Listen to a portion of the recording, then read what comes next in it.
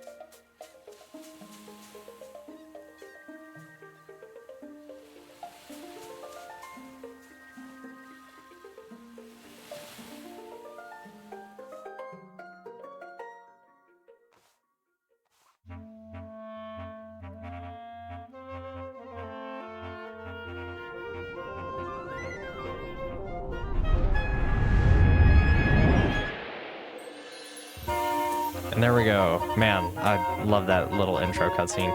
I really like the way it's animated. It was a great way to reveal this game back when they did, and just pan over to the title screen. So we are going to go on ahead and do a new game. I guess I will just do it on this one. I think I was gonna try to LP this game a while ago, and then I never did, so... it says new game, so it should start us off right here at the beginning. What a relief. I thought you'd never wake up. You were tossing and turning. What? Zelda? No, my name's Marin. You must still be feeling a little woozy. You're on Koholint Island. Oh wow, that's all she says before you get out of the bed. Follow the lane south to reach the beach where I found you. Since you washed ashore, lots of nasty monsters have been in the area, so be careful, okay? Well, Clink, you finally snapped out of it. Name's Terran. Hope you're feeling better. What? How'd I know your name? Think it's weird, eh? Well, I saw it on the back of the shield. Woohoo! You got your shield, the nice Hylian shield. I guess Link lost his mirror shield since Link to the Past. So yeah, we are playing this on the Switch 2. I'm probably going to cut out most of these loading screens because they're admittedly a lot longer than I thought they were when I spent a few minutes just kind of messing around. But yeah, the last time I played this game on the channel was back at the end of 2023, back when the PC port of Link's Awakening DX HD came out. So I've never actually played this for the channel. I was going to originally, and then that port came out. I even had a whole playthrough of this recorded, but I decided to go with that one just because I thought it would be more interesting. And but overall, I would say this is definitely the best version of Link's Awakening. There's things I like more about that PC port than this one, but this one's just so pretty. And ever since the Switch 2 came out and you could play it without the frame rate dropping and the resolution's higher, this game just looks beautiful. Hoot hoot, so you were the lad who owns the sword. Now I understand why the monsters are starting to act so violently. A courageous lad has come to wake the windfish. It is said that you cannot leave the island unless you wake the windfish. You should now go north to the mysterious forest. I will wait for you there. Hoot. Yeah, let's grab this sword.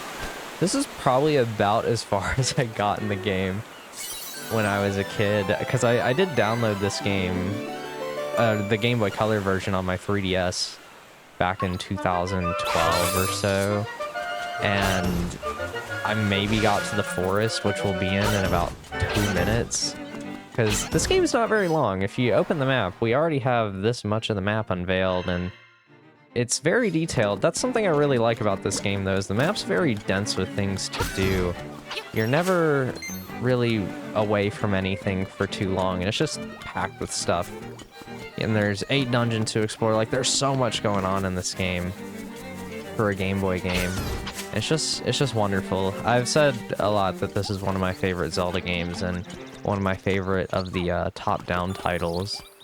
Like, if you come in here, and this is all in Mabe Village, I guess, you can read a whole bunch of stuff about the controls and whatnot, but I'm not really going to spend a lot of time on that, because I know how to play the game, and, you know, I think it'd just be more fun to get moving through it.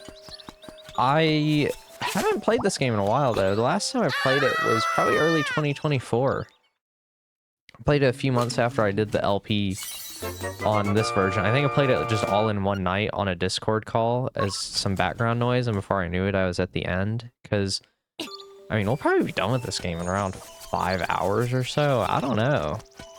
But, yeah, we need to go to the forest, just like the owl told us. The mysterious forest. Moblins ahead. They're not friendly. Now, this game just is constantly moving at the start. I mean, it's constantly moving the whole game, I guess, but... Hoot, ho, brave lad, on your quest to wake the dreamer, welcome to the mysterious forest. Much of mystery you will find on this uncharted Koholint Island. I'm afraid you may find it a trifle difficult to leave the island while the windfish naps. By the by, have you ever visited the Tail Cave, which is south of the village? Go there with the key you find in this forest. The windfish is watching. Hoot. Uh-oh. Yeah, we are on our grand quest to wake the windfish on this very mysterious island. We're gonna take out these moblins. The music here has always just been so goofy. I love the soundtrack of this game so much. It's kind of funny how easy it is to get lost in here, despite how small this forest is. Like, there's really only a couple ways to go. We can take out the Zoles here, and, you know, a couple moblins. And up this way, I think this is where the Great Fairy is. Is this not where the seashell is as well? Oh no, it's over there. Okay. Which we'll talk about the seashells later.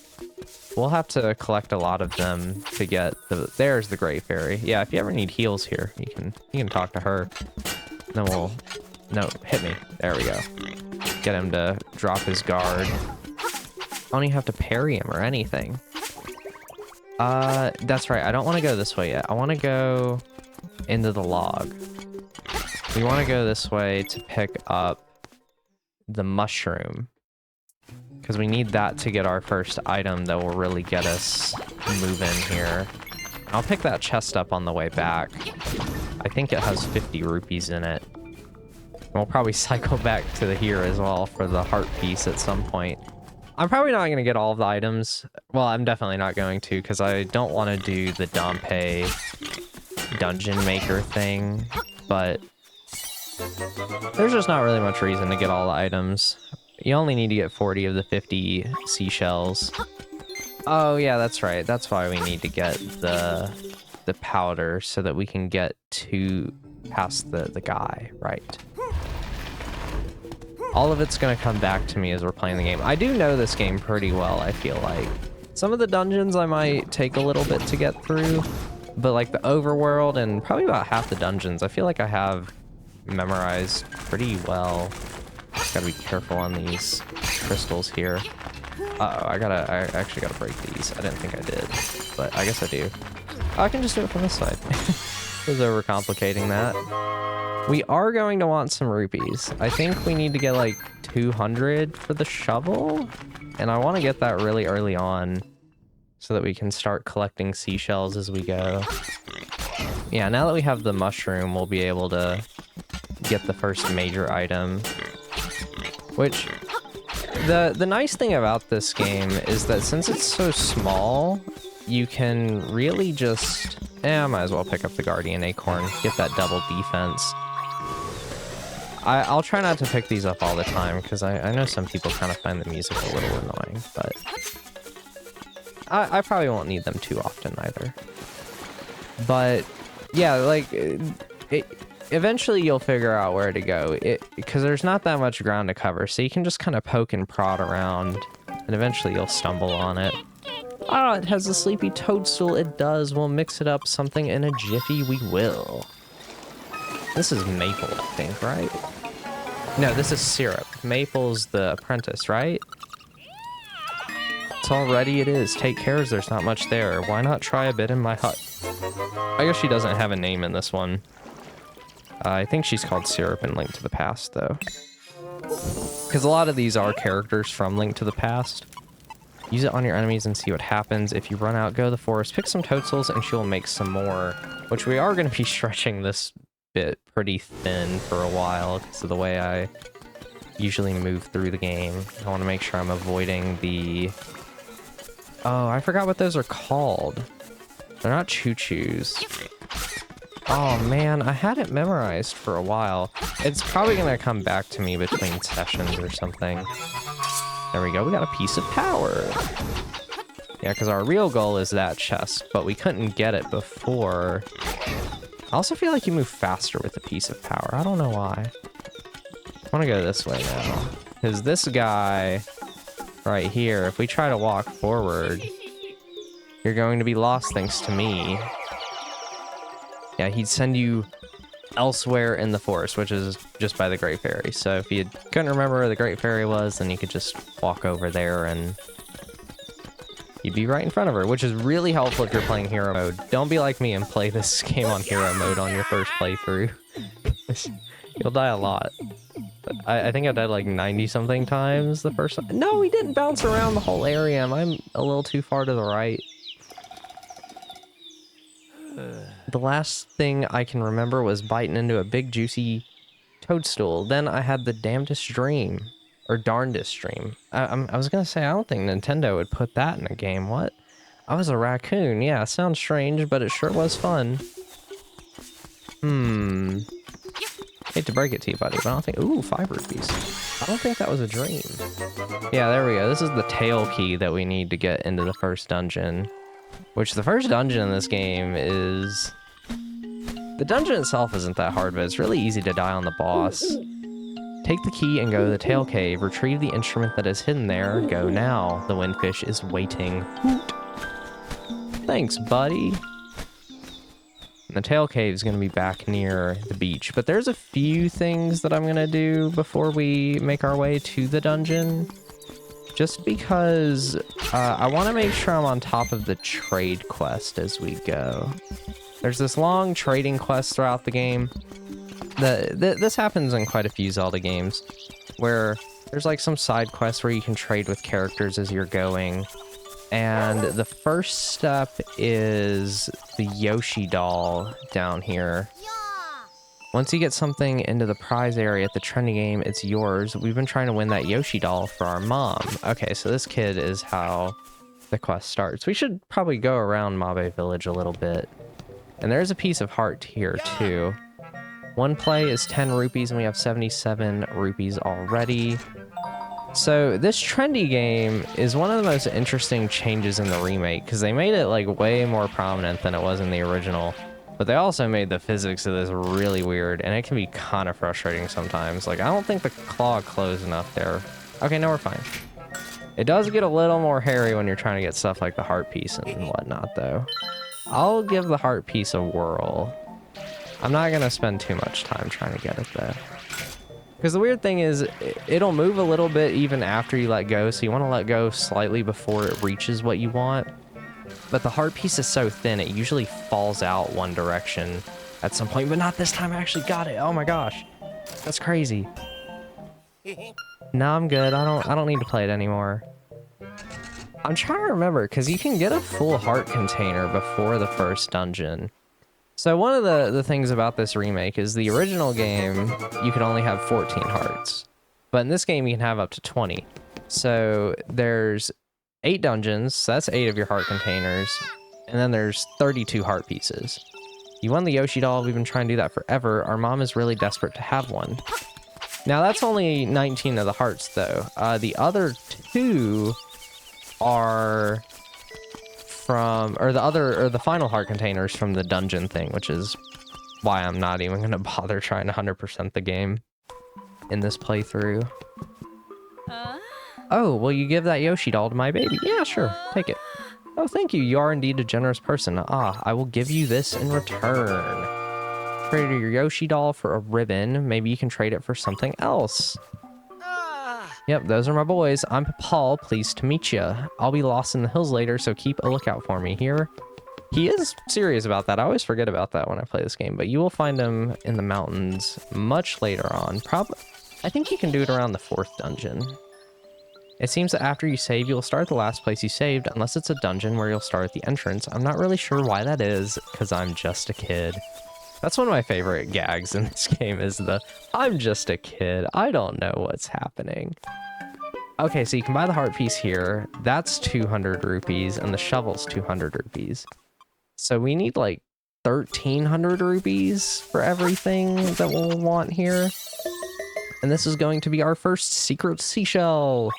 What are we gonna do with it indeed? And we'll need to get at least 40 of those. Hi, Taryn went to the forest to look for toadstools, but I'd rather sing. Listen to this. It's called The Ballad of the Windfish. Marin's just one of my favorite characters in a Zelda game. She's so pleasant to be around, and the Ballad of the Windfish, especially in this version, just sounds so beautiful. It has its charm in the original, but this one's just really soothing to listen to. Especially this part of it. I don't know why. I don't want to let her sing the whole thing just because.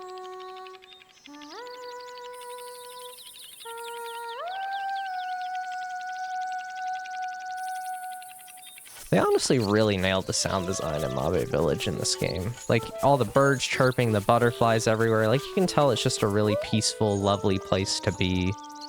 Yahoo! I'm fine. And you?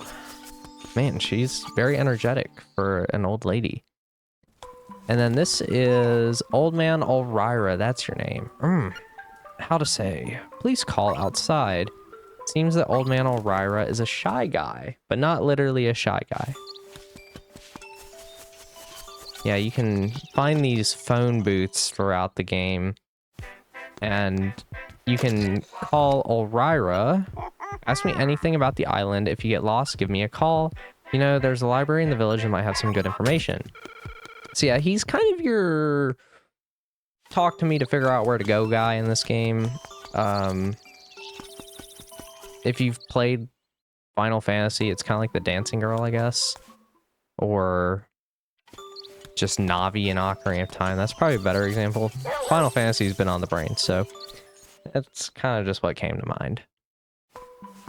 And then is it you? Right, yeah. Makeup, jewels, dresses. I want it all. Oh, that ribbon. I need it. Will you trade it for my dog food? Yes. Thanks. Well, here's your dog food. Oh, I didn't realize there was a little puppy on it the last times I've played this. I've played this version a lot, too. I think I've played through this like 6 times, maybe. I don't know. Oh, ho, ho, my Bow Wow was so proud of his fine fur coat. Your Chain Chomp has a fur coat. Okay, sure. Why not? And I do want to play at least one round of this. How about some fishing, little buddy? So you can play this fishing minigame quite a lot, too, might I add. The biggest reason to play this... What's the button I hit? Is it A? Okay, it's A. Is down in the bottom left corner, you might notice, and hopefully I can get the line past this fish. No, it's gonna get... Oh, nope. Is gonna be the bottle down here. So, in the remake, they added 3 bottles that you can keep fairies in, and they do about what you would expect, which, which is you can use them to not die if you do die. And I would like to get this one before the first dungeon because it's definitely the place I am most likely to die in the game, and I would like to finish the game without dying, so that we can get the true ending. Now I want to make sure this fish turns around. Okay, we have the bottle on the line. So my goal is to only move while he's turned around so that we can try to get it past him, which is very hard. Okay, we're good for now. And so what I'm gonna do is do like just 2 right there. 1, okay. 1. And then we're just gonna go for it. All right, and then he's gonna be my final hurdle. Let's go, we got the bottle. Okay, there are some heart pieces and seashells you can get from this later on with some special fish, but I probably won't go for those. Nah, I'm good. I don't need to keep going. We got the bottle. Because the game will give you a fairy for every mini boss in a dungeon, so having the bottle is a huge, huge help. And it's our second item now, I guess. I kind of forget that you don't have to pick up the second item slot in this game. And now there's just one more thing I want to do. So, over this way is the dungeon, off to my right. But if we head back down towards the beach, what we can do is go over to... Oh, whoops. Probably should have blocked the Octorok. But we have a... Acorn... Guardian Acorn. I was about to call it a piece of defense. And we'll talk to this guy. What's that you have? It's canned food. For heaven's sake, man. Give that to me, please. I'm gonna lose it if I can't get that can. Yeah, sure. Oh, thank you. I'll take that. And now we're pretty much good on this trade quest for a little while. Munch, munch. That was great. I know it's not a fair trade, but here's some bananas. Yum. I'm gonna say we don't even use these until we get to the animal village. I'm not sure on that one. Oh my gosh. I'm terrible about remembering to use the shield in these top-down Zelda games, because it's really only this one and Link Between Worlds where you have it on at all times and you just have to hit R to use it. And even though Link Between Worlds is like the first top-down Zelda I ever beat, I just still never think to do it. I guess I've also just gotten used to how it works in, you know, like Link to the Past or Zelda 1, where it just works for projectiles. But even then, in the original of this game and Minish Cap, you would have to equip it to the A button because you only had the 2 item slots. And honestly, in those versions or games, I just never used the shield because I'd rather have something else on the item slot. But here we go, first dungeon. Let's do it.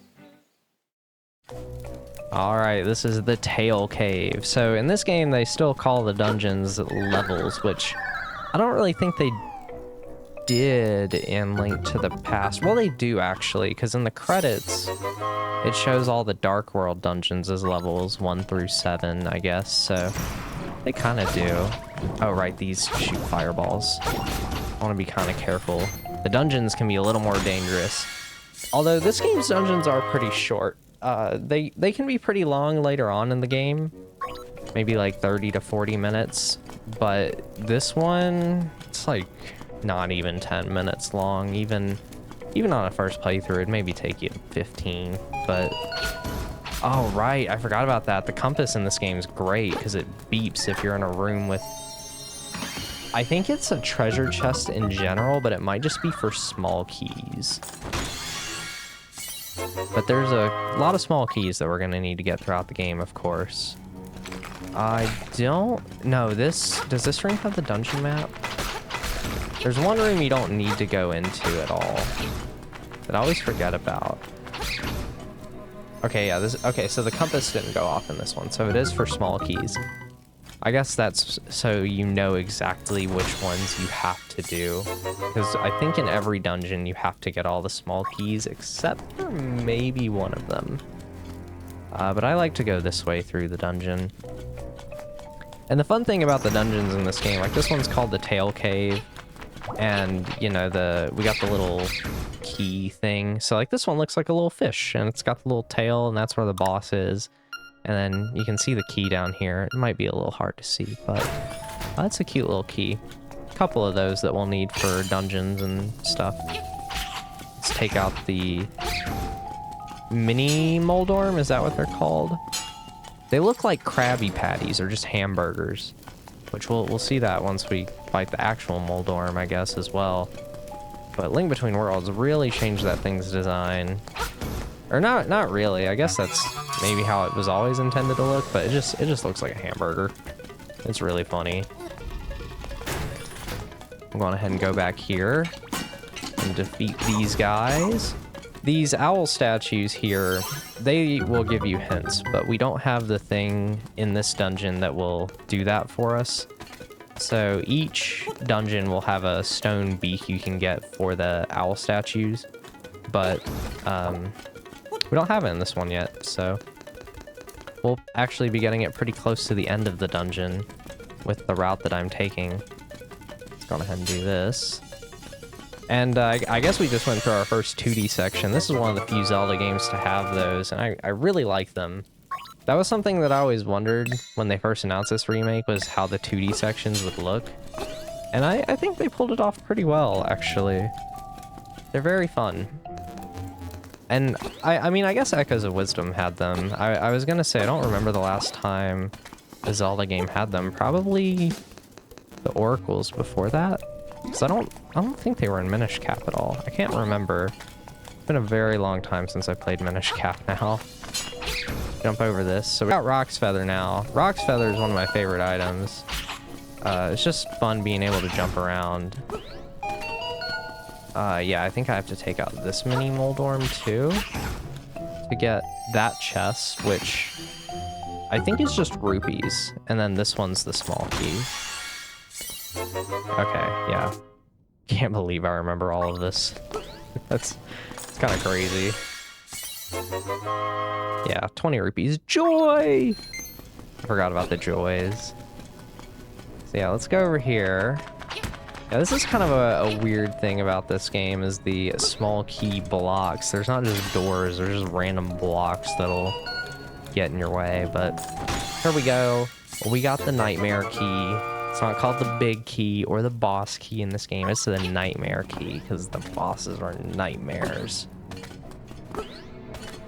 I was kind of saying that in like a, you know, they're really scary kind of way, but one, really they're not. A lot of them are pretty easy, other than the first two, ironically, I would say.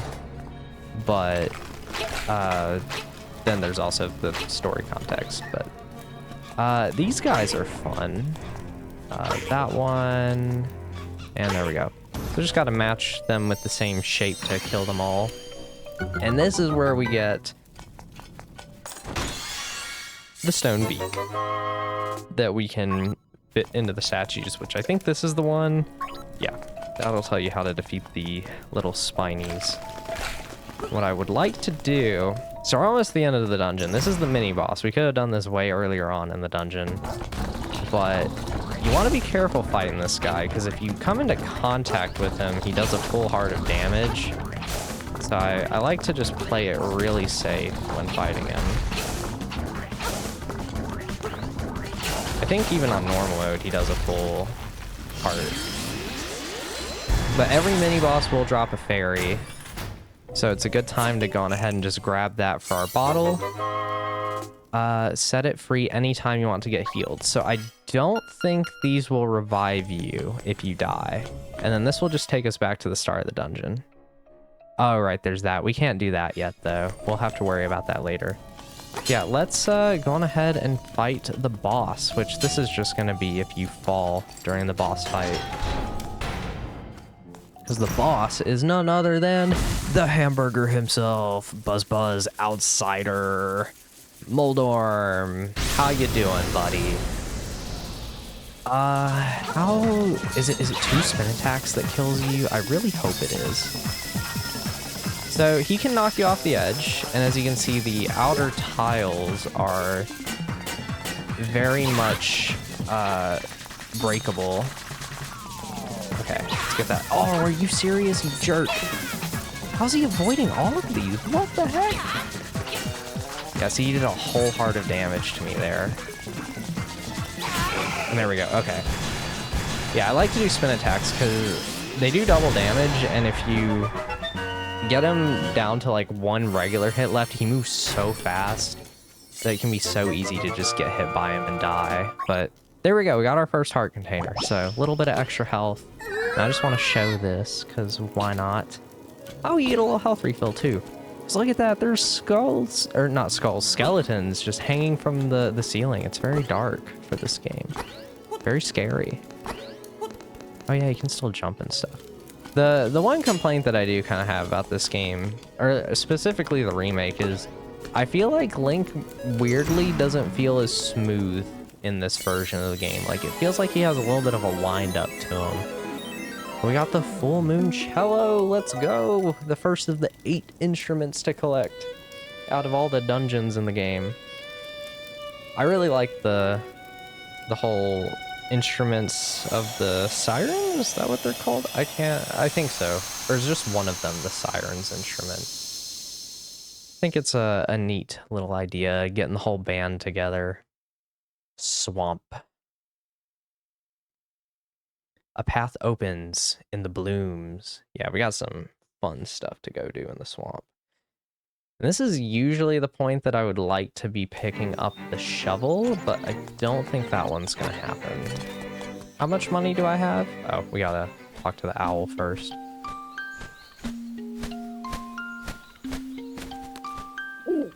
Hoot, that is an instrument of the sirens. I have to admit, at first I did not believe you were real. That instrument, along with the 7 others in the set, has the power to wake the windfish. You must collect them all. I was instructed to give you directions. Your next goal is north in Gopanga Swamp. Hoot indeed. Hoot indeed. That's very strange. Yeah, let's go over to Gopanga Swamp, which is not super far away, but there's going to be some things that we have to do along the way. As you can see, the kids are in a panic. What's up, guys? Hey, buddy, it's serious. Yeah, really serious. Yeah, it is. The moblins came to the village. Yeah, that's right. A whole gang of moblins. Then it's for real. They all went to the house. Yeah, that house, and then they did something at Bow Wow's house. It was a really bad scene with the moblins. So, I mean, it might be faster to find out for yourself what happened. Madam Meow Meow is now outside. It's terrible. My Bow Wow was dognapped by moblins. Oh, please, somebody help my poor Bow Wow. Oh, yeah, sure. I guess they don't really tell you where the moblin hideout is, but it's up here through the forest. So we'll get our butts moving. And oh, maybe this is usually the 4th heart piece you can pick up. Because we can't get the one in here still. So we can't pick up the rocks. Oh yeah, you can also go over here. There's not really a reason to go over here yet, but I'm going to anyways, because I want to show this guy. Well, and I'm actually going to come back here after the 2nd dungeon now that I think about it. Mr. Wright. Well, I pretty much stick to myself, me and my letters. My name's Wright. The only thing I don't like about my hobby is that I never receive a response. We're gonna need to keep him in mind for that trade quest later. Yeah, because we can't go through the swamp on this side, so we're gonna go back over here. And plus, it's a good idea to go this way now, because there is a heart piece over here that we can pick up. That's really easy to get. Excuse me, Zoles. Don't really want to fight you guys. I'm already getting a little careless now that I have a bit more health. Yeah, we can pick up this. Now that we have the rock feather. I guess I can't go over here yet. Actually, wait, hold on. Maybe? Or do you need to be able to pick up a rock? Oh, no, you don't have to. Okay, cool. So this is the graveyard. There is a few things that will be, or the cemetery. There's a couple things that we'll be doing here later on in the game. But for now, I just want to come over here to get free heart piece, because I think I'd just like to have the extra heart container now. I don't know how many heart containers we'll fill out by the end of the game. Probably 14 or 15. That's about what I usually end most Zelda games with when I'm just kind of casually playing through them, I feel like. Oh man, I'm on the opposite side of where I need to be for this. And why is our new heart white? Is it because I like took damage right when I got it or something? I've never seen that before. That's really strange. Oh, I forgot about the zombie guys. They're kind of scary. Yeah, I probably should have come over here after getting the power bracelet, but yeah, whatever. We got an extra heart, so no complaints here. Let's not die to these holes. I'm really bad with these holes sometimes, especially in the remake. Yeah, because over here, this is the Moblin hideout. What does this say? The windfish in name only, or it is neither. It is neither wind or fish. What does this say? You're close to tall heights. Dompe's shack is nearby, but I'm not worried about Dompe's shack. I'm worried about the hideout with the pig head over it, because that is probably the Moblins. Eh? Who's this suspicious looking runt? Okay, boys, let's get rid of him. It's kind of funny. This like is made out to be a fairly big thing within the game, but like a lot of things in this game, it doesn't last very long. It's pretty short and sweet, but I think that's part of what's fun about this game, is the fact that nothing ever gets boring. Ironically, short and sweet very much lives, or is like baked into the themes of it. You must be an assassin sent by Madame Meow Meow to rescue the Mutts. You came here to get me, but it is I who will get to you. Yes, yes, Mr. Big Moblin. Wait for him to pound his chest. Do a spin attack to get that extra damage. Hopefully finish this fight a little faster. Because I think this is another one where they'll do a full heart of damage if you go into contact damage with them. It's like Hollow Knight Silk Song. Oh my god, taking double damage on contact. I love it. Oh, he got smart on that one. I need to bring him a little closer. I think I also need to stand here for a little bit longer. And that should finish him off, right? Yeah, there we go. Did we get a fairy out of this one? We do. Nice. Okay. I'll take that, please. Yeah, I have no idea why the heart's white. Was it like that in the dungeon? Is it because I have the fairy? You've saved Bow Wow. What a fearsome beast. Yeah. Ironically, there's not nearly as much between dungeons 1 and 2 as there is before the first dungeon. Although I think between dungeons like 2 and 3 is the most stuff to do between dungeons for the entire rest of the game, I want to say.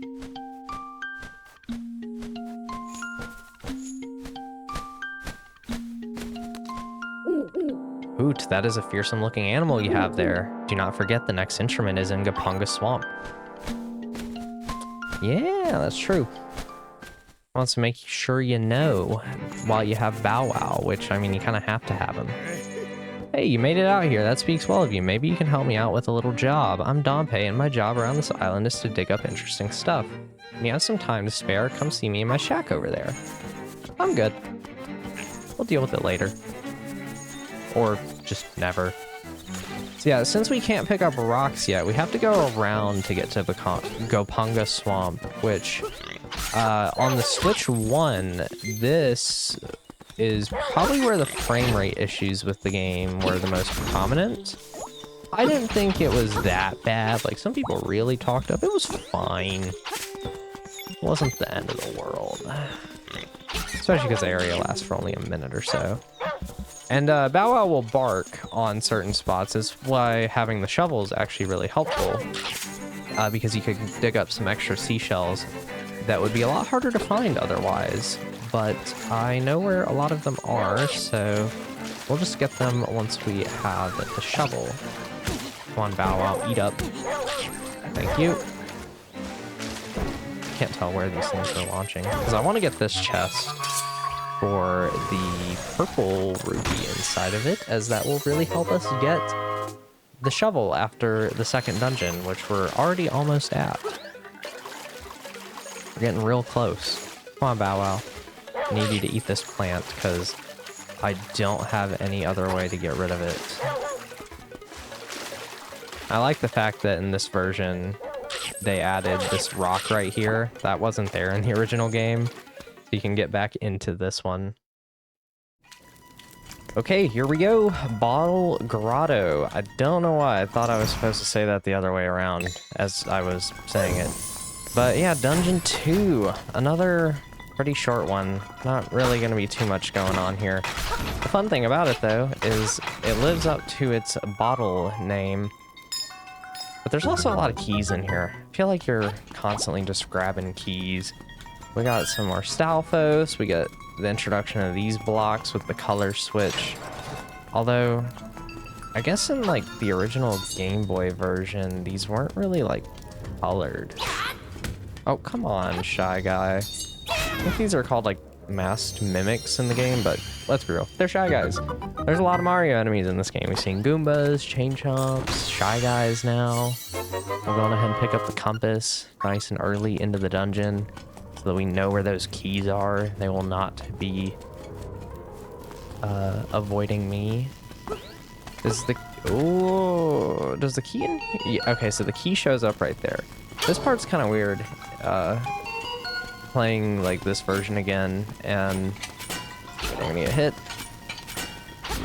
and not seeing multiple rooms at the same time like you would in the PC version, I guess. We'll go ahead and pick up another small key. If I remember right, to the left is only the stone beak, so I think I might go get that later, because you might have noticed in the initial room there was a chest behind some jars, but we can't break the jars yet, so we will have to go back for that at some point in the dungeon with the item that will allow us to pick the jars up, and you can probably guess what that is. But I'm like right next to it if I just go to it now for the stone beak, because I have to go all the way back this way for the key anyways. I don't know. I'll go back to it later. There's gonna be a mini boss that we'll fight, and that will get us the warp portal back to the start, which I like to take that after I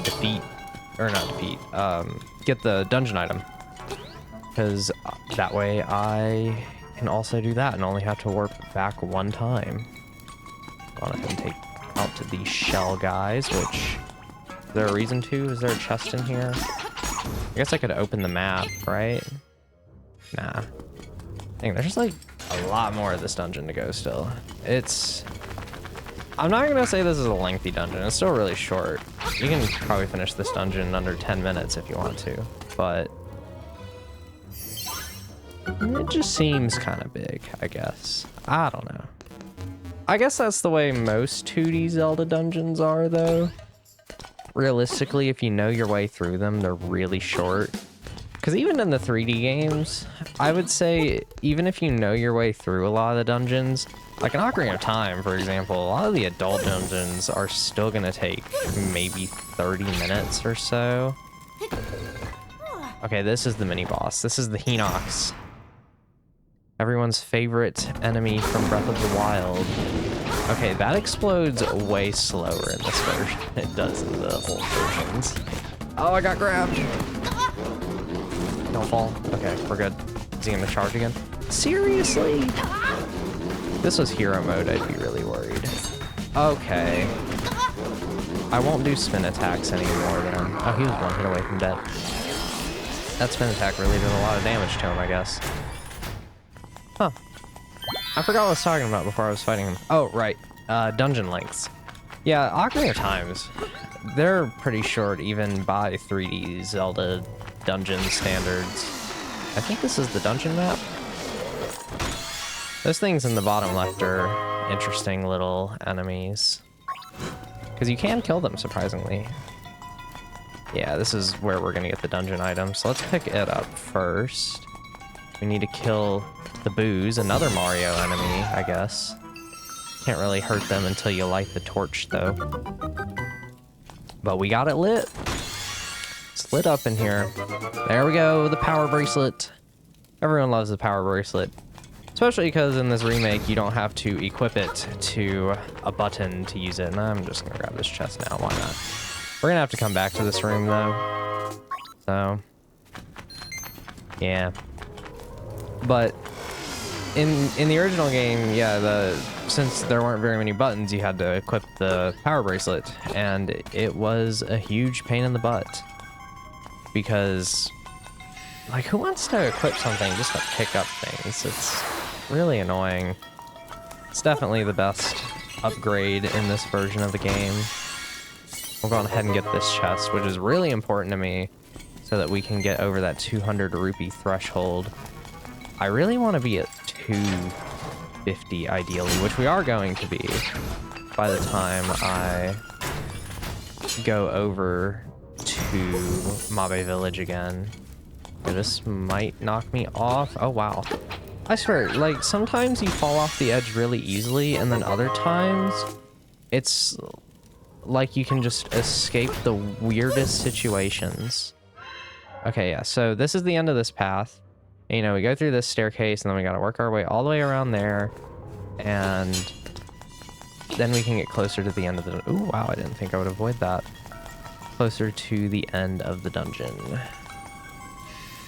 I don't think the jars give you hearts. I don't know if that's randomized or not, because there's a section we'll be getting to somewhat soon where it feels like the jar drops are consistent.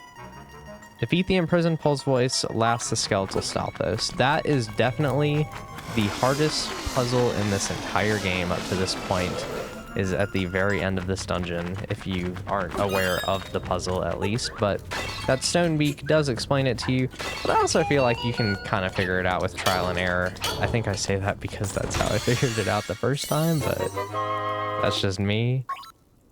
So we're getting to it real soon. We could have gotten to it already. The staircase in the middle of the room we were in a few minutes ago. Okay, come on. Let's go to this guy. It was this one. That'll take you to right here, because this is where we're gonna get the nightmare key. So we'll go ahead and take this Stalfos out. I don't think I need to hit the switch. And this is the room. So we're gonna defeat the Pulse Voice, and then there's a Keese that's kind of chilling out in the bottom right corner. So we'll take him out, and then the Stalfos. And that'll get us our nightmare key. I'm taking a lot of damage in here. I've been really careless. But I have a fairy, so if I get into a really bad situation, we'll have that at least. I don't need to worry quite yet. I think we just go straight to the boss now. There might be a 2D room that we go through first, so. Alright, Zols. Also, the Pulse Voices we can only take out with the jars. I think they can be defeated with arrows as well. And maybe the hook shot. Because I think you had to kill them with arrows in Zelda 1, which... This is the only other Zelda game I can think of that has the Pulse Voice other than Zelda 1, actually. I'm sure they're in another one at some point, but I don't know it off the top of my head. Can you... Oh, you can go up the ladder with this. I feel like that's one of those things that would be a little different in this version of the game, is you can't go up the ladders with the jars. I don't know, it just seems like it would look really weird. So you would think you wouldn't be able to. But you could in the original game, so... It also makes sense why you would be able to. Here we go, the... Genie, second boss of the game. Ho ho ho, I'm your bad guy this time. Ho ho ho. Yeah, just called Genie, that's it. He likes to throw fireballs. Looks like a clown, really. Massive tongue, massive eyes. And this is actually a fight that is really...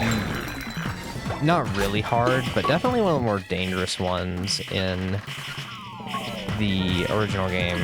Because I remember dying to this guy a lot playing through the original Game Boy version on my TI-84, my junior year of high school, which was right after this remake came out. I played this version, and then I was playing that one on my calculator, and then I played the DX version on my 3DS right at the start of COVID. Basically, like, during COVID, you know, we were on spring break, and then near the end of spring break, they announced that we weren't going to be going back to school for at least 2 more weeks.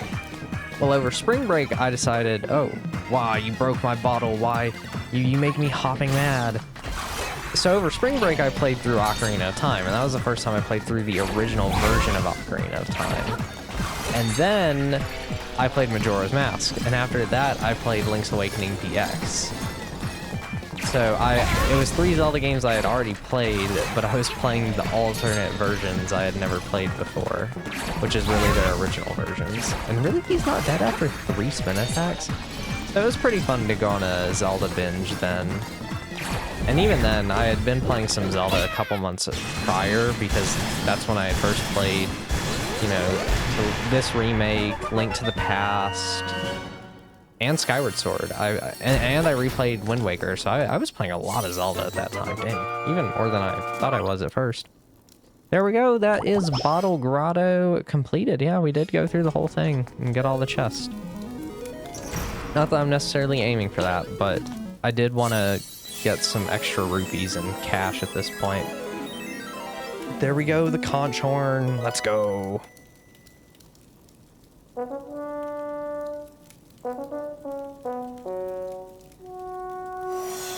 Every time I think of a conch, I always think of Lord of the Flies. I remember it being a really big symbol in that book because it was one of the big symbolism discussion points, but I don't really remember what it was a symbol for because I really don't remember much about the book because admittedly I did not read a lot of it. But, you know, my English teacher doesn't even know that. Oh, she probably did know that. She could probably tell that I didn't read very much of it. Teachers are not idiots.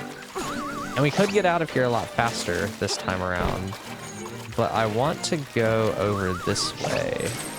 Because now that we have the power bracelet, we can pick up a bit more cash. I was about to do one of these on our way over here, but I decided not to because I wanted to just get both of them once I had the power bracelet. So we're gonna do it now over here by Mr. Wright's house.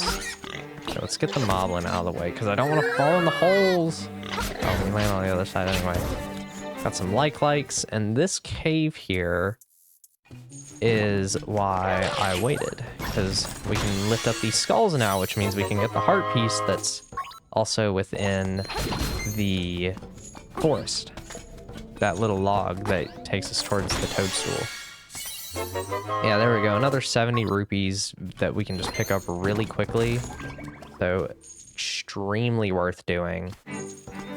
And now we'll make our way back towards Mabe Village to drop off Bow Wow because we don't need Bow Wow anymore, unfortunately. I'm sorry, Bow Wow. I love you, but we don't need you anymore.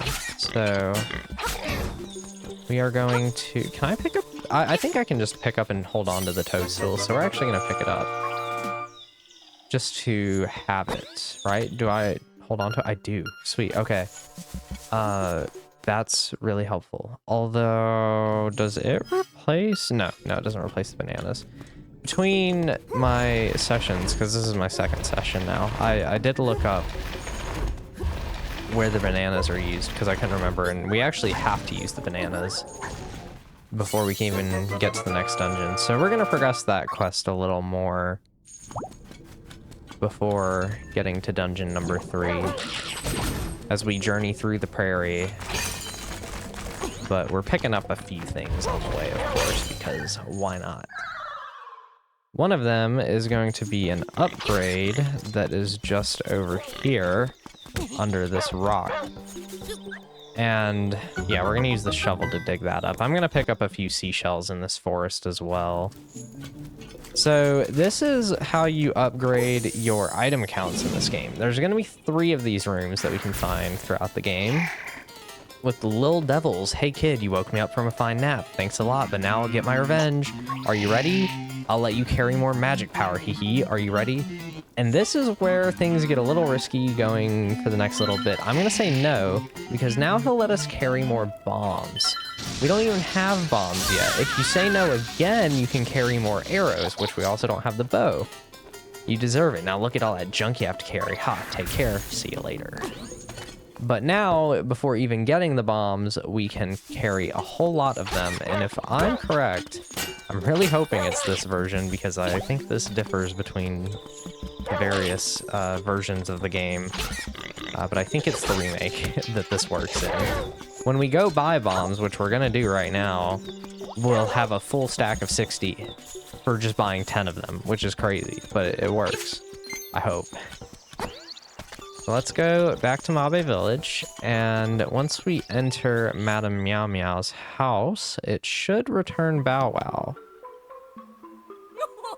Ho ho ho, I really appreciate what you did for my poor precious Bow Wow. You are such a nice boy, how can I ever repay you? I know. Smooch! You got a reward from Madame Meow Meow. Lucky. Love Link blushing there, it's so cute. The art style of this game just makes everything so cute. It's great. And I think that Terran should now be awake, or is he still sleeping? Oh no, he's eating some bananas. I was hungry, something fierce, so I went and got bananas at the beach. Clink, if you want some, you should go and get some. I already got my bananas, brother. And they're great. They're gonna be really helpful soon. So yeah, let's go into the item shop here and pick up the shovel and the bombs. So yeah, the bombs are here now. Only 10 rupees for 10 bombs. But okay, it did work. As you can see, we have 60 because it maxed out our bomb stack for upgrading it, which is awesome. And we're gonna get the shovel. So now we're probably never going to need a bomb refill for the entire game, just because of that one little trick. And now we're gonna spend a bit more time in the forest before going over to the prairie, because I don't want to spend a lot of time going after seashells as I'm playing. Most of the seashell collecting I'm going to do is going to be after the 5th dungeon, but I do want to just pick these up because I don't think we'll have to come back to the forest for a really long time after this. So I'm going to go on ahead and just pick up a couple. And if we encounter any along the way, I will still pick them up, of course, but we'll probably have to do some seashell backtracking eventually. Because while I'm not going to 100% the game, I do still want to pick up enough to get 40, or, you know, pick up 40 seashells for the item you get for that, because it is just a really helpful upgrade that will make life a lot easier. I don't know if there's another one over here. If there is, it's right here, but I'm not sure. No, okay. I think we're good. It'll be a lot easier to find seashells once you find 20 of them, because you get a little thing that'll tell you where they are. Or just when you're nearby one, at least. Let's go over here. And the only other one I need to pick up for now should be right here. Well, no, that's a lie. I gotta... No, I already got the one in the chest, right? I'm already forgetting. Oh yeah, and now we've got all of Tall Heights. So you could go all the way over here, and you can activate... Oh, you could activate the warp pad there too, which we haven't activated any of the warp pads really. We're going to now though. It's very important. I feel like I've been firing off so much information in the past like 5 minutes. So we're just gonna chill out for a little bit as we explore the prairie. This is admittedly one of my favorite sections of the game. It's probably one of the longest portions between dungeons. There's another one right here, I think. But there's just something so whimsical about this little section of the game that I look at very fondly. Just makes it really lovely to play. And now I'm thinking about it, there's another seashell over here. Man, I'm immediately just getting super distracted by collectibles. It's really bad. I think it's right here. Wrong spot. There we go. I'm really shocked I still remember these too, because quite a few of these were not in the original game. There was only 26 seashells in the original game, and after you collected the reward for 20 of them, you couldn't pick up anymore. And the reward for 20 in the original is the reward you get for 40 of them in this remake, since they doubled the count. But here's a Cuckoo Prairie. This is where we're going to be exploring, because this loops back around to Mabe Village right here. So if you're kind of curious about that, that's how that works out, I guess. Ooh, okay, this is one we can do.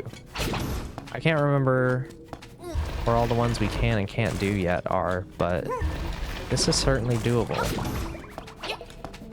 3 heart pieces, which It will be nice to have another heart before the next dungeon, because I feel like the next dungeon's one that it's easier to die in than some others. But after dungeon 3, I think I'm going to be in the clear on deaths, unless I start just playing really, really poorly. Okay, that's our 6th heart piece. But we'll see. I feel pretty comfortable with this game. I don't think this is a super hard game, but it can definitely defeat you if you're not ready for what's coming. Pouring from here, find out what it does. And what it does is nothing for now, but it will soon. The warping in this game is so much better than the original. Good seeing you. Got your other stuff squared away for now? In that case, let's step into my shack. That's a creepy invite, sir. So I think there's 2 ways to get around here. So this is where Dungeon 3 is at. And this is the whole chunk of the map we're going to explore for the time being. So what I want to do is I'm going to go this way. I think it's more important to go this way first, so that we can get rid of our bananas. And one of these bombable walls here, as you can see, we're already putting the bombs to use, is something we can't do yet, and that is this one. Okay, so we'll not worry about that for now. Want to run away from these guys. And I think that this is a Great Fairy, so if you ever need healing, Great Fairy, right there, which is great for hero mode. I think I said that about the first Great Fairy, but hero mode in this game is no joke. Like, Link Between Worlds still drops hearts in hero mode, whereas this game does not. I think this is the only 2D Zelda that doesn't drop hearts, now that I think about it, in hero mode. But that just feels so much more brutal in this game, because you can't just buy potions like you can in most of the 3D games. So it's kind of rough out here. These Octoroks with the wings are really annoying. Yeah, you want to come over here. This is where we're going to need to progress, is this castle here. But Kiki the monkey, bananas, bananas, ooh, ooh, give to Kiki. Bananas, bananas, ooh, ooh, Kiki, monkeys, come, repay him. So Kiki was in A Link to the Past. She helps you out to get to the Dark Palace. I think you have to pay her like 100 rupees or something. Or no, I think it's 110. I think you have to give an initial payment of 10. And then you have to... Monkey business done. Bye-bye. Ooh, Kiki. And we get a stick. We'll use the stick soon. But, yeah, you get into the Dark Palace with that once you find Kiki. He's with you for a very short amount of time. I'm trying to remember, is there a reward for 5 seashells in this version, or is it only 10? Which, there's another one here. This is the Seashell Mansion, where you're going to give your seashells when you're done, or when you've collected them. Well, that was a surprise. Hey, I'll tell you a secret. Use your sword in dungeon walls, and if you hear a hollow clank, there you go. You see a weird bowl all by itself in the middle of a cave, sprinkle some magic powder. And a seashell. This is one that I'm pretty sure was in the original game. And this spot here is going to be another warp point. I don't think that this was in the original, but now we can warp between these 2 parts of the map, which is really nice. If you're wondering why I'm not going over the bridge, it's because I don't think going into the castle now will do anything for me. Which is really strange that that's how that works, but it just kind of is. We're gonna get this seashell too, because it's right here. There's a few more lying about at this area, I think. Okay, yeah, I have to go back around. This prairie is admittedly a little weird to navigate, I think. I've always found it really strange. Even though this is one of my favorite sections of the game, they do make it a slight pain to get around here. It's very confusing sometimes. But we're gonna go this way to the pothole field because we need to meet somebody. What does this say? Koholint Castle, 10 minutes. Wow. That's a long amount of time. And then this is Richard's Villa, which this is a character that's a reference to a little Gameboy game called The Frog for Whom the Bell Tolls, which is probably one of the most well-known little Easter eggs about this game. Salutations, you wouldn't know by the look of me, but I used to live in the castle. My servants went berserk, and I was forced to flee to my villa. So you're looking for something, are you? I may have just what you're after, but first, I want you to retrieve the golden leaf I left behind in the castle when I fled. Alright. Smashing, to tell you the truth. There are 5 leaves, and I want them all. Okay, you'll need to do some digging, so buy a shovel. Are you off then? Good luck.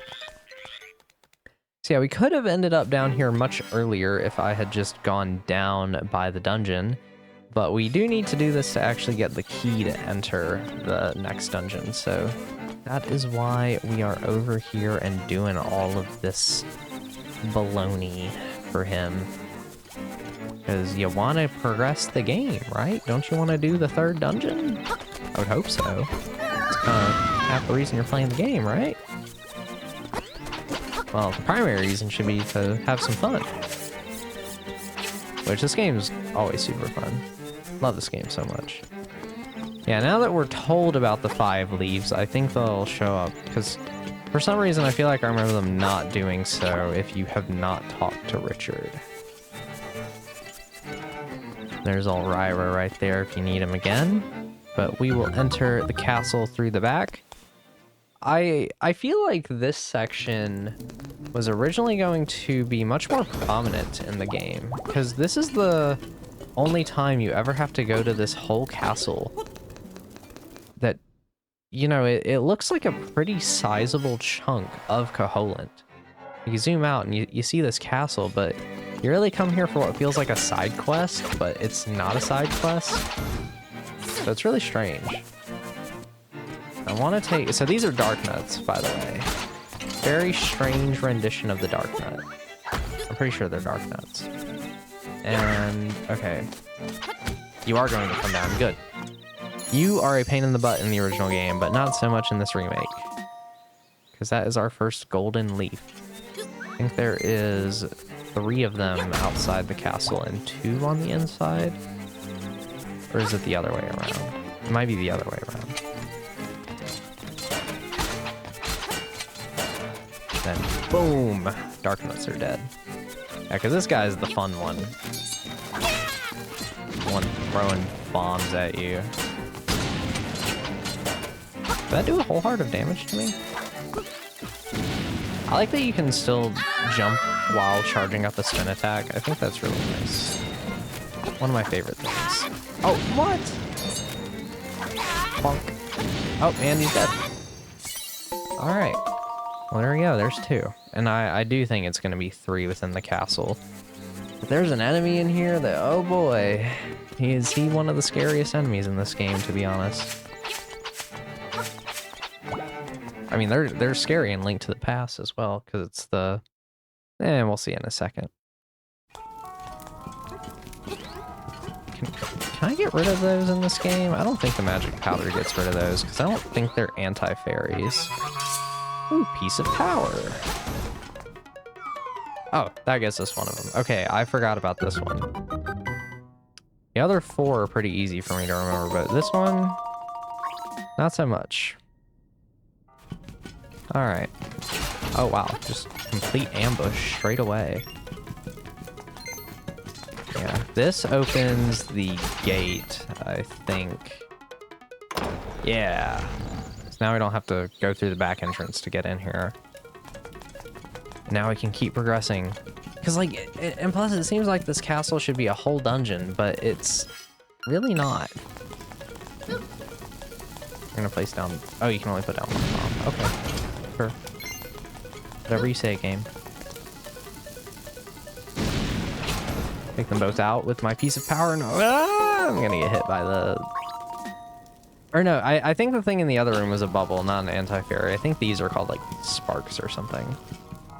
And there he is, the ball and chain knight, the scariest enemy. So I want to say it does a whole heart of damage, so...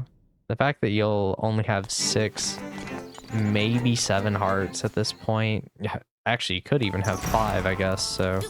Even scarier. And this is the room where I feel like the jar drops are like predetermined. Or the room that makes me think that. Oh, hey, we got some bombs. Or a bomb. But we'll just hop in here and see how it goes. Okay. Alright. Okay, it only does half a heart, so that's fine. And then just jumping at the right time really helps, and there we go! He's dead! Let's go! At last, you got the final golden leaf. Now go and see Richard about the reward. Ooh. The reward, you say? Oh, is this one down here? I don't think the heart refreshes. It's alright, though. We'll pick up some health along the way. I could stop by the Great Fairy. Actually, how far is that? That's actually pretty far away. I think I'm good. I'll just use the ferry if I have to. I think I usually have about 8 hearts going into this next dungeon, but that's not gonna happen today. Yeah, this is the right way. Okay. I want to go down here.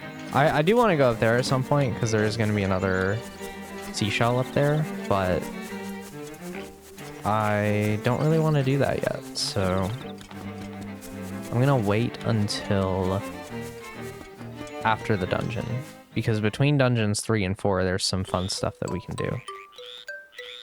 But here's your golden leaves, bro. Ah, Trace bien. I see you have recovered all of the leaves. Now move this statue and you will find your reward. But not really quite yet. What do you say now? I am forever in your debt for getting my leaves back. It'd be nice if your frog would move. I think that the song that plays in there is for the frog whom the bell tolls. There we go. I think that's also the room that will play. Is it Tezuka's song? I think it's for Takashi Tezuka. So maybe it's called Takashi's song as well. I don't know. I can't ever remember. I think in my original playthrough of this game, I said the same thing. It's been a couple years, so I don't fully remember, but this is a section of the game that I don't like being in with such little health, is this pothole field. You have to be really careful going through this, because there's a lot of places to fall and die. What we can also do is stuff like that. You can cheat a little bit. Okay. Okay. Okay, this is a dead end. What we want to do is get over here. I can take the one hit there. Because I do want to get the heart piece. The problem with this heart piece, though, is that it's a 2-block gap, which is really hard to jump over sometimes, but there we go, we got it. Kind of have to finesse it a little bit. And of course it spawns you on this side, but there we go, okay. And now we just gotta walk along here very carefully. And this is where you have to put the shovel to use. And that's not the shovel. Whoops. We have our next key. The slime key. Now we can open the gate in a Cuckoo Prairie and go to dungeon number 3. Woohoo! Let's go on ahead and do just that. Now, the one thing you would think they would have changed in this remake from the original that they just did not is that the dungeon opens over there, which means we have to walk all the way around to get over to the dungeon. You can't just walk in from here, so it's a little bit of a walk. Takes what, like a minute or something? But it's just one of those things that's like, really? Was this necessary? I don't know. Not really. But sure, go off, Nintendo. Why not? You do whatever. They march to the beat of their own drum. I think that's another seashell back there, but we kind of can't swim, so... But guess what? There's another one right over here, so we're gonna pick it up too. Already up to 11 of these things. But what do you do with it? Yeah, that's a good question. All right, let's do it. Time for dungeon number 3. So Key Cavern is very interesting. So it is quite literally keys, and there's a lot of them in this place, but like the dungeon itself is actually made out of a small and large key. Yeah, I said large first for some reason. But a lot of this is going to revolve around just getting chests and keys to open the path forward and finding quite a lot of them. So we will need to be on the hunt. Basically, if there's enemies in a room, take them all out. There's a decent chance you're gonna get a key for it. And this is where I think the dungeons in this game start to get a lot more interesting. I have to say, I've always been a really big fan of the dungeons in this game. It's amazing how much they were able to accomplish with them on the Game Boy. But I think they're still kind of just simple enough to where you can tell this is a Game Boy game, but there's enough complexity to them to be very interesting and engaging. And I think that especially applies for the dungeons in the back half of the game. I think all of those are extremely excellent. Okay, yeah, this is the thing we want to hit.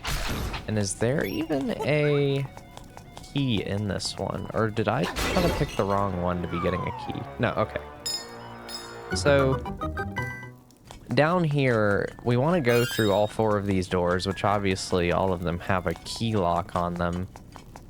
But each one pretty much gives you a key, but I think they also give you something else as well. And we want to take these guys out. Bombs are pretty much the best way to do that. Okay, so you do need multiple bombs to take them out. I couldn't remember if it was 1 or 2. Because if you get too close, they run away from you. But I think that it'll fall into the middle. Oh, nope, no it won't. All right. So I hope you have a lot of bombs. And do I need to jump over to get the key? Did they both drop a power-up item? Oh, that's right. The key falls onto this. Very fun. So I think you probably can ignore some of these if you know that you can, but I might as well just show them for the sake of it. Alright. Ooh, of course he's gonna disappear. Alright. Is that gonna stick close enough? I don't think so. Oh, nope, that worked. Alright. This Stalfos is not helping. Get out of here. Alright. And there should be one more Zol. And another key that'll move on the conveyor belts. Although this one will... Oh no, it won't move in a circle.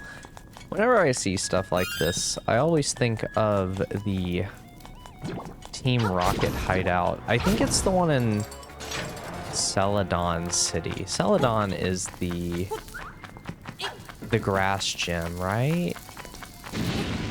I might be horribly misremembering that. Okay, before we progress, before we do that, I do want to come back up here because we did hit the switch, which means we can get these other 2 chests. So that's the stone beak.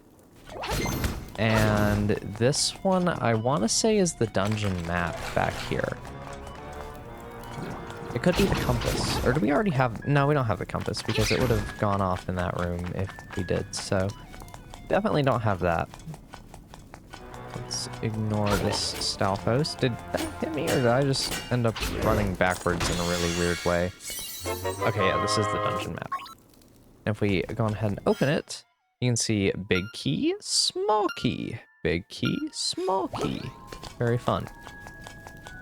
Oh, I forgot.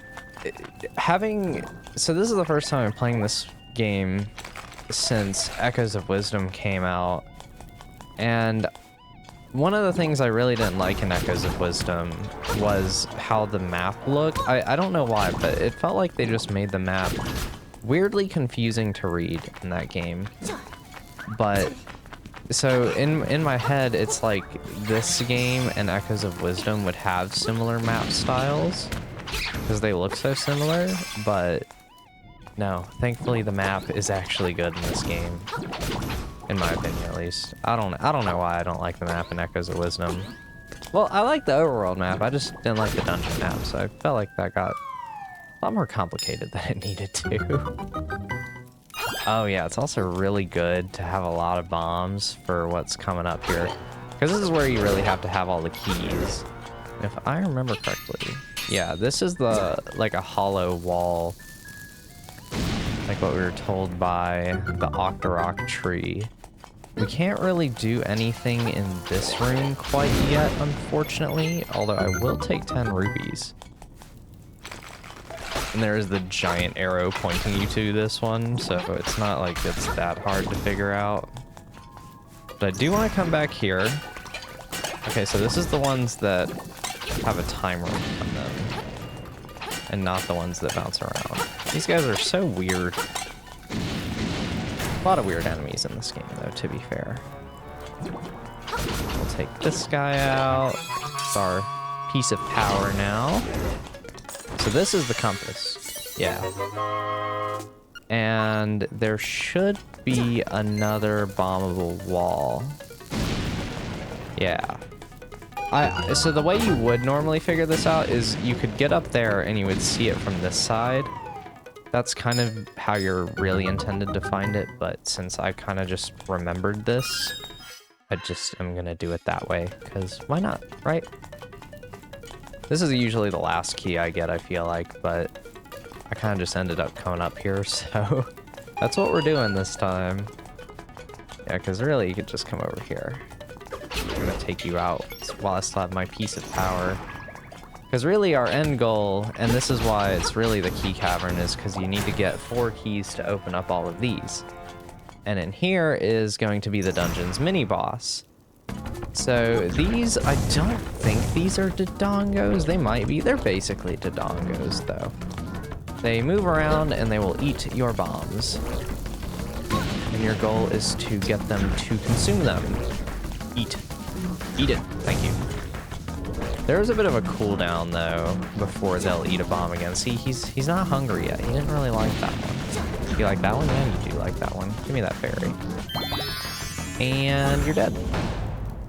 I think there's only one other time in the game that you fight those. But this is going to get us the dungeon's item. I kind of forgot that there is still a dungeon item.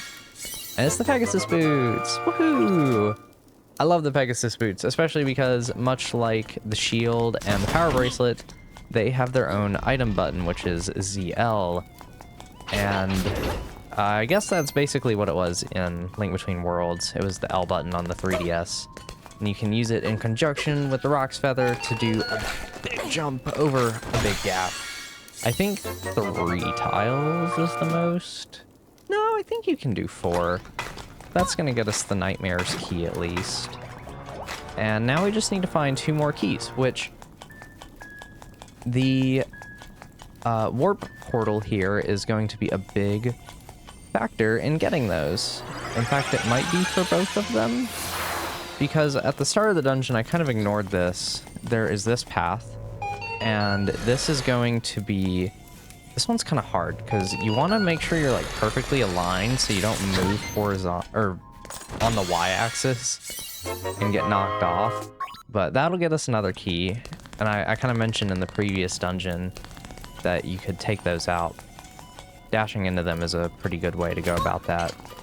And what we need to do now is get to a certain enemy over here.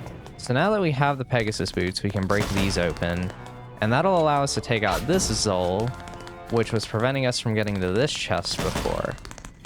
And now that I'm thinking about it, I think that this chest is just money, but it's a good payout, so it's still worth doing. So I was like, I thought 3 of the keys were near the key blocks, but so this one's optional, but still a really helpful one nonetheless, so worth doing. Because it's, you might have noticed earlier that there's an open tile here, and it's very suspicious. Why wouldn't there be a chest? But in reality, there is.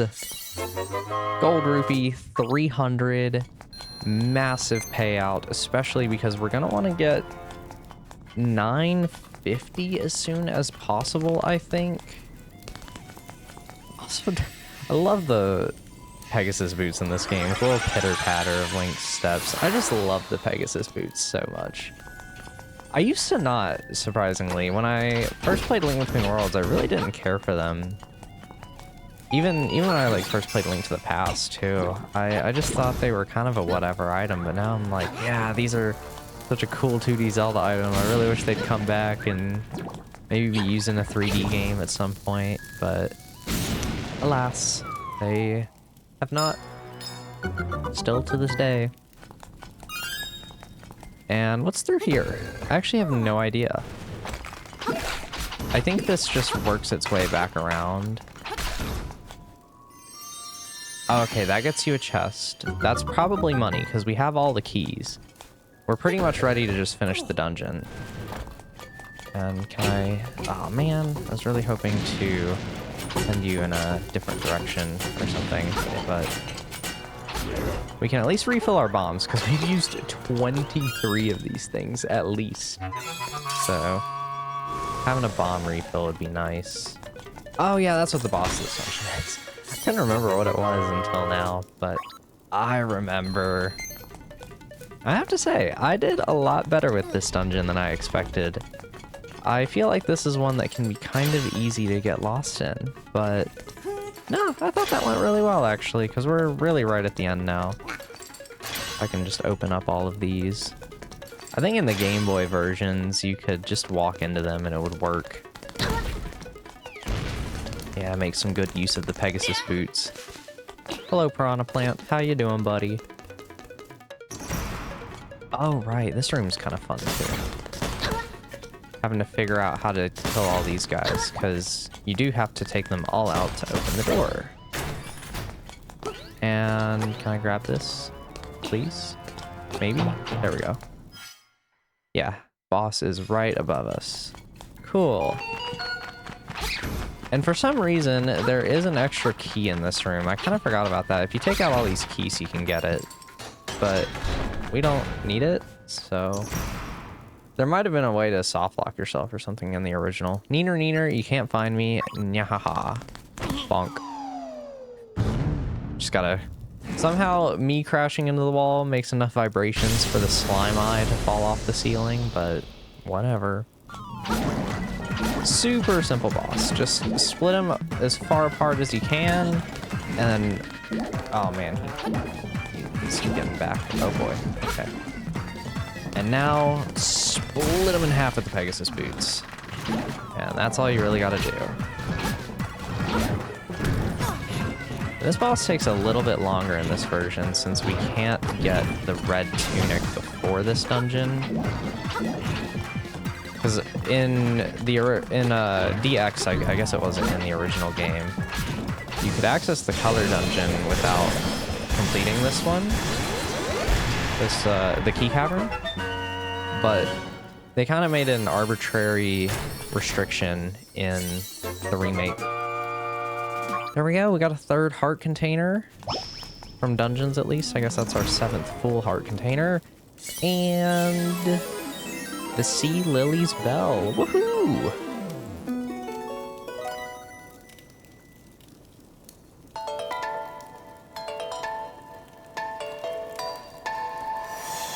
Such magical music.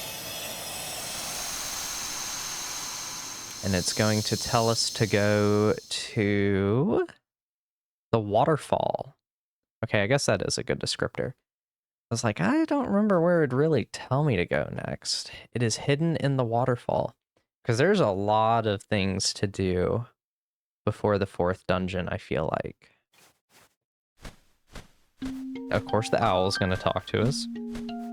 The goat. Hoot, how many instruments have you gotten so far? When you play the instruments in front of the egg, the windfish will wake, and you will leave this island. Now you must hasten to the Yarna Desert. The dark, monstrous inhabitants of the sand will show you the way, hoot hoot. So yeah, you're told to go to a waterfall, and now you're told to go to a desert. It can be a little confusing. I do think this is one of the harder parts of the game to just kind of figure out. But fret not, for I know exactly what to do. But first, let's go in here because now that we have the Pegasus boots, we can actually go through this. And I think this is a seashell. It might be a heart piece, which either one's good with me. I'm not going to complain. But I do want to pick this up just real fast. So we'll bomb this wall. Since it's nice and easy seen. Okay, it is a heart piece, which is great, because 8 hearts for the color dungeon will be really nice, as I'm actually going to be doing that before we reach the actual 4th dungeon. Color dungeon is really important to do in my opinion, so I like doing it as early as you possibly can because it has one of the best upgrades in the game. And I will meet you guys at Mabe Village, I think. Alright, even though it wasn't too long of a walk, I figured I might as well just cut out traveling through that cave. So now the bow is here, which, oh, it's 980. It's even more than I thought. I'm not gonna buy the heart piece. If I'm 3 out of 4 at the end of the game, then I'll buy it, but otherwise I'm not gonna worry about it. Okay, so yeah, Marin just wants to sing some more. But what I really want to do is go into here and pick this up, because you could kind of get a glimpse of this with just the power bracelet, but you can't do the full breadth of the Dream Shrine until this point, now that we have the Pegasus boots, because we can run through all of these guys and across the floors, but there's also a little, like, whatever these are, they're like balloons that you pop or something. But you can also get some money, which is always a nice perk. Oh, it's 100 rupees. I thought this would be 50, so color me surprised. Let's go ahead and grab another item. The ocarina. You should learn to play many, many songs. So this is the first appearance of the ocarina in the series. There is an ocarina-shaped flute in Link to the Past, but it is called the flute there instead of the ocarina. And yeah, that's the only thing to do here in the Dream Shrine. Never have to come back here again. But now we have the ocarina that we just can't do anything with. So it's an ocarina, but you don't know how to play it. That is true. And Marin doesn't want to... Oh, will she teach us how? Oh, never mind. Okay, cool. Hey, that's a nice ocarina you have there. Will you accompany me as I sing?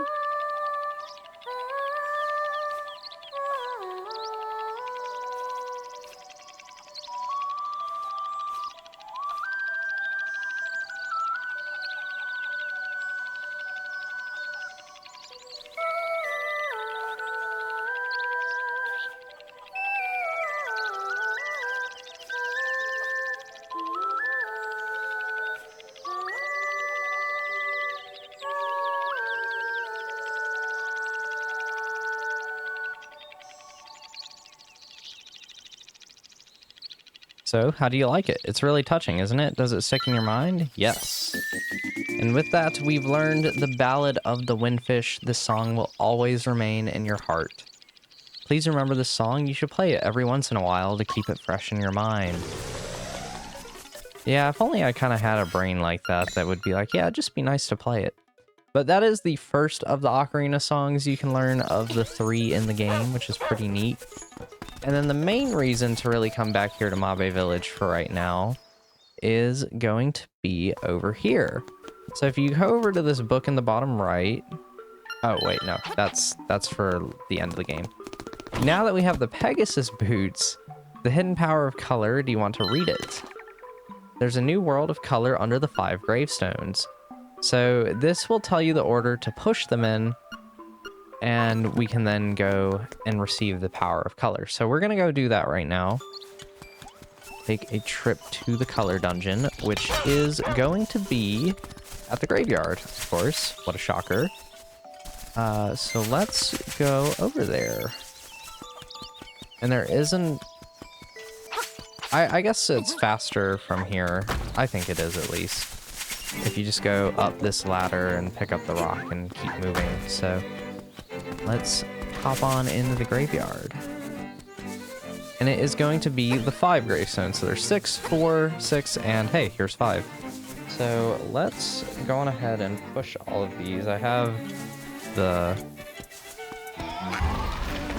solution pulled up because I can't actually remember what the order is that you push them in yourself. So, oh gosh, these guys do a lot of damage.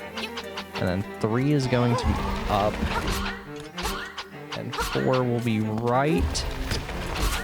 Please don't wipe out my entire health bar. And then 5 is up, and that'll open up the color dungeon.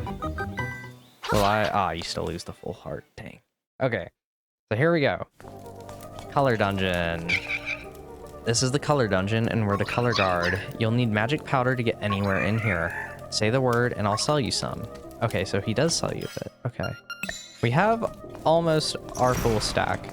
So in the original game, you did not need the magic powder to kill these guys, and then they kind of changed it in this one, I guess. So kind of an odd change, but one I can live with.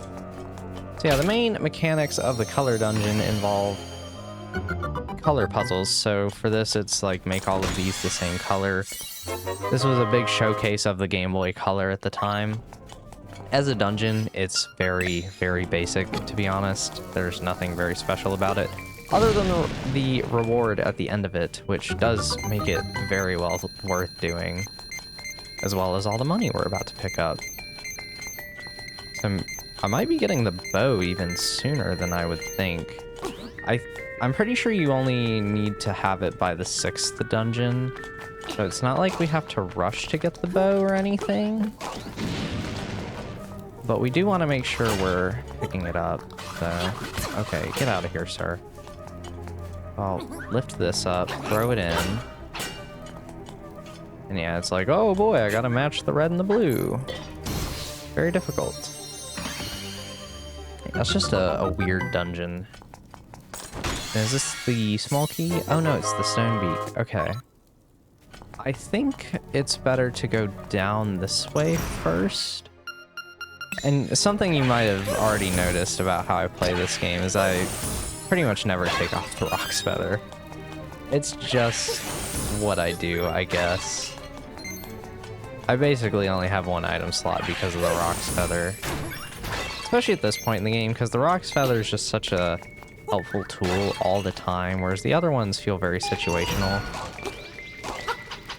Okay, oh nice, both in one hit. And that gets us a small key.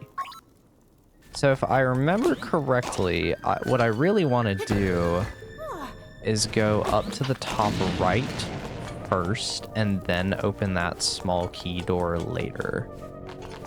That sounds right in my head. We have another one of these, which is very simple. It just has an extra color now, so... Smack the things and keep moving. Try if you dare, make every tile square. Yeah, these guys really don't blend into their colors all that well. So the other interesting thing about the color dungeon, though, is the fact that it has quite a few mini-bosses. Boo, I am no weakling, your pitiful sword is no match for me. Magic powder is, so use it to your advantage. Yeah, just be kind of careful running... Oh, wow. Oh my gosh, okay. Let's do that, and then he's gonna try to hit me, and then he's gonna fail. Very nice. Alright, just be careful. Because I should get a fairy for this, so I won't have to use mine yet. If I got hit again, I would have used it, because them dealing a full heart of damage is a little scary, I'm not gonna lie, but... You know, play your cards right and all will be well. And we can get Nightmare Key. I feel like I'm missing the dungeon map. I kind of feel like I do that every time I play this game. No, it's probably that chest, so you would have to go through the other small key door. And honestly, that's not even the mini boss I was thinking about or being worried about. The other one is the one that kind of scares me, so the fact that I almost died to that one that I didn't even remember existed really is somewhat concerning. but it should be fine, right? Okay, here's the main one. What a greedy fool. You want more power? A buffoon like you might as well give up and go home. So if I remember right, the best way to fight this guy is with bombs. I think you can hit him with the sword, but bombs are the safe strategy. Okay, maybe not. We're gonna go for the sword instead now. Although these rocks are very, very scary, I won't lie. Okay, fairy time. Alright. I'm not happy about having to use that, but this guy is just so scary that it feels necessary. There we go. Okay. Whew. Alright, and immediately I want the fairy in the bottle again. I like having that fairy for assurance or insurance. I feel reassured because it is my insurance. There we go. And this should be... Oh no, this is where the boss is, so this is gonna be the dungeon map over here. You might as well pick it up. And then I think that there's a Zol or something that likes to be sneaky in here. Because I think this is where the chest is, right? Yeah. So this has to be the dungeon map. Then there's a small key in the next room that we need to actually reach the boss room. Because you do have to go over here. I think I do remember that. Oh my goodness. And these guys are gonna be all mean. It's just so cluttered in here.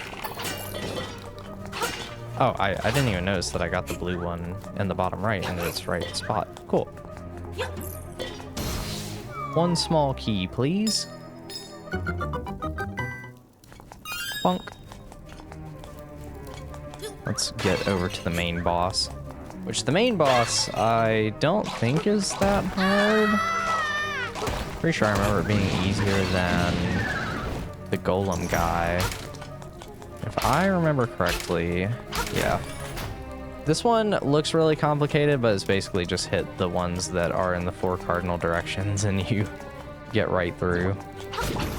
So it's set up to be solved very quickly and simply, but it can be very confusing.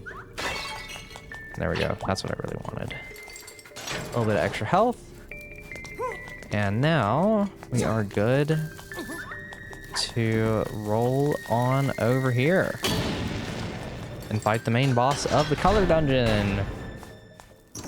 A big buzzy beetle. The guys that you need the hammer for in Link to the Past. Or, I guess you don't need a hammer, but hard hit beetle. They just like bounce you backwards a lot. So the main thing with this guy is you have to keep hitting him very quickly. He can fully regenerate if you don't keep hitting him. Step back, take your time. But I think they made this guy a lot easier in the remake. Because he'll keep regenerating his shell, but it felt like he was doing it very slowly. Because in the original, it feels like you have to be really fast about hitting him. Once you reach the end of this dungeon, you'll find a great fairy, or the fairy queen. Welcome, Clink. I admire you for coming this far. I'll give you the power of color. If you want offense, choose red. If you want defense, choose blue. Which power do you want? So yeah, if you want to double your damage, pick the blue mail. If you want to double your defense, red mail, double damage. Blue mail, double defense. I'm going to pick the red mail. The blue one is admittedly probably better at this point in the game, but I just like doing more damage, so I'm going to pick the red one. You got the red mail. Your body is full of energy. I will now take you outside. And you can always come back here and swap to the other one, or even back to the green tunic if you really want to. So it's not like you're locked into whatever you pick. It's really not that big of a deal. And while we are in this direction, actually, this might seem a little odd at first, but I am going to take this opportunity to unlock a couple of extra warp points throughout the map. We cannot get a warp point there. You can only warp to it. But now that we have the power bracelet and the shovel, there's a couple of extra ones we can unlock that we couldn't do last time we were over here. So let's go on ahead and get that one. And I always feel like there's a seashell around here that I can never remember the location of. Oh well. Yeah, now we can kill all the Borblins in one hit. Oh, that's a seashell. Cool. Gladly gonna pick that up. Because we are going to need to come over towards Tall Heights very soon. It's not necessary now. Like I said, I'm mostly just coming over here to unlock the warp points, because this is where the 4th dungeon is going to be at, that we're currently trying to figure out how to get to. So we need to have this ready, because we're going to insert the key right there. But there's a warp point over here, and there's also a seashell that I want to pick up here. This is one of the hardest seashells in the game to find. I was about to say find the game, but it's essentially you just throw a bomb into here and out will pop your seashell. So there we go. That's our 13th seashell. And yeah, as you can see, we've explored a whole lot of the map at this point already. So let's go to the Seashell Mansion, as that is surprisingly the closest warp point to where we need to go, which is the Yarna Desert.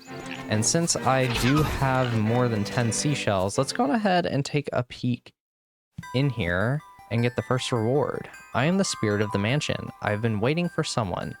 One who can overcome the darkness. Find the secret shells, then ascend the platform. You will receive the ultimate sword. Sounds like you should come back with lots of shells and try standing on the platform. So yeah, you'll get a reward every 10 seashells, I think. Oh, wow. It's... okay, so maybe it's 5 and then 10.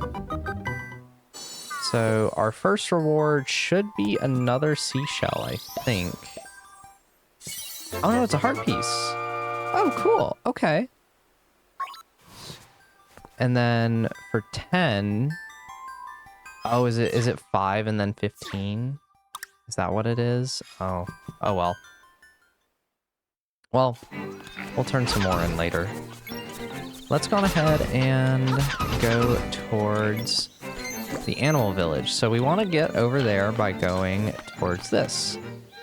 Animal Village and Martha's Bay. So you could have found this much earlier, but I just didn't come over here, because you need to have the Pegasus boots to actually get through here. And as you can see, there's a heart piece in the water there, so once we get the flippers, we should probably come back and get that. That over there is going to be the 6th dungeon. Lots of cool stuff around here. So yeah, this is Martha's Bay. There's going to be a whole lot of things to do here very soon. But this is where we want to focus right now. Ah, sigh. On such a nice day, we need a song from Marin. Alright. Oh, I still need to do the other thing here, too. I can't go to Mabe Village because of all the monsters. I hope Marin is alright. Yeah, she's doing great. Absolutely wonderful. She's glowing. Stunning. And then we have this big walrus over here blocking our way to the desert. Zzz, Marin. What's this say? Entrance to Yarna Desert. Yeah, I think we figured that one out. So what I want to do is get the heart piece back here. In fact, I think there's 2 that you can get right now. We'll pick that up. It's just chilling out right there, so might as well. And bomb this. 'Cause I think this is another heart piece, but maybe you need the hook shot for this one. No, I don't think you need the hook shot. No, you do need the hook shot, that's right. Wait. Yeah, you do need the hook shot, okay. So we'll come back for this later. It's gonna be a little while before we get the hook shot still. Probably at least another hour. So let's go back over this way. And there is a warp pad here at the animal village, which is very nice because it takes some effort to get here from anywhere else in the game, really. So now that we've seen the walrus, I think that Marin will have moved. The other thing I need to do is, I meant to do this when we were back in the Cuckoo Prairie, is we do need to progress the trade quest a bit more. So now that we have the stick, Taran should be over here. And we can talk to him with the stick in hand. Oh, Clink, I see you have a nice stick. Can I borrow it for a second? Yeah, sure.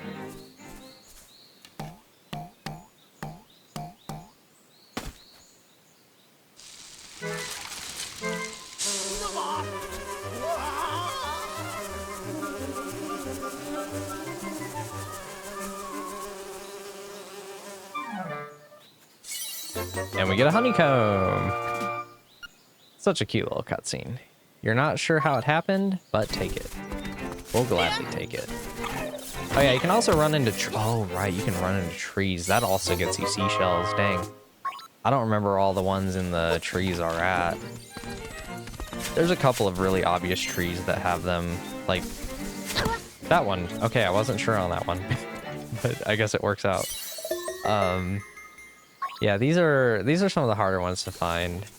The hardest part, like I said, is finding 20 of them, and then once you have found that many, and you can hunt for them easier, then it's pretty doable to find them all without a guide. So yeah, Marin is gone now. Huh? Marin's not with you? What happened to her? That is a great question. Who is it that tells you where she is? I worked too hard, now my broom is worn to the handle. Oh, that's unfortunate. Someone tells you where she is. Oh, is it these guys? Giant egg on top of Mount Tamaranch? They say the windfish is sleeping inside of it. Why? I don't know either. Okay. Well, I thought the game told you where she is, but... or someone definitely does. It might be Taran, but she is going to be on Taranbo shores. So... let's go down this way. Oh, I feel like there's a seashell somewhere around here, too. And we can bomb that, but we actually can't do anything in there. So I'm just going to leave that for later. In fact, that's actually where the trade quest ends. So that's like really far into the game. We'll go ahead and pick up another 50 rupees. So hopefully by the end of Dungeon 4, we'll be able to get the bow. Oh, Clink, I'm glad you found this place. Will you stay and talk to me for a while? Yeah, sure.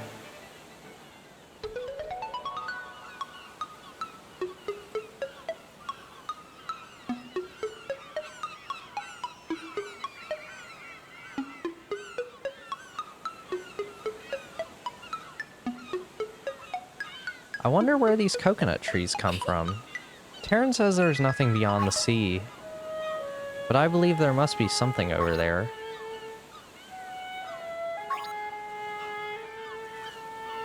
When I discovered you, Clink, my heart skipped a beat. I thought this person had come to give us a message.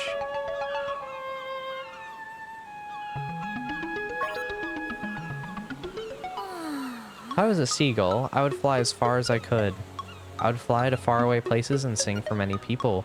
If I wish to the windfish, I wonder if my dream will come true.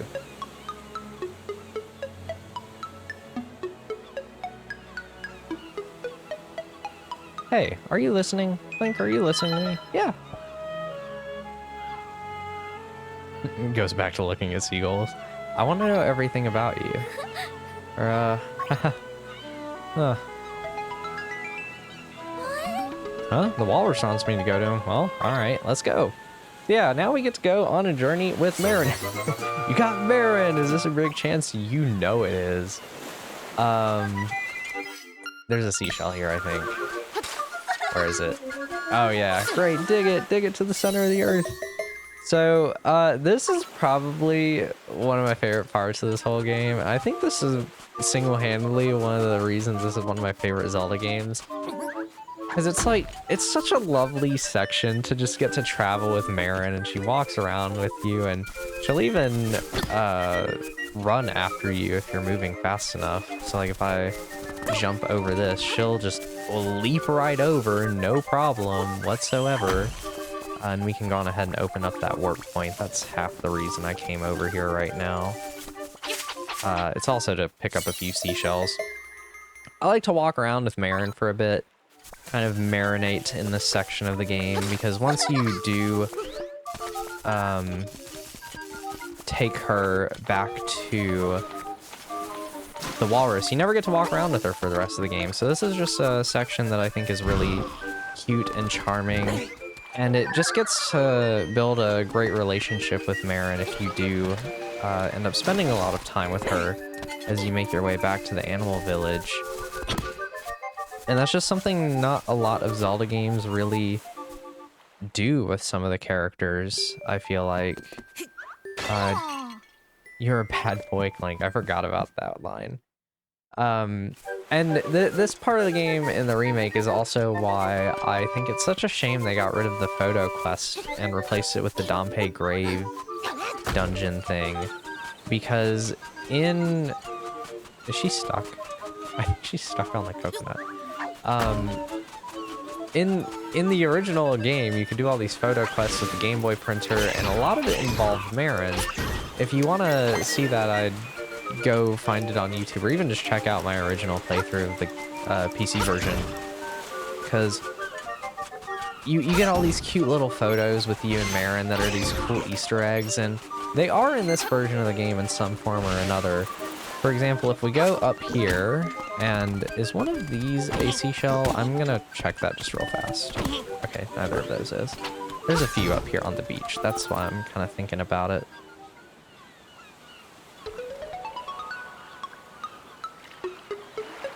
This is my first walk with you, Clink. This cliff will be our secret place.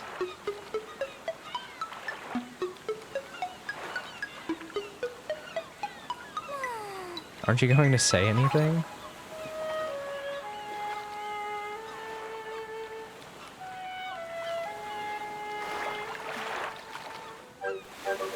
Yeah, I think that short little conversation right there just... I don't know, it just is everything I love in this game. The very beautiful music, enjoying the time with Marin, and I think the thing that makes this section so great is how fleeting it is too, because it very much ties very well together with the main idea of the game and Koholint. Since everything's so short, it's all very fleeting, and you have to enjoy it while it lasts, and you know, soon enough it just becomes a memory like any other dream, really. Or really, you might not even remember it. You want me to go in there? Nah, I think I'll wait out here. Take care of yourself, Clink. So there's a couple lines. I'm in here for a reason as well. It's not like I just wandered into Tail Cave just to show that. I am gonna pick up a seashell in here while we're chilling out in here. Because this is the one, or actually no, there's another dungeon that has a seashell in it, I think. But this is the only one that I need to get, as I do want to, you know, get to that 40 mark as soon as possible. So we'll pick up this seashell and go back outside now that we have it. I don't have the song that lets me warp out of dungeons yet, but at the very least, it's not a long walk, so... Whoops.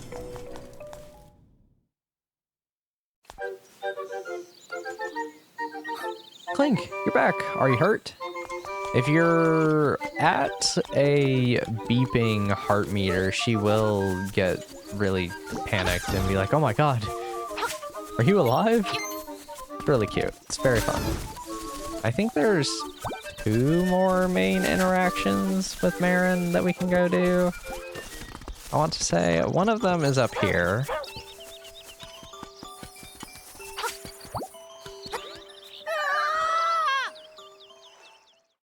This one's probably my favorite.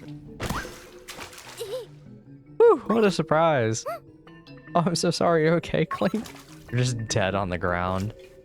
Although, so some of these were the photo quest in the original, and while I think it's great that they made new interactions for these, for a lot of them, I guess not for Bow Wow though, I don't think that it ends up being as cute as it was in the photo quest because you don't get to see the picture, because there's a whole picture of Marin like landing on top of Link and it's so cute.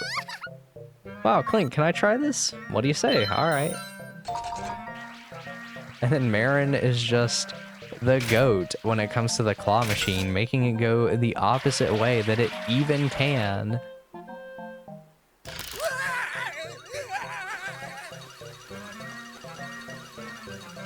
Oh, I love this so much. It's so good. I guess there is a seashell here, but I don't really want to go for it. You're good. You're a pro, aren't you? Well, beat it. Pros aren't allowed in here. You're such a cheater. Oh, man. Marin just, she knows everything here, you know? Like, she's been living here her whole life, and maybe she'll want to go shopping with us? You like shopping, Marin?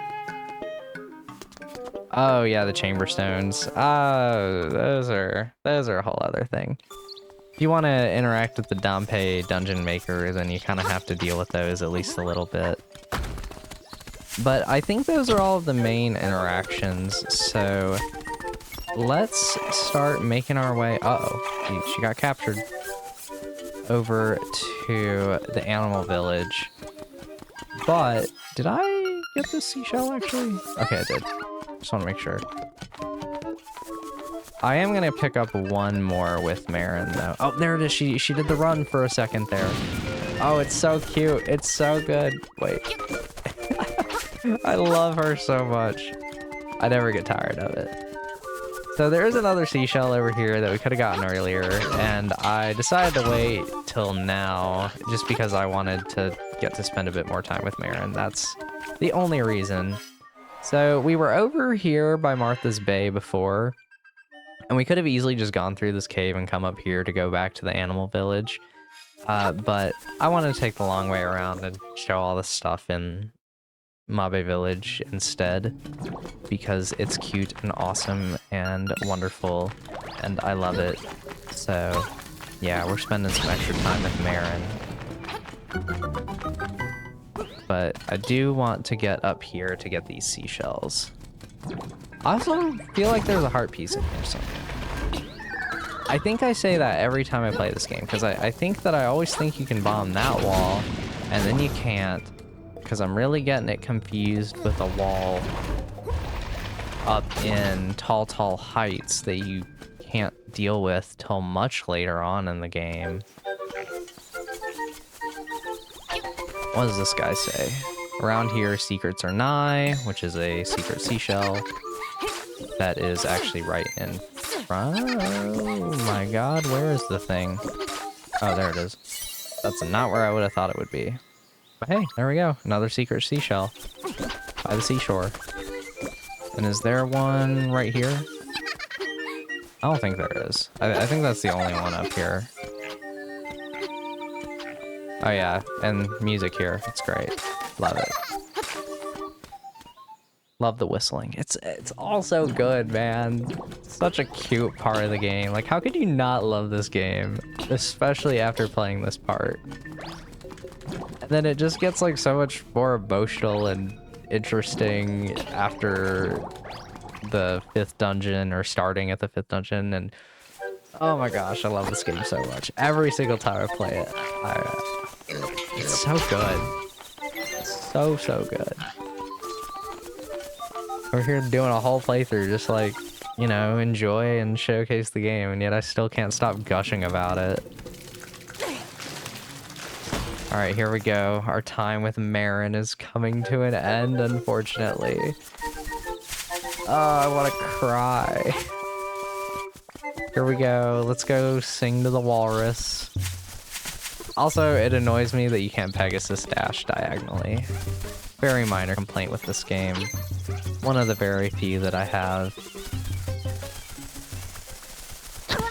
Alright, let's crash into some more stuff. Hello, Mr. Walrus. How would you like to hear a song? Yes, it's that lazy walrus. Shall we give him a little surprise? You bet.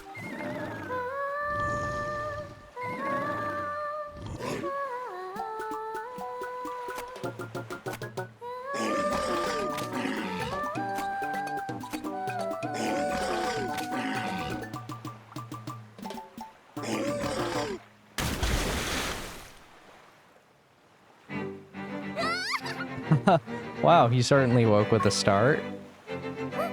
Huh? Oh, he's calling me. It's the same as always, haha. Blink, I'm going to the animal village. Please drop by, okay? Will do. We'll drop by on our way back, though. We have some stuff to deal with here in the Yarna Desert, which... This is another one of those parts where you can really tell it's a Game Boy game. Because you walk in here and it seems so intimidating and like it's going to be this big thing. When in reality, this place is actually like really tiny. And there's not a lot going on here. But that doesn't mean I don't love it. I also think it looks really good in this version of the game. Let's walk all the way down here. Because there's probably a seashell. Yeah, usually if there's just a secluded spot like this, it's most likely going to be a seashell. We'll go on ahead and snag that. And it is time for a boss, kind of. Sea Bear's Foam, Sleep Bear's Dream, both end in the same way. Crash. I actually don't know what that one's referring to. Annoyance, you are only getting in the way. And this is none other than a classic from Link to the Past, Landmola. I think this is Landmola at least. But instead of fighting 3, you only have to fight 1 here. And it's a very short-lived battle. Just don't fall into the middle. Uh-oh. You have to worry about that a little bit. Alright, come on. Out you go. Oh, really? That didn't kill it? Or did I not hit it there?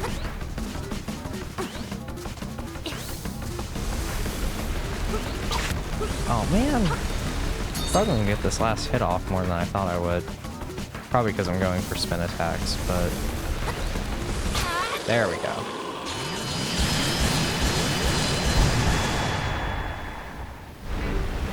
And we get...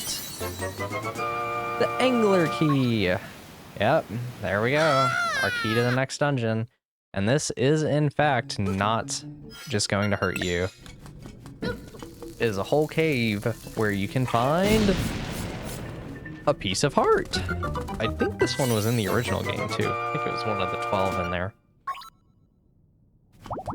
Still not up to another heart container quite yet. And yeah, that's it. The whole desert is this little tiny corner in the map. Although I guess it's still not that insignificant in terms of the total map size. It's kind of funny. The original game has all these, it's basically a big square for the map because it's all these little screens of, I think they're 16 by 16 tiles. But in this version of the game, it looks more like a rectangle. And, okay, yeah, I swear there's another seashell somewhere in here. I'm not going to spend a lot of time digging around for it right now, though. If I have to go on a big collect-a-thon after the 5th dungeon, that's just what I'll do. We'll spend maybe like 10-20 minutes going around the map. Hoot! The shape of the key shows a fish swimming up a cascade of water. Go now to the mountain waterfall. A leap from the top and you will reach your goal. That is true. We will be getting there very soon. But I do want to do a handful more things first. I know, a lot of stuff, but I thought that the time between dungeons 2 and 3 would be more than this one, but I actually forgot just how many things there is before this one. Please, don't ever forget this song, or me. Seems like Marin knows the truth about this place. Granted, in-game, I guess we don't know yet, but... Have you heard of the flying rooster? They say that it lived in Mabe Village a long time ago. I wonder if it's true. Man, okay, so that's where you get told about this. You don't put that information to use for a while. Oh my gosh. Yeah, I am Shul Donovich. The mermaid statue by the bay is my masterpiece. To tell you the truth, that work is not complete. The art, it's difficult for you to grasp, is it not? Go away. Yeah, stuck up hippo. Oh, wait a minute. Hold up, hold up. There could be a seashell in one of these pots. It's another one I'm not so sure about, but they are very suspicious, so... Okay. Had to check. Always worth checking, at least. I can't ever remember which houses are the ones you want to go into in this place. You don't know the proper etiquette when dealing with a lady, do you? You should have brought flowers or something, then I might be more inclined to talk with you. Oh yes, in my case, hibiscus are best. So that is another item in the trade sequence, which we are about to progress that right now. Well, by the time we leave Animal Village, so not this building either. It's going to be the one down below me. Of course, the last one I go into, but that's fine. I wanted to go talk to all the animals anyway. Because Animal Village is so cute. Hi ho, hey you, is that possibly a honeycomb you have? I just ran out. Will you swap it for a pineapple? Yeah, sure. Exchange the honeycomb for a pineapple. It's not as sweet, but it is delicious. You bet it is. Hi ho, I really owe you for that lip-smacking honey. What do you mean it wasn't a big deal? Don't sell yourself short. I know little Marin sees something in you anyway. Hee. Yeah, I wanted to get this pineapple because we are going to put some more information that we learned very early on to use soon. Seems to be totally absorbed in Marin's song. Don't blame them. It's beautiful. It's lovely. I'm going the wrong way. Yeah, now that we have a whole bunch of warp points set up, we don't have to travel across the map searching far and wide as much as we used to, because as you can see, we've kind of been to most places on the map. So let's warp to Tall Heights, even though this really isn't in Tall Heights, but, you know, whatever, sure, go off game. And we can go on ahead and insert our new angler key into this spot.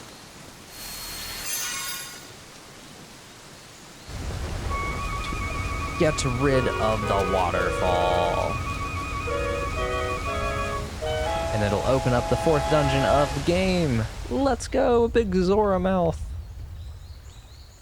But of course, much like Dungeon 3, we can't just walk right into it yet. We gotta go around somewhere to get to the dungeon entrance. So we are going to go over this way and actually enter Tall Heights and hear one of the best songs in the entire game. An absolute favorite of mine. So good. Let's just enjoy the moment.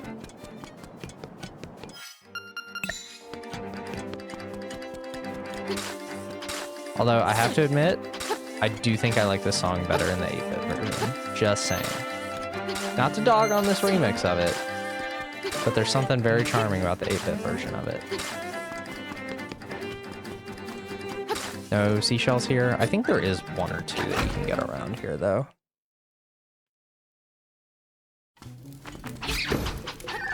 Yeah, get out of here. Oh, there's a heart piece in here, too. Oh, I don't remember that. I was gonna say, I thought these fired at you. How do I want to go about this? I think not walking off the edge. That would be a good start. I think I want to move this one. Maybe this one. And then... yeah, that works pretty well. And I think that fills out a heart container, right? Yeah, your maximum hearts has increased. Nice. That puts us up to 9. And this is a dungeon that I took a lot of damage in when I first played this game on the channel, because I got very careless in it, so I'm gonna try not to take as much damage this time. Heart piece that we cannot get till much later on. Can I get... no, I don't think I can get that chest. And I think it's this one that I want to enter. No. It's gonna be the next one. That's fine. That is okay. I just want to make sure that I get to the right person before we leave here, which he's up there, so... Okay, yeah, we want to go into this cave. So over here is where we want to reach. That's where we're going to fall down to the dungeon. But if we go in here, we can get up to that guy, and he's actually the next one in the trade quest. So it's really kind of important that we do this right now, because this is the most out of the way part of the trade quest. By far. Without question. This is a... yeah, it's a Zol. Of course it is. Guardian Acorn. That's gonna last about 2 seconds. Now that we're going outside. Yep, Papal got lost, just like he said, way back at the start of the game. Now I am so famished, I can't move. Can you give me some victuals? Yes. This pineapple is so delicious, I'm going to eat it right now. Bon appetit! Ah, this wasn't meant to be a reward. Here, take this. It's a hibiscus. It's almost like we needed one of those, right? We're actually getting pretty close to the end of the trade quest. I think we're over halfway through it now, but the last few steps go by very fast. Delicious, yum. I'm filled with energy now. And now we can finally enter the 4th dungeon after like 40, 50 minutes since dungeon 3, something like that.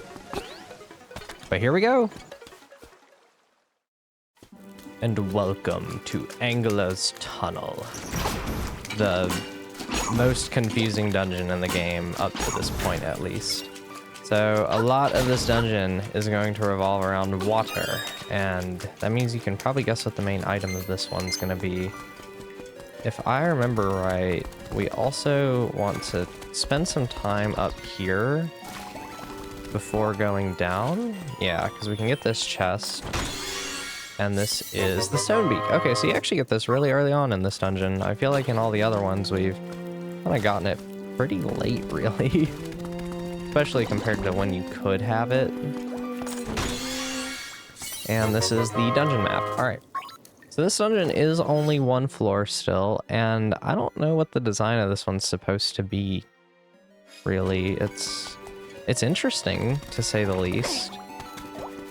I like how it looks. Okay, so this wraps around here, and we can break this open and shove this over to get this chest. That's pretty simple. Small key, nice. I think this might be the way you want to come first anyways, because if I remember right, this is a dead end. Yeah, it's pretty much a dead end. We'll blow this up. And hopefully I don't take too much damage in here. But there's the 3 hearts on the left side there, so it'll be fine. Yeah, small key. Because realistically, you would probably get into a roadblock pretty quickly. Yeah, so this is the only way over here, and then we'll kind of loop all the way around here and whatnot. I have to admit, this dungeon, being in here right now, it is smaller than I remember it being. Because I remember the first time I played this game, this was the first one where I started to get kind of lost, and I was going around in circles a few times before I ever really progressed it. But I'm kind of chilling right now. Oh, and there is a room down below. I don't want to forget about that. I see it. What's even in here? Looks like another small key chest, realistically. I can't believe I actually made that jump either. Alright, yeah, small key. Nice. I'll have to kill all of these guys to get out of here. Sir, oh, whoops. Could you come over here, please, sir? Just a little bit closer. Thank you. And you're dead. So now we'll grab this chest and... oh, that's just a small key door. I was like, do I gotta push that block or something? But no. Just gotta have plenty of small keys, but we've already collected all of them. I think. Can't say I'm entirely certain about that, but... I think I can get that chest. I'm gonna be cutting it close. But I do think that this one's pretty doable. Definitely gonna be doable. Just gotta get a diagonal going. All right, I'll give it one more shot. If not, I'll wait till we just pick up the flippers. Okay. I don't want to waste all of my health on it, so I'm not gonna try for too long. But it's only like a 3-tile gap. Sure, I need to move up a little bit, but it can't be that much. Excuse you, sir. You can be kind of a pain to deal with. And I guess I can't get to that yet, but if I remember right, yeah. How do I want to go about this? So we can go down here and get over to this chest. In fact, I think that's what I'll do, is I'll go all the way around here. Well, no. Where does this staircase go? Let's go in here then. This might be... Okay, no. This is going to be where we get another key here in a few minutes. So we need to kind of cycle around, and then we'll be back at this later. I do remember that. Because if you kill these guys, then that key's gonna fall into the water. And we'll have to get it later. So, in maybe 5 minutes or so. And then we can take out these guys, and I seriously just got hit by an enemy that was toppled over on its back. Sir, can you get out of my way? I really need to get through here. I'll take a piece of power. I feel like we don't really need a piece of power too badly since we do have the red tunic already. And the pea hats I just can't really deal with. That's okay. It's not like they're too threatening. And that is just another Zol. Because of course it would be. But yeah, I really like how this place looks in the remake. The moss, you know, it really feels like this just overgrown cave, and I don't know, I think that getting a nice, like, water-filled cave is kind of nice for a dungeon theme. Especially for the one that's going to introduce... Are you serious? Oh, wait, does this... No, okay, so that just gets in the way. And we want to get up there at some point. So now we got to go back around. Oh, that was actually the first one of those to hit. You have to hit those in a certain order. And the other room is going to teach us, and it's also easier to learn there. Due to the fact that... Oh my gosh, wow. I'm getting hit in here a lot. After I said that, I was like, oh, yeah, I'm gonna probably play this dungeon more carefully than I did the last time I played this game on the channel. And yet I'm losing half my health bar at every chance I get, just about. But this should get us to the flippers. Oh, right, we gotta fight this guy. I completely forgot about this mini-boss. It's really easy, though, since you can hit it on the sides. It's not like the Octorok mini-boss in Ocarina of Time, where you have to be, like, directly behind it. You can take this guy out pretty fast.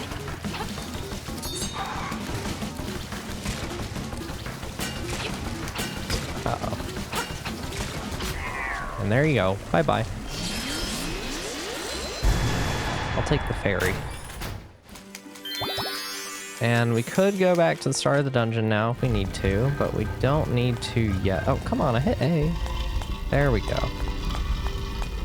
Alright, and then hurry, hurry, hurry, jump over that. At the very least, even in the original game, the flippers were something that did not need to be equipped to an item slot, since when you're in the water, you really don't have access to most of your items anyway. So, bottom right, top right, top left, bottom left. Okay, so it's just a big square, and then the middle one. And that'll open up the door. And because of that, now that we're on this side, we can go back in here. Yeah, I remember having to do a diagonal for this, but I guess not. Now we can actually hit all of these and get another staircase open. This goes to the boss. No, that goes to the boss. This is going to go to the nightmare key, I think. That is the interesting thing, is I don't know where the different spots are going to connect. So we're kind of gambling a little bit here. But I think that this... Yeah, okay. It is the one I thought it was. Because this should be the nightmare key. Okay. And then the staircase that's behind the chest here, or this key block, is going to be the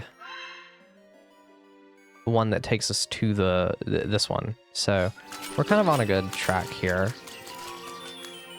But I do want to go for the other chest because we'll have enough money for the bow, but there is one other thing in the game that we need money for after that that's like required. So I do want to make sure I'm still picking up rupee chests in the dungeons and not skipping out on those.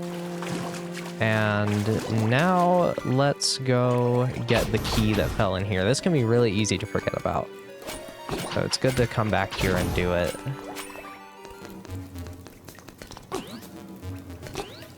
Look at that. Right there in the water. Very fun.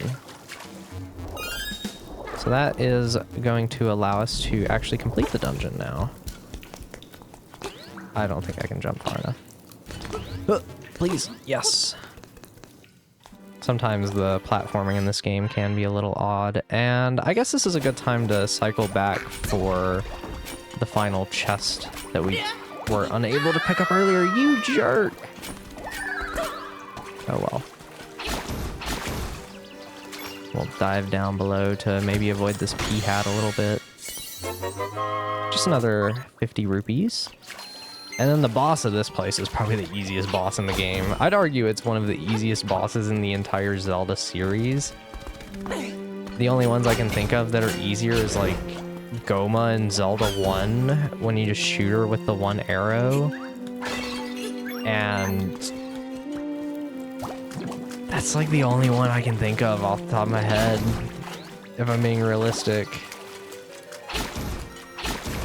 Even the Armos Knights in Link to the Past are a little bit harder, I would say.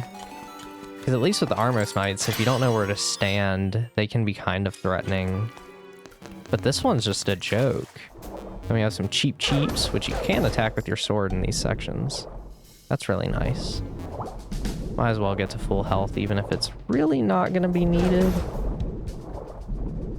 And we can hop on out here and go fight us a boss.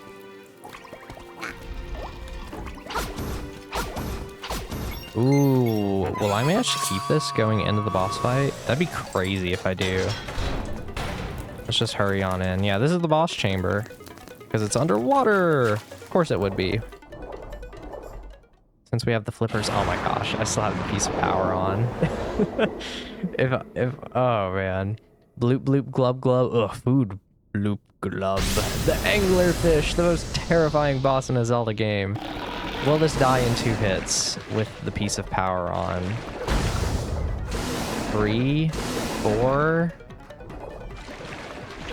5? Wow. Okay, does the piece of power not affect bosses or something?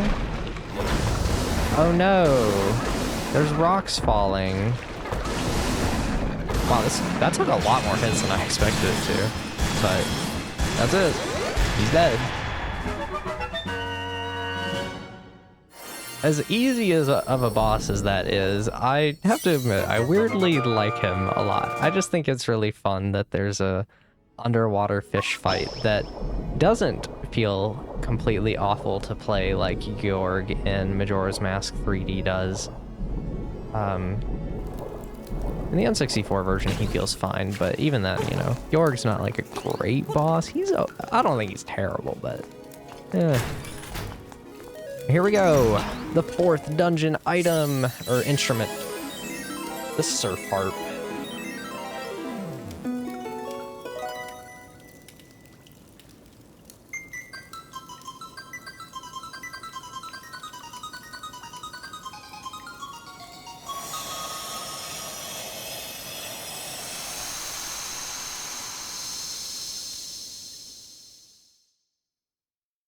Bay. Where's Bay? Your road goes into the bay. So yeah, Martha's Bay is going to be the location of the 5th dungeon. Of course, it would be the giant lake now that we have the flippers. But there is a few things right here that you might want to do as soon as you leave this dungeon. So I'm going to go over here to the right first, even though this realistically doesn't matter. It's not like we need to do this, but I'm going to come over this way now anyways, just because it's a really easy and quick piece of heart to grab. So might as well pick it up. If we can fill out at least one more heart container, that would be pretty cool. I think the last time I played this game, I finished it with about 17 hearts. Because you could get all the way up to 18 without having to do the Dompe Dungeon Maker. And I think 16 is pretty realistic for this playthrough. But this is where you really want to go to. This is actually important to do. And it might be required. Hey, buddy. I am Monbo, child of the sunfish. Have you got an ocarina? Ahaha, then I can teach you my song. Bloop.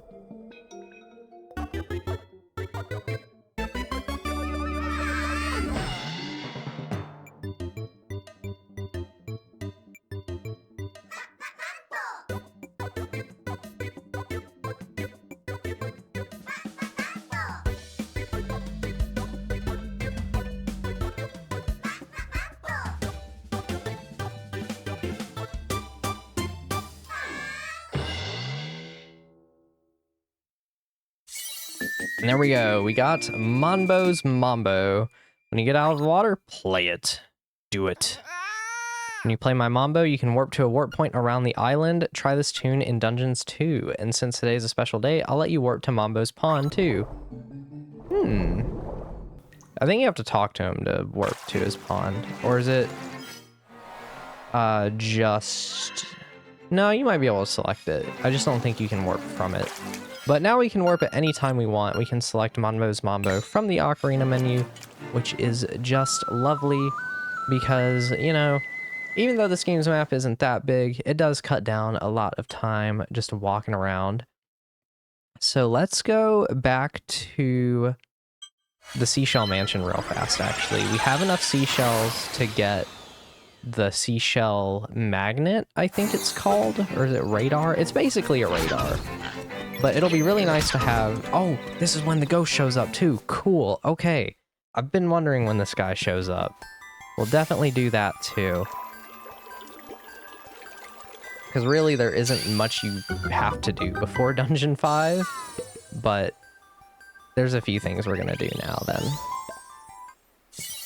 Yep, there it is. The seashell sensor. This will let you know when there's a seashell close by. And pretty much any seashell we come across we'll be able to pick up now. I don't think many of them are going to be item locked. This guy should start talking to us soon. And he is down here at Martha's Bay. So if we warp over there, does he follow us? I think he does. Yeah, there we go. Okay. So if we jump over this... Here, enter my house. Yeah, so he wants to just go home one more time. He seems scary, but he's a nice guy, I promise.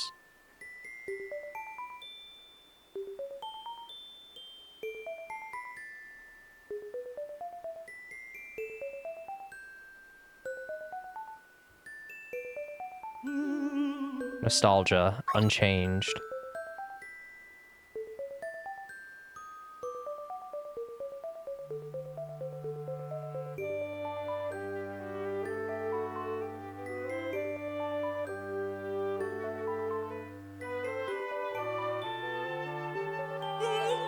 Ooh.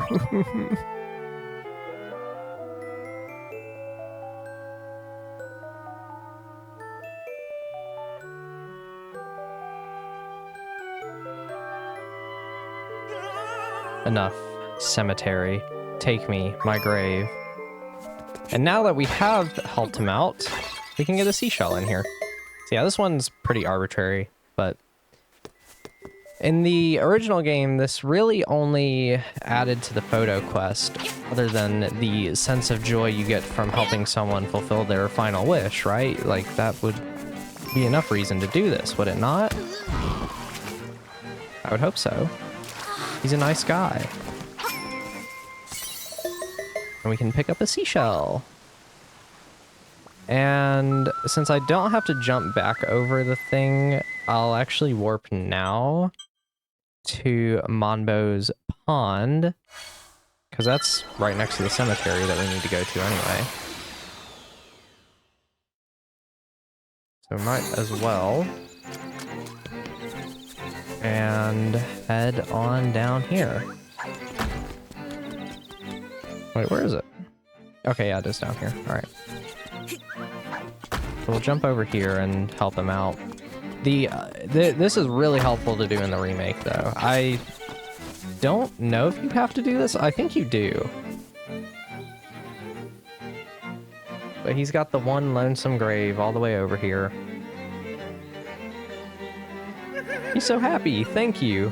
A jar for you. Put something inside. Bye-bye. Well, we didn't know you long, buddy, but it was nice knowing you. Really appreciate the empty bottle. So yeah, that's how we get the second one of those, which is nice, because we're not going to get the third one. Okay, yeah, that is required. Hoot, it has been some time since our paths crossed, lad. You must dive into the waters of Martha's Bay to enter the catfish's maw. The closer you get to the windfish, the more restless he sleeps. Carry onward. Hoot. Will do, sire. But of course, there's a few more things I'm going to do before we go over there. Mainly because we have enough money for the bow. So that will be well worth buying now. And they're really... Oh, and then the trade quest. We do need to progress that. Because we can just about finish it now, I think. We're going to have to warp a few more times for that, right? Yeah, 1,061 and only costs 1,080. And I think I need 700 rupees after that. Bow and arrow set, only 980 rupees. Very nice. And the other thing that's really nice about it is I do believe that we can immediately upgrade our count for this from Martha's Bay. I didn't do this before because I just didn't think it would be a good time to do so. But going over here and hitting at least one patch of grass so that we can jump over to the other side. I think it's this. I don't know. This is the one I always forget where it is out of the three, like, count upgrades. And really, this is... Oh, wait, there's harpies in here. I don't remember that one. Okay. I just wanted to avoid the fish. I'll take it, though. I don't want to do too many random side collectible things right now, since I'm going to spend a lot of time doing that after the next dungeon. But this is one that I think is helpful to just get now, so we'll go on ahead and do it. Hey kid, you woke me up from a fine nap. Thanks a lot, but now I'll get my revenge. Are you ready? I'll let you carry more magic powder. Are you ready? Nope. Fine, I'll let you have more arrows now. That sounds more like it.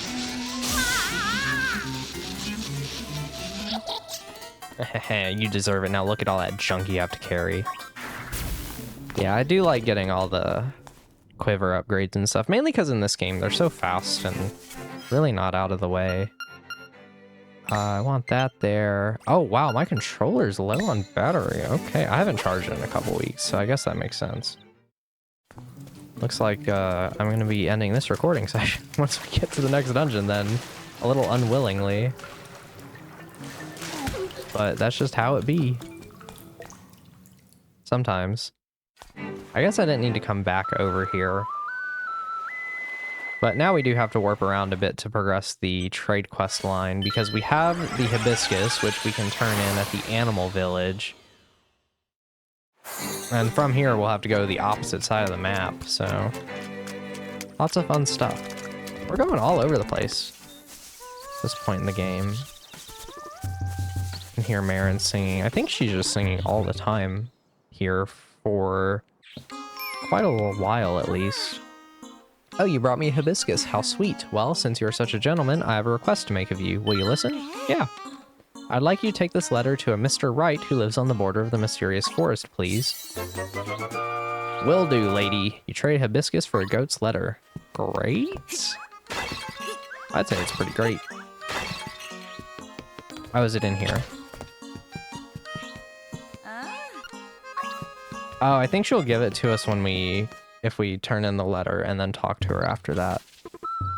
So let's go over to Mr. Wright's house, which is actually quite far from anywhere, so I will meet you guys over there, I think. Alright, here we go. Let's go on ahead and speak to my man, Mr. Wright. What's this, a letter for me? I'm so happy! And look, the letter came with a photograph. It's Peach, much like in the original game, getting catfished by a goat. She's so beautiful, I must give you something for your trouble. Well, it looks like all I have is this broom. How'll that be? Yeah, sure. You got a broom as a reward from Mr. Wright, but that photo was not of... Yeah, it was not of the goat. Oh well.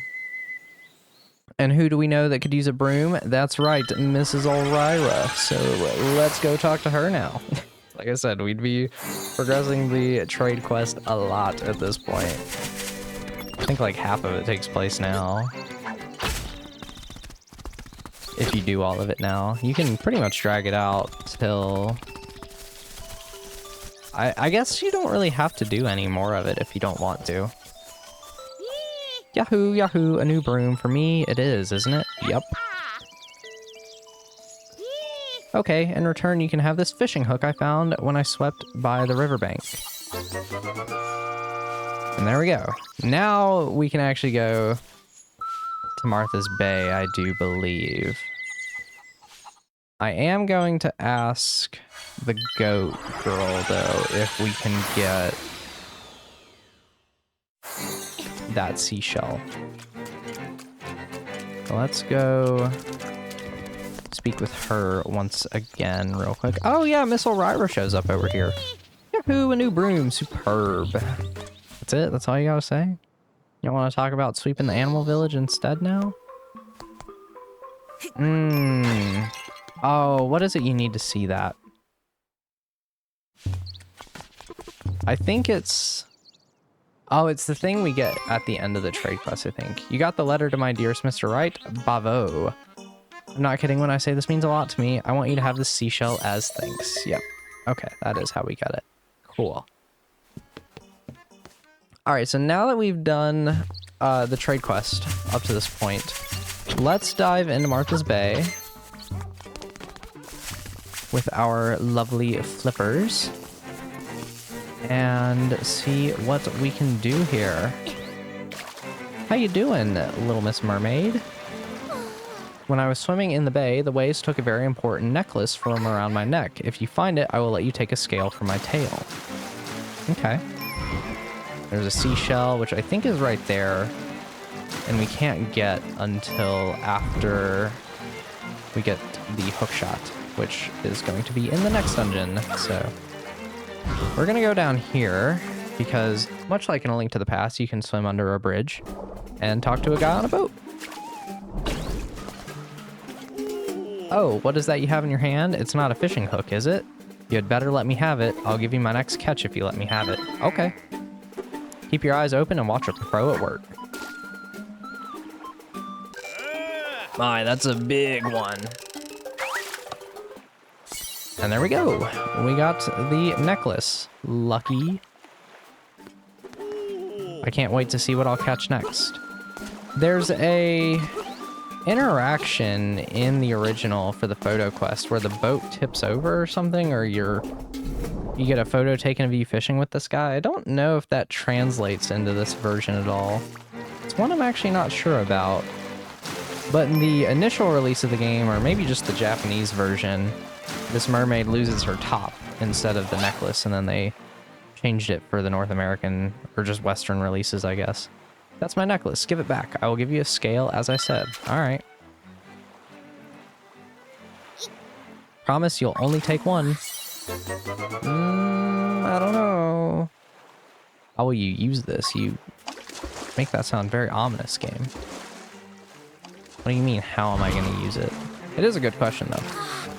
Because it's just a mermaid scale, so what can we do with that? I think... Is there anything over here? Oh, there's a heart piece over here. Cool. I thought there was a seashell over here, but I guess not. And now we are all ready to go into the catfish's maw. So when you're ready, you'll see some bubbles here, and you can just dive on down into the waters below and enter dungeon number 5, which just gets bigger than the last one. And I'm actually hoping I can remember my way through it. So let's find out. All right, here we go. Catfish's Maw. It's a completely different day from when I recorded the lead up to this dungeon. So can I kill you, sir? This dungeon is so interesting in the remake. I think they made it so much more moody than it is in the original game. I don't know.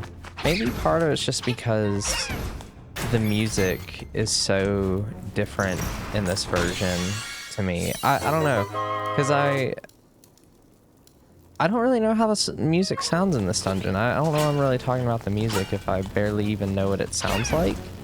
But this is one of those dungeon themes that I can't really remember all that well between either version of the game, honestly. So I guess I just kind of need the visuals here to really feel the atmosphere of it. But I guess it also kind of feels a little bit like the previous dungeon, where it's a damp, dark, dank cave.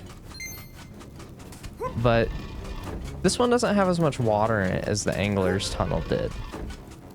It's more a secluded, dry place within the water, I guess. And then we're gonna be back here later, so you'll notice this has like 4 green tiles. We'll need to be on the lookout for all these green tiles in the dungeon, as that is the order we need to do these skull rooms in.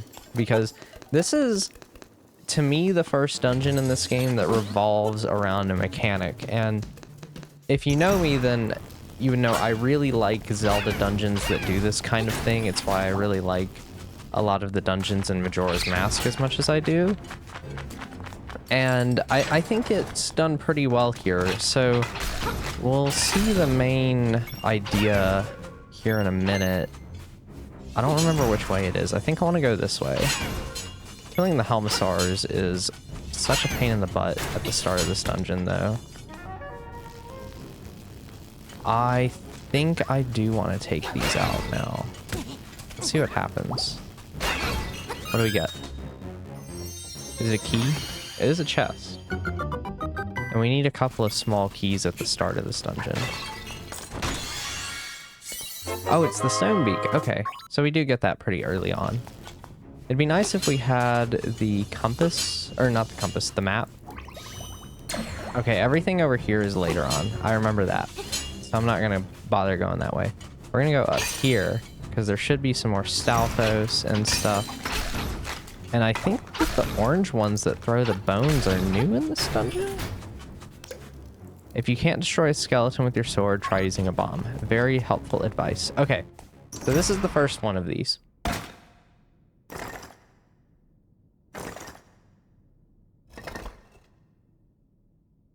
Oh, I thought he had some dialogue, but no, you just get a very ominous look around. So this is the Stalfos Master. You want to hit him as he's about to bring his sword back, and then hit him with a bomb.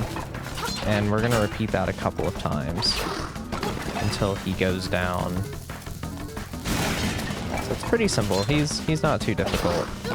In fact, I would say he's easier in this version of the game because you can actually see him winding up his attack a little easier. Ah, I can't beat you. I'm out of here.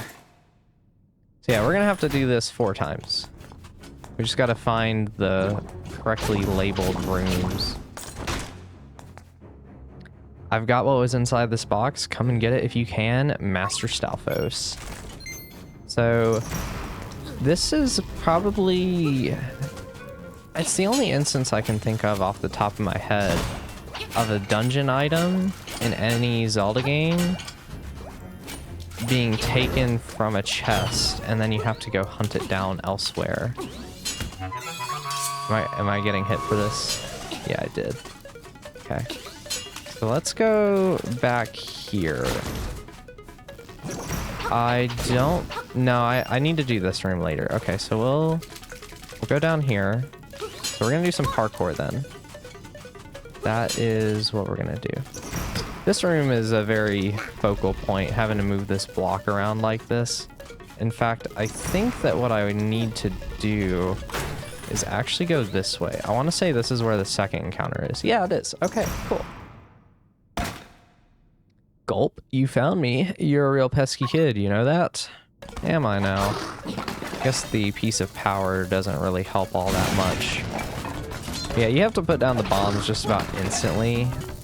If you don't, he will get back up, and you'll have to wait a little bit to try again. But get out of here, buddy. Ah, I can't beat you. I'm out of here. Okay, so he's gonna say that every time. Most encounters will not give us anything, but we do need to do them in the order. It's not like you can just walk into a random one of those rooms and fight him. You'll notice chests like that. That's gonna be used for the hook shot to like pull that platform and stuff.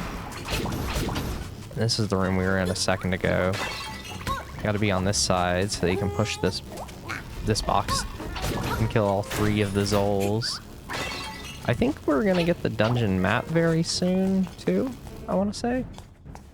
We're already on round 3 of this. Yeah, same lines, so not too much interesting there. But I do think it's an interesting idea to have to chase around this guy through the dungeon. I think it's done in a good way too. I don't think it's annoying to try to do it. I guess it can be kind of annoying if you maybe find this room before the second one, and then you have to kind of backtrack around. But I don't know, I think that hunt can be kind of fun actually. I remember enjoying it the first time I played the game. Or even the first time I played the game. I still enjoy it now, but you know, it's a little different when I get the general idea of the dungeon. Okay, so we can't deal with these yet, so let's go back to the start of the dungeon, and this is a good time to show Mambo's Mambo. Is it Mambo Mambo or Mambo Mambo? I already forgot. But we can warp back to the entrance of the dungeon and save some time and head back towards the 4th room so that we can actually get the dungeon item, and then we can hunt down the rest of these chests so that we can get more rupees, because there's lots of money to be made from those chests that I would like to pick up. So we're definitely going to do that. I want to make sure I'm prepared for the overworld stuff that we have to do to reach the remaining dungeons.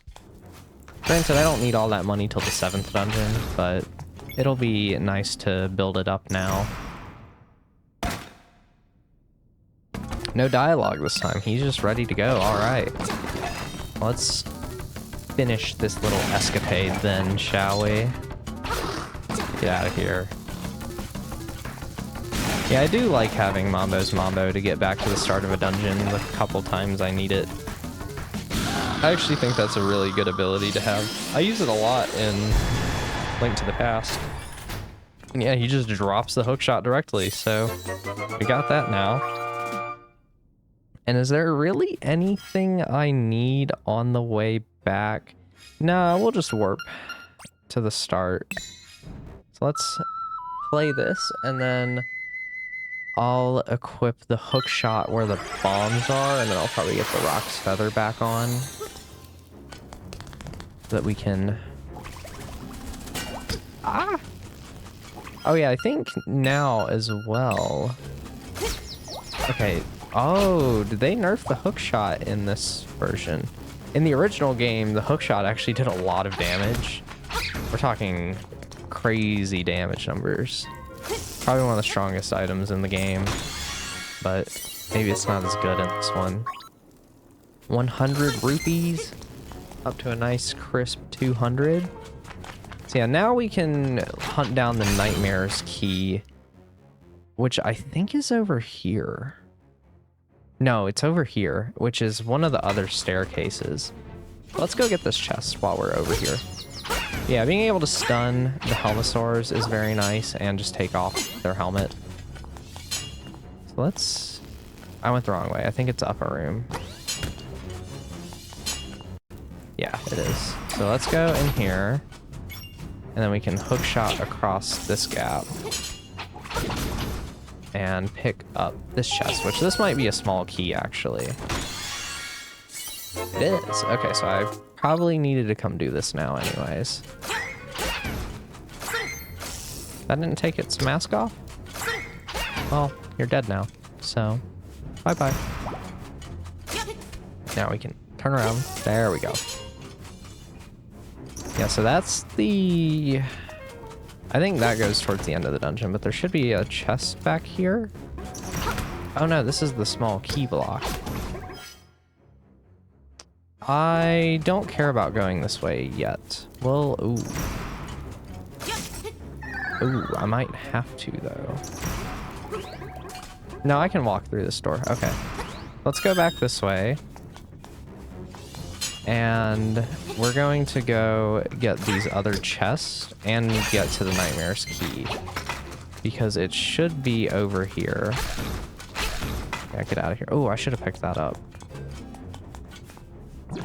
I don't think that's the staircase. Isn't there another one? That's it. Okay, so here's what we're gonna do. We're gonna get this chest here, or all three of these, so we'll kind of cycle the block around. Actually, no. We're gonna go get the key now, so that we have to move the block less later. Because if you actually dive into this, you can come down here, and this is what gets us to the Nightmare key, I think. And I could probably hit this Goomba to get an extra heart. I don't know if I ever mentioned that at the start. I think I did. That stepping on a Goomba will get you a heart no matter what, as opposed to hitting it with your sword. So just a really nice thing to do. Good thing to mention, what, 3 hours into the game and most of the way through it? I guess we're only like, we're probably like 2/3 of the way through the game. There we go, we got the Nightmare key. Now we can skedaddle out of this room. Yeah, that's kind of a hard part to figure out, I think, because this room's just so secluded. It's like, how do I get there? One of the stone beaks will tell you about this room, though, and that you need to dive down. In the remake, I think it's pretty obvious that you can dive down here. In the original, it's a bit harder to tell, though, and you definitely would want the stone beak hint for that, but that's one of the perks of playing this beautiful Switch version with the very pretty graphics that it has in our modern day and age. Even though this remake itself is, I think, close to 7 years old now, and that is crazy to me because it does not feel like that long ago that this came out. Okay, that's a small key. I thought that was going to be another rupee, but this one up here is definitely more rupees, so I want it. Only 50 though. I thought there was going to be a gold one somewhere in here. So we've pretty much been everywhere. I think this is what gets you to... there's multiple ways to the boss, I think.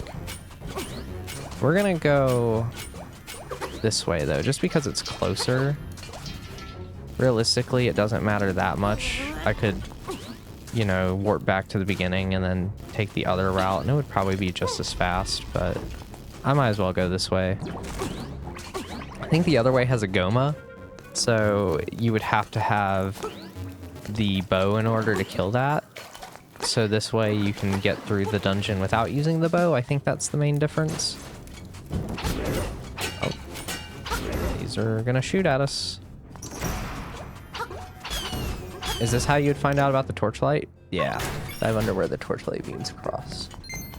Very cool. And there's the boss room. I really hope that this works. So I'm pretty sure you can push this over. Yeah. And this staircase would come out from here. So you would like fight the Goma here and then go through the staircase and end up at the boss. So let's go and kick some butt, shall we? And I still, oh, I haven't. Oh, the Gomas are the mini boss. That's right. I was like, I never fought a mini boss in this dungeon. So you were the outsider. Come to wake the windfish. Hee, I shall eat you. I don't even remember what this boss is. Oh, right. Okay. I remember it now. This is the slime eel, I believe.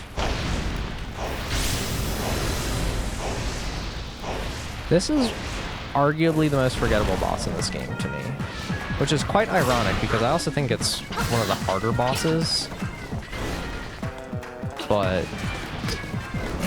who's counting, right? Oh, what? Oh, does his mouth have to be open, right? Yeah, I think his mouth has to be open. Just gotta make sure we're avoiding the tail. There we go. Oh, what? I pulled him out too far.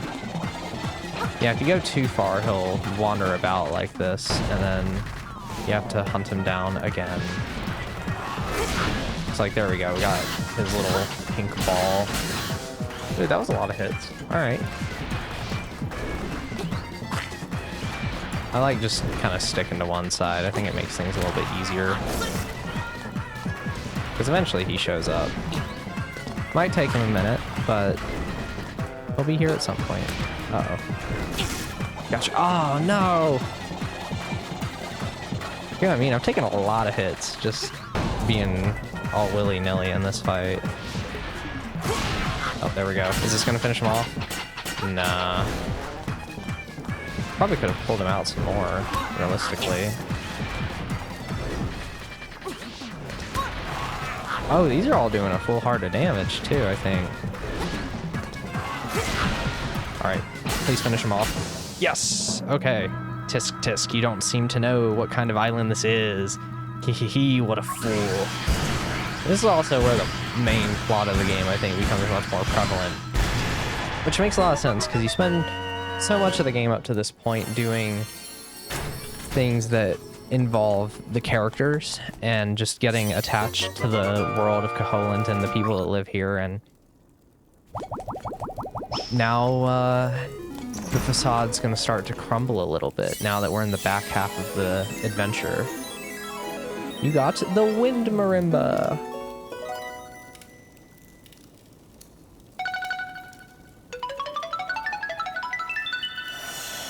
Such a beautiful sound. I really like marimbas. I think they sound very pleasant. Shrine.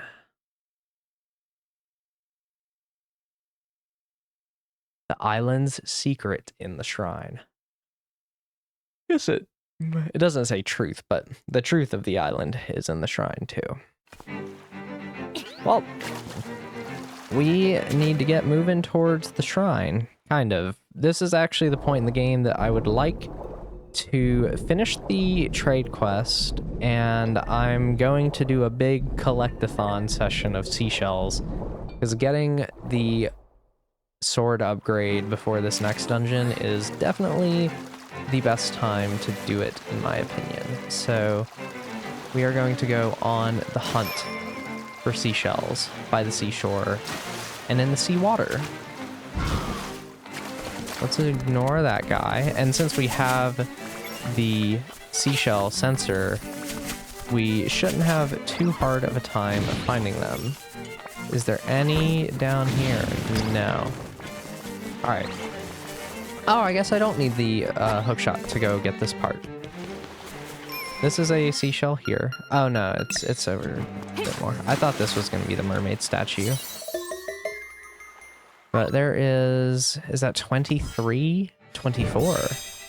Secrets are like water when it comes to bridges. They're under it.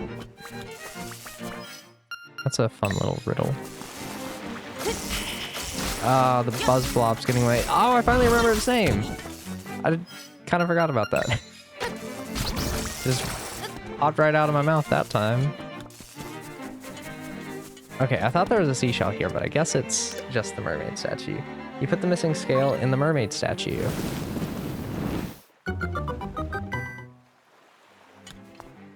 And inside, we will find our ultimate reward for this trade quest. Getting hit by invisible things and a magnifying glass.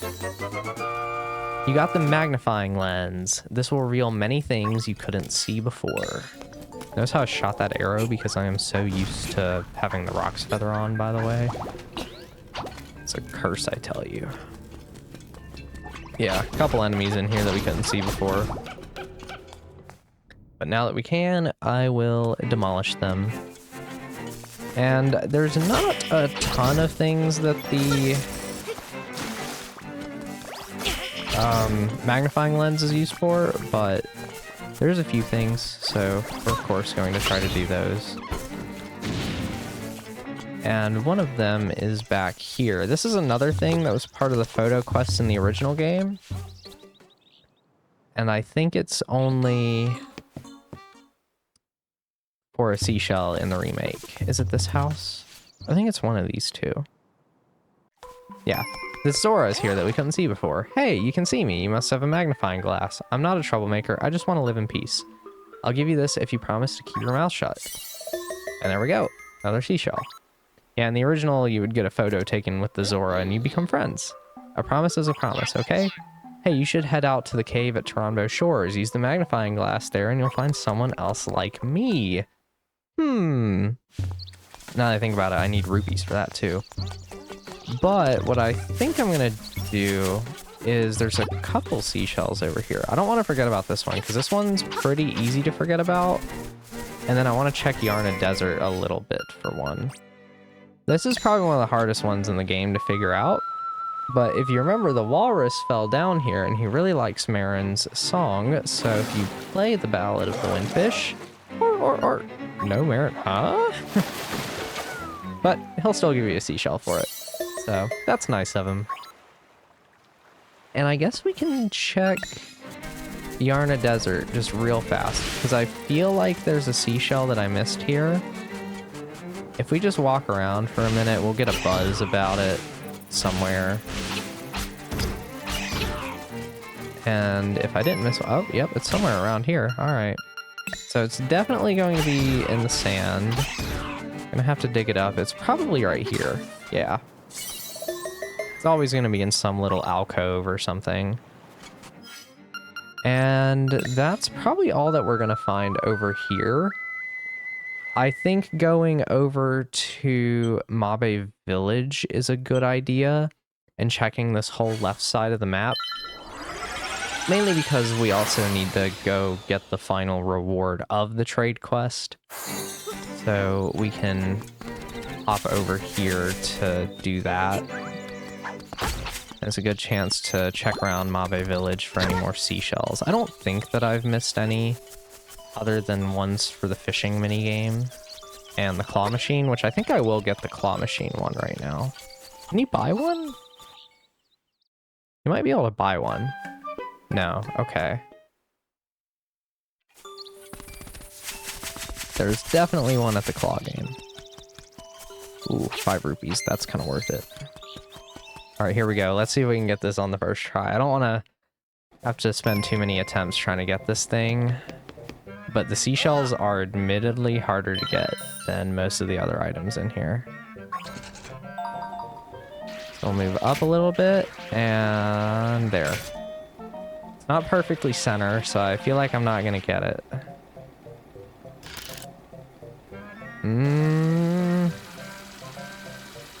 See, they just pop out. It's so easy for the seashells to pop out. It's ridiculous. All right. Oh, that's terrible. That's so bad. Unless it like really shoves it in. It's gonna pop out immediately though. See, we got it over a little bit, but it always pops out.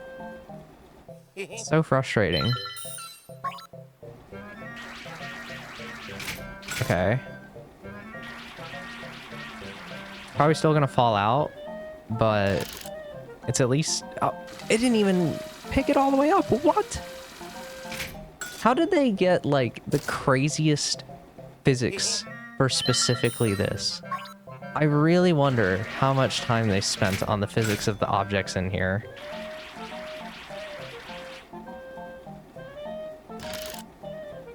Please don't pop out. Yes, okay. What'd that take? 4 attempts or something? Kind of a ridiculous amount, but I mean, hey, it's more seashells, so we're kind of at the point in the game, like, since we have the seashell sensor and stuff, we can really amass these things very, very fast. And it's a good chance to do one big run around of the island, because honestly, from here on out, the game is pretty much just going to be rapid fire entering dungeons without too much of a break in between, so this is a good last hurrah for some of these sections of the map. Okay, I was gonna say, I feel like I remember there being a seashell in one of the trees around here. I think I ran into one of them earlier. There it is. Okay. I just didn't do the right one. And checking out the whole beach area is definitely a good idea. But it's not going off yet. So I'm probably going to go through a lot of my money right now that I'm thinking about it. If you don't want to spend the money, I would recommend finishing the seashell questline before doing this. I found a good item washed up on the beach. I'll trade it to you for what you have in your X or Y button. If you want to trade, press X or Y. If you don't, press B. So I like to trade away the shovel just because it's not the most helpful item. And you'll get the boomerang. And this is so worth getting. The boomerang is amazing in this game. And, oh, it's 300 rupees. No. Okay, I need to get some money. Is there a chest near here that I haven't picked up? I think I picked this one up, right? Oh, dang. Okay. I am going to hunt down 20 rupees. I'm probably going to kill some enemies for a few minutes, and then I will just be back once I have done that. Alright, I am going to be completely broke after this, but we'll buy our shovel back.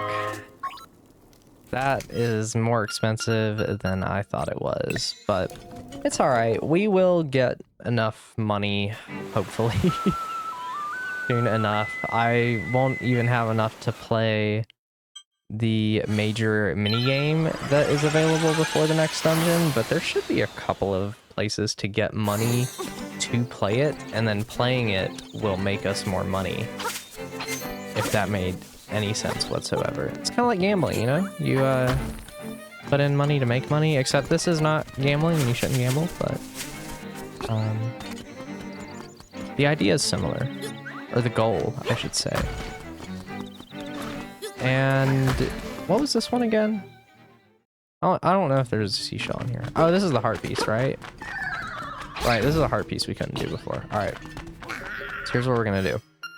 We are going to, sure, whatever. We are going to blow this up, and then we are going to hook shot over, and we are going to use Rock's Feather to get the heart piece and fill out another heart container. Woohoo! Which I feel like this is usually the amount of health I have going into the 5th dungeon. But I haven't really focused down on everything in the game up to this point, so I've definitely gotten a lot of stuff though. I've honestly done more side things than I thought I would, but it's just so easy to end up doing side content in this game because a lot of it's so fun and charming and lovely that I actually just really enjoy it for the fun of it. And I feel like I'm missing a seashell around here. Are we? Doesn't seem like it. Not yet. I don't think I missed any in the forest or the swamp. So I'm not really going to spend too much time around them. But we can definitely go for a quick cruise. Just to double check. Oh, this is also a heart piece. That's right. This is one we can get with the hook shot now. Oh, is this also money? Oh, let's go. I'm so glad I came in here. I kind of care about the money more than the heart piece at this point. We'll gladly take that. And then we can get back out of here nice and quick.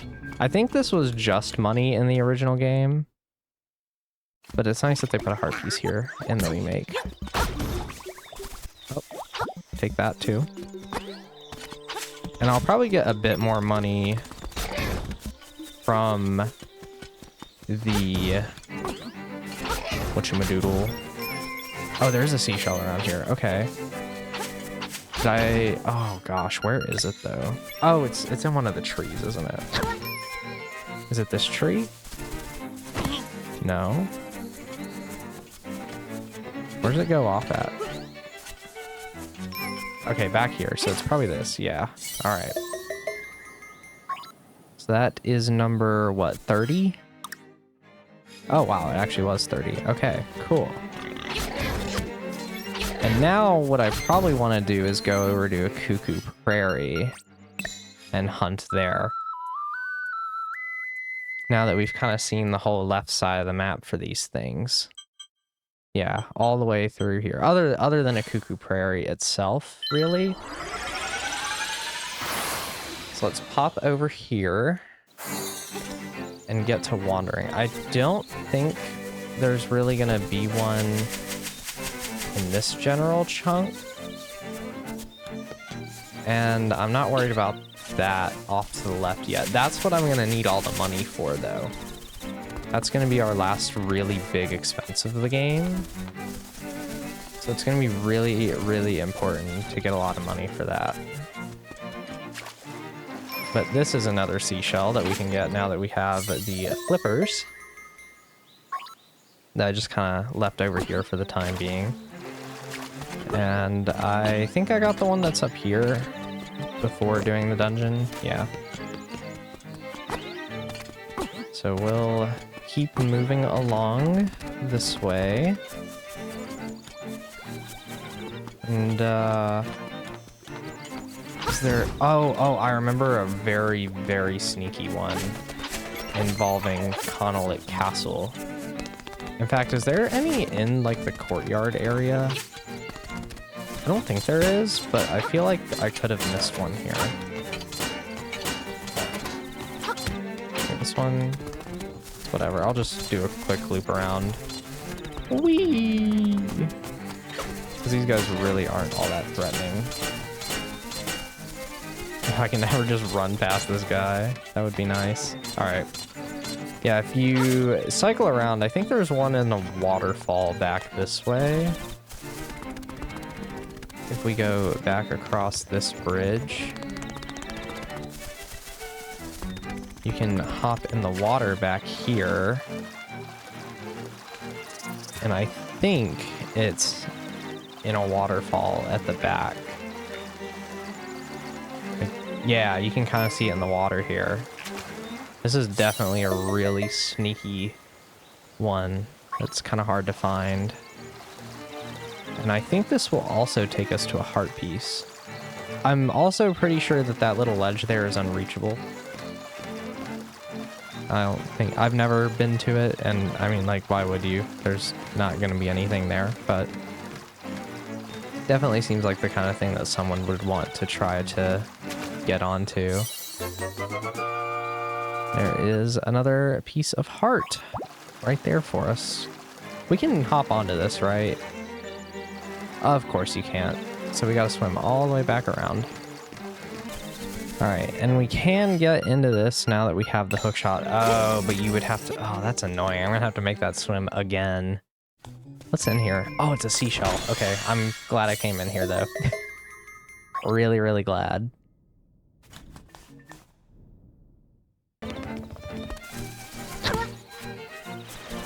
So I'm probably good on all of the swimming for now. But I might as well go into the Seashell Mansion. I'm starting to think that I won't be able to get to 40 before Dungeon 6, not without doing the fishing or the crane game some more, and I don't really want to do those. It's not like I desperately need the sword upgrade before those, at least, so we'll be fine. But it is a little unfortunate, especially because all we're getting now is a chamber stone. Really? Lame. I don't need a chamber stone. But I did realize that there's a really important one I forgot about. I checked a screenshot of my old map, because if you actually open the map and hit X, you can see where major events have happened, and you can also see where all the heart pieces and seashells you've collected are. And we're actually missing a very easy one in Mabe Village that I completely forgot about because I did not have the shovel at the time to go get it, and it is in Chow Chow's room, which is the little chain chomp that we gave the bow to at the start of the game. Which I'm really shocked I forgot about that one, because it's one of the earliest ones you can get, and I feel like I usually remember all the early ones pretty well. But nope, not this one. It's one of the... Is it this tile? It's probably this one. No? Where is it? Which one? If I can even get onto tiles. Of course, it would be the very last one in the room that I dig up, but there we go. So that's pretty much all the secret seashells that I think I'm going to get for now. We've gotten quite a lot. I think I increased my count by 13 or 14 or so. So let's go back to the Seashell Mansion, because it's close enough to where we need to get to, really. So let's hop down here, and what I want to do is actually go back into the staircase over here that we initially used to get to the animal village, because now that I have the flippers, we can actually get the heart piece in here, so might as well pick it up. I know, another little thing on the collectathon journey, but you know, it's right here on the way. So, on the way, like I haven't backtracked to the entire island in the past 20 or so minutes. But yeah, this is the next place to go, the shrine, or the face shrine.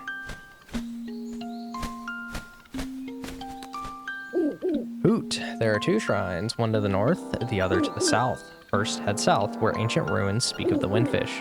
You will learn much there. And it's probably good to do this before I do the rapids ride, because I could also get a bit of extra money before I even attempt to take that on.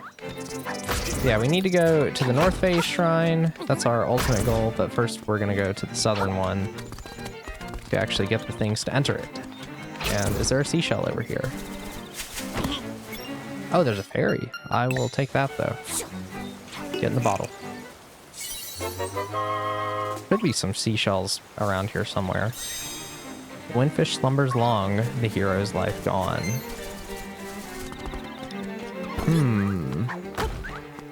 So are we gonna die if we take too long to wake the windfish? Welcome to the ancient ruins, where we are going to be putting this boomerang to some use. Because these are Armos statues. Oh wait, do I need to use the bow on these? I thought I could kill them with the boomerang. Oh no, I can. Okay, never mind. We're good. I was gonna say, maybe they changed that in the remake, but nah, we're gonna kill them all with the boomerang. The boomerang's nice because it does about as much damage as the bow, but it also stuns enemies and does not cost ammo. So there's not really much of a downside to the boomerang in this game. It's just OP. So let's go up here, because I do believe that this is a seashell. Please hit this thing. Thank you. Just don't know which one it is. Not that one. That one? That one. Alright. One seashell, please. putting us one step closer. We are getting that sword upgrade. I have to. I've never actually beaten this game without getting the sword upgrade. Because I feel like just having more damage is always worth getting, so it's just a collectathon that I think is worth doing in this game, especially because it really doesn't take all that long. It's not like the Skulltulas where even though you can get a lot of them throughout the game, you definitely still have to spend probably at least an hour backtracking through the game just to get them, because, you know, sometimes you would have to swap back to Child Link, and then you would have to go to some random spot, and then you have to play a Magic Bean, and then you got to go back to Adult Link, and it's just a whole ordeal. As much as I love Ocarina of Time, the Skulltula hunt can be a pain in the butt. And we have a boss, or a mini boss, which, okay, so you can't use that. Oh, wait, okay. I think you have to use the bow. I remember when I played the PC port, you fought this guy very differently, because for some reason you had to use the Pegasus boots, but I'm pretty sure you used the bow and arrow to fight him. Yeah, so we shot him with the arrow and that worked fine. It's kind of a pain in the butt to hit him, though. I don't really know how to disarm him in a good way.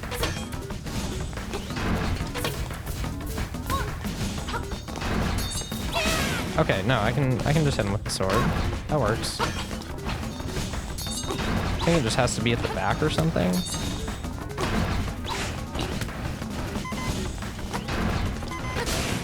Alright, there we go. That's another hit off. And now he's dead. Okay, so I was able to hit him from the front that time, I guess. And that gets us the face key. Perfect for getting into the next dungeon. But it is time to learn the truth of Koholint, if you didn't already know it. To the finder, the Isle of Koholint is but an illusion. Human, monster, sea, sky, a scene on the lid of a sleeper's eye. Awake the dreamer and Koholint will vanish, much like a bubble on a needle. Cast away, you should know the truth. What? Illusion. And the ominous music in the background. Very somber to know the truth. All the characters you've grown attached to throughout the first half of the game are not even real. It's all fake. But one of my favorite things I've always thought about with this game is, like, sure, if Link stays in the dream, then I'll actually let the owl talk. Hoot, I see you've read the relief. While it does say the island is but a dream of the windfish, no one is really sure. Just as you cannot know if a chest holds treasure until you open it, so you cannot tell if this is a dream until you awaken. Schrodinger's dream.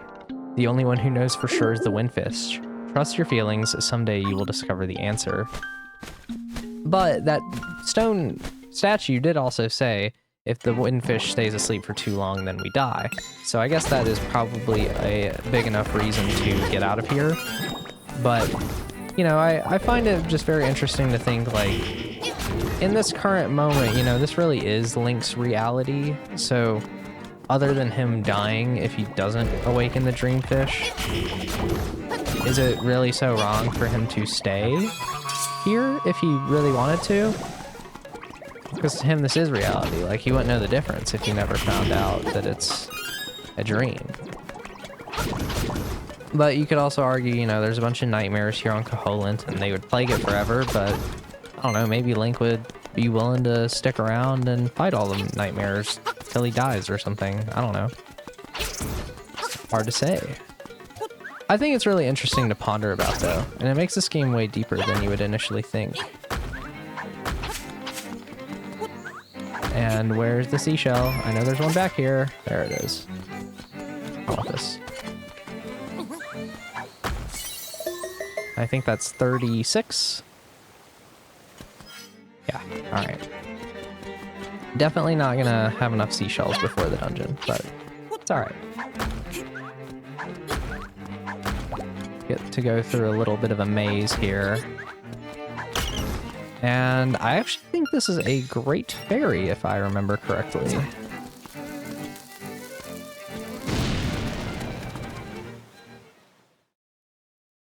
It is indeed. You still got plenty of pep. Come see me when you can't go on. Yeah, I guess that's true. All right, let's go for a swim. I kind of forget that we can do that sometimes. And this is the way forward. A blue Armos statue. That did 2 hearts of damage. Oh my goodness, that's crazy. Is there a hot piece or anything in here for me? It doesn't look like it. But there is going to be a seashell, maybe even 2 somewhere within the dungeon, but here we go. Time to put in the face key. I think this is one of the best dungeons in the entire game, and one of my favorite 2D dungeons overall. Although, ironically, it's not my favorite dungeon in the game, but I think thematically it is my favorite dungeon. I think this dungeon is excellent. It is none other than the Face Shrine.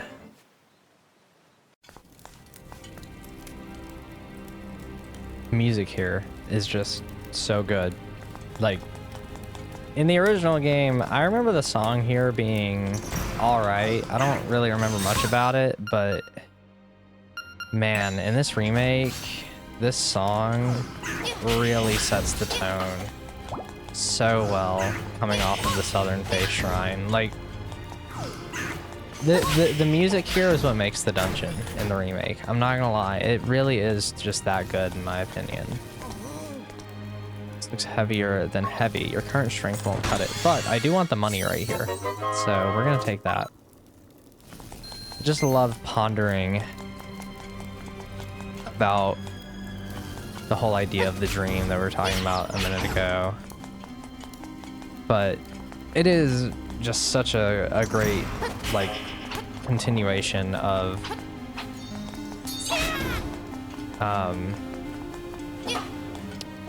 the things we just learned, to where I genuinely think it's just one of the best parts of the game. It's one of my favorite parts of any Zelda game, I think.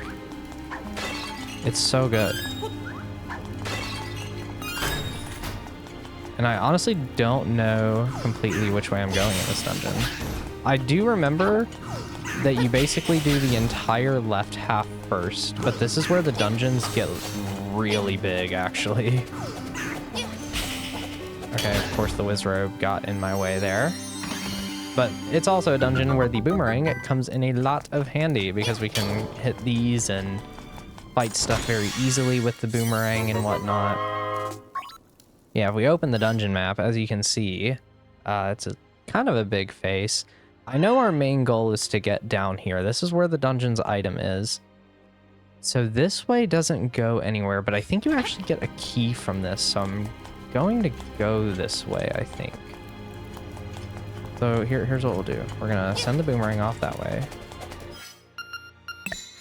We're gonna shoot an arrow off that way. And let's go up here, and then we're gonna break this wall, which that's actually, ooh, that might be a different, I don't know. God, I love this dungeon though. Like, this is just where things get so fun. Oh, this is just a beak statue, okay. But it is a nice preview of what's to come, I guess. So let's smash this wall. And yeah. Oh, wait a minute. Do I need the item to get through this room? No, I don't. Okay. We're fine. Just can't see anything. Alright, I should probably have the Rock's Feather equipped. See, you always just... It always just comes back to the Rock's Feather, to where it's just... Why even take it off in the first place? You know? That looked like I jumped like 5 tiles there. Of course that would happen. I forgot about this entirely. So we need to hit the switch to have the right colors as we come over here. But that does get us the dungeon item. So we'll hop it back over here. Oh, okay. So that's what you would do. You would hit this one. We'll take out the shy guy, and then we'll have the colors reversed and go back inside. Now that we have done that, and then do a little bit of parkour. Oh, man. And that'll get us to the dungeon item. But it's still going to be worth going all the way over to the top left of the dungeon. Because one, there's probably a few keys to get there, and two, I do believe that that is where we can get a seashell. So yeah, now we can lift an elephant with our more powerful bracelet. I wonder. Oh, it's a fairy. Cool. Still got 2 of those in bottles, so we're doing all right there. In fact, I think the only time we used one was the color dungeon so far, right? That sounds right. And we'll go back this way again. I can avoid the whiz robes this time. Whiz robes in this game are kind of funny. They're not really all that threatening. Kind of like they feel in the games before this, but they can be kind of scary for a little bit. Oh, okay, hold on. No, there's just one chest in here, so let's grab that. Can't really get anywhere else from here. I think this is the stone beak. Yeah. Okay. And in this room, I can't do much yet. Oh, but I can hit this and then I can do it. All right. Or is it that I... No, I can walk freely through there. Okay, so yeah, let's hit this. And where does this go? Okay, so this goes to a different area. Yeah, we'll be in here for a little bit. That's what I love about these last few dungeons, though. Like, they really go all out with them. I think they're so fun. They aren't playing around anymore with the dungeons. These feel like the really... And in fact, I would say that these dungeons are better than any of the ones in A Link to the Past, personally. I think A Link to the Past dungeons are like... I think they're good, don't get me wrong. And A Link to the Past is a phenomenal game, but to me, they really didn't start hitting their stride with dungeons until these. And then Ocarina of Time, like, just goes way further with it. And I think that the 2D games after this still have pretty good dungeons. And these are chess pieces. So these move kind of like the knights do in chess. So you're going to want to... Or actually, it's a little differently than that, even. But you got to slot them into the spots and make sure you throw them the right way. Because I guess a knight, you know, a knight would move 2 forward, 1 over. Whereas if you throw this, it's going to move 3 forward and 1 over. And then the black and white ones will move slightly different on their diagonals. So... Here's the seashell. It's in the middle of the rapids ride. But that's why we came all the way up here. And that takes care of this entire side of the dungeon, except for that chest, which we are going to go get right now. So let's play... Oh, wait a second. I just realized this is going to take us right here instead of the actual entrance, because this is where we've most recently entered the dungeon from, so you do have to be a little cautious about that. But it's fine, it's not like a super big deal or anything. Won't take too long to walk all the way back to the start of the dungeon. But it is going to be hard to hit this. Can I hit it? You can do a little bit of finessing with the boomerang, but you know, it does have its limits, don't get me wrong. But the arrow does not. The arrow and the boomerang are such a awesome combination sometimes in this game. There's something you can't do with the boomerang, you can do it with the arrows, and you know, sometimes you just want the boomerang to do everything, so...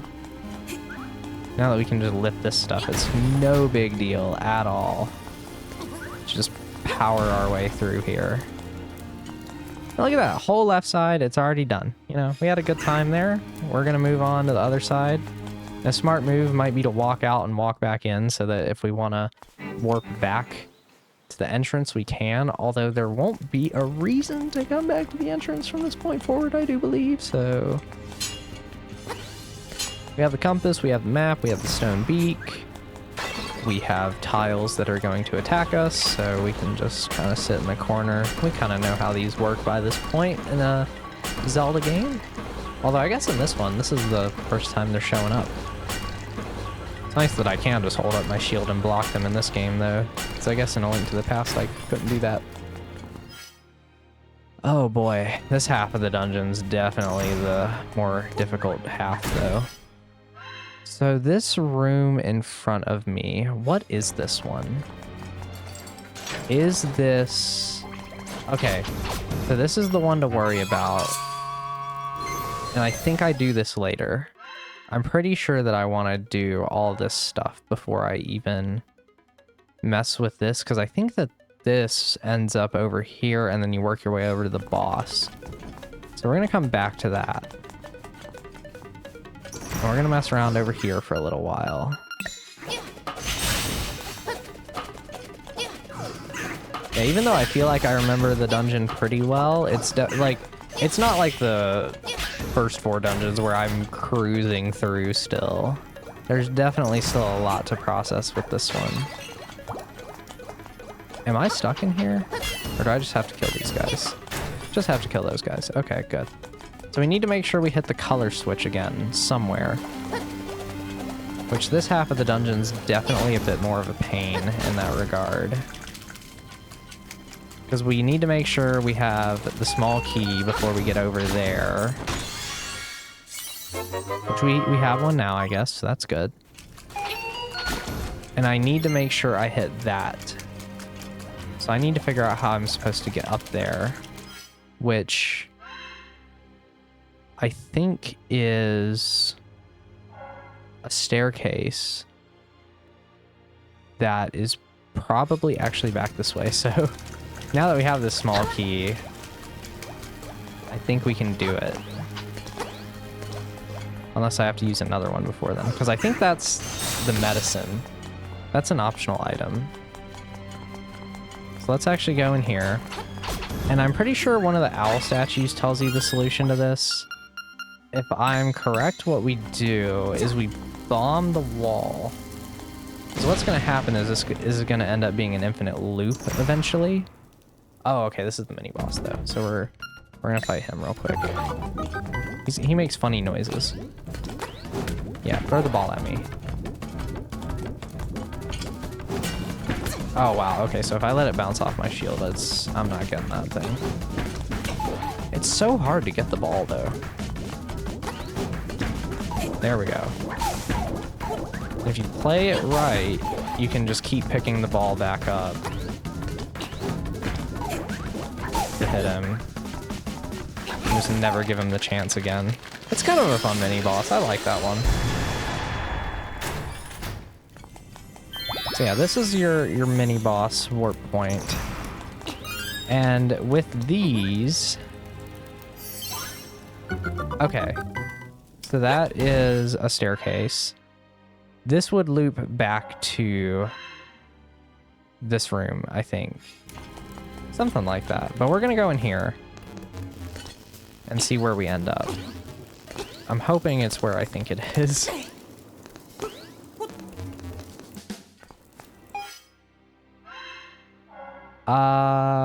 Oh, okay. Yeah, no, this is fine. Oh, but I don't have a second small key. I think it's in this room though, because the compass did go off. It'll probably spawn on that one tile, because we need to open this block, and then we got to open the other block that'll get us the nightmare key.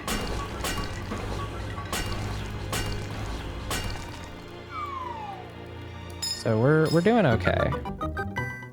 I actually think I'm making pretty good time through this dungeon. For not having like practiced it or anything, I mean, I didn't even practice any of the other ones either, but when I first LP'd this game, I pretty much did a practice run of everything beforehand. But this time I'm like, I don't know, I've played this game a lot of times. I'll just kind of wing it and see how it goes. I've definitely gotten, like since I first LP'd this game, I've definitely taken that attitude a bit more frequently. Just having fun, you know? Doesn't have to be that serious. You can just have a good time playing through the game. Alright, he's angry, so we're gonna run past all these. And I really hope I picked the right staircase. I did. Okay, we chose very well. And we have Pole's voices, which I have plenty of arrows to take them out with. Or is it the boomerang? Or is it bombs? That works. Obviously, we can take them out with jars too, but since there's 3 of them, I wanted to figure out how to take them out first. I need to add this song to my game music playlist. This is one I shockingly don't have on there. Even though it's just, I don't know, it's definitely not as much of a, oh, thank God. There's a switch in here. Ooh, gold rupee. I'm so glad I have that.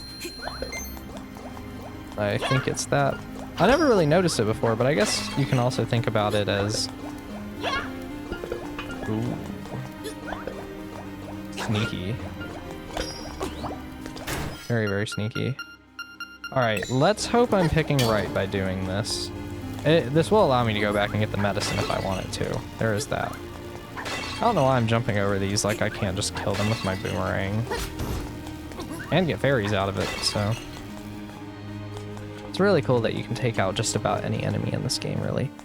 Right, these guys are in this dungeon. I completely forgot about this. Eat up. Eat up. They definitely make these much more difficult as the game continues.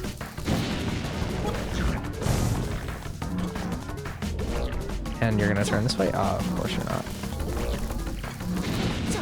You're definitely gonna have to turn that way because there's no other way for you to turn. Ha ha ha.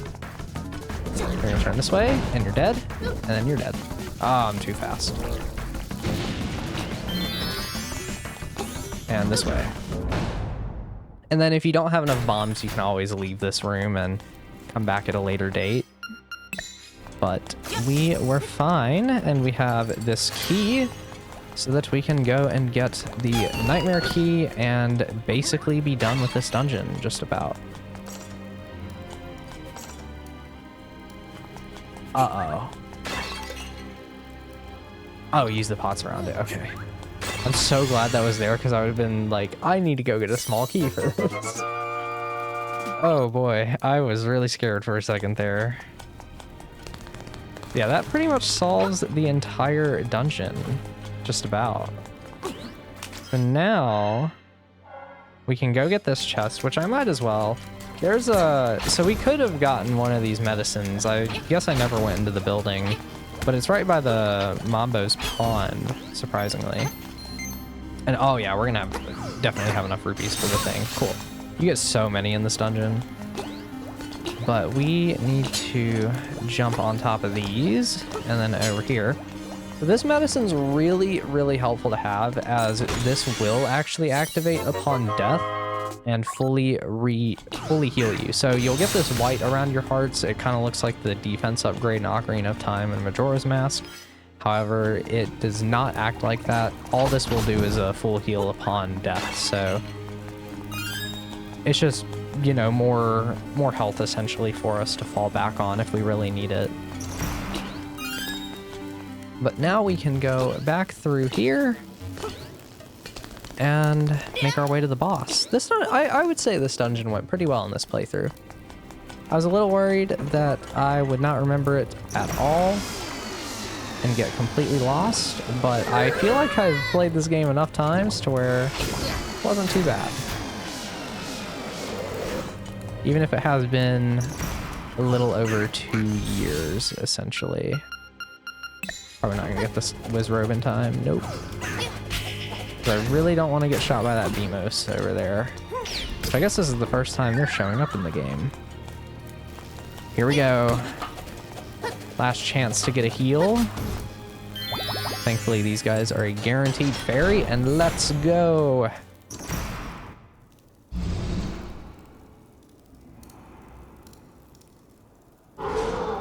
Hey, dummy, need a hint? My weak point is...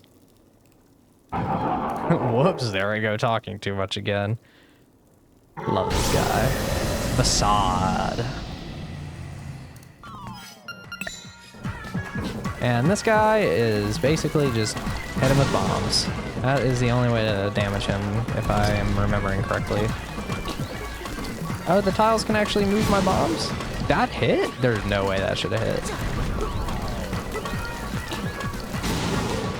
I don't remember how many bombs it takes, but eventually he will start getting rid of the floor. And that kind of sucks when he does that, but especially because it gets rid of my bombs. That's gonna hit him though, right? Oh, you jerk. Oh, wow, that's a really lucky bomb placement right here. Oh, that was also really lucky. Okay. Not too hard of a fight though. Definitely a lot going on though, compared to a lot of the bosses in this game. Okay, listen up. If the windfish wakes up, everything on this island will be gone forever. And I do mean everything. He makes that sound like it's us included. But another successful dungeon completed. 13 hearts, very nice. Yeah, I think we'll probably have 16 hearts at the end of the game. You got the Coral Triangle.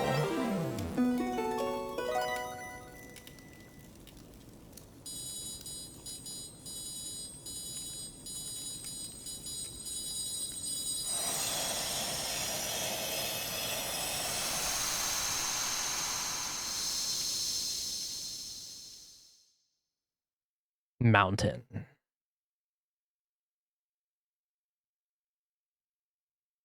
Something calls from the mountains.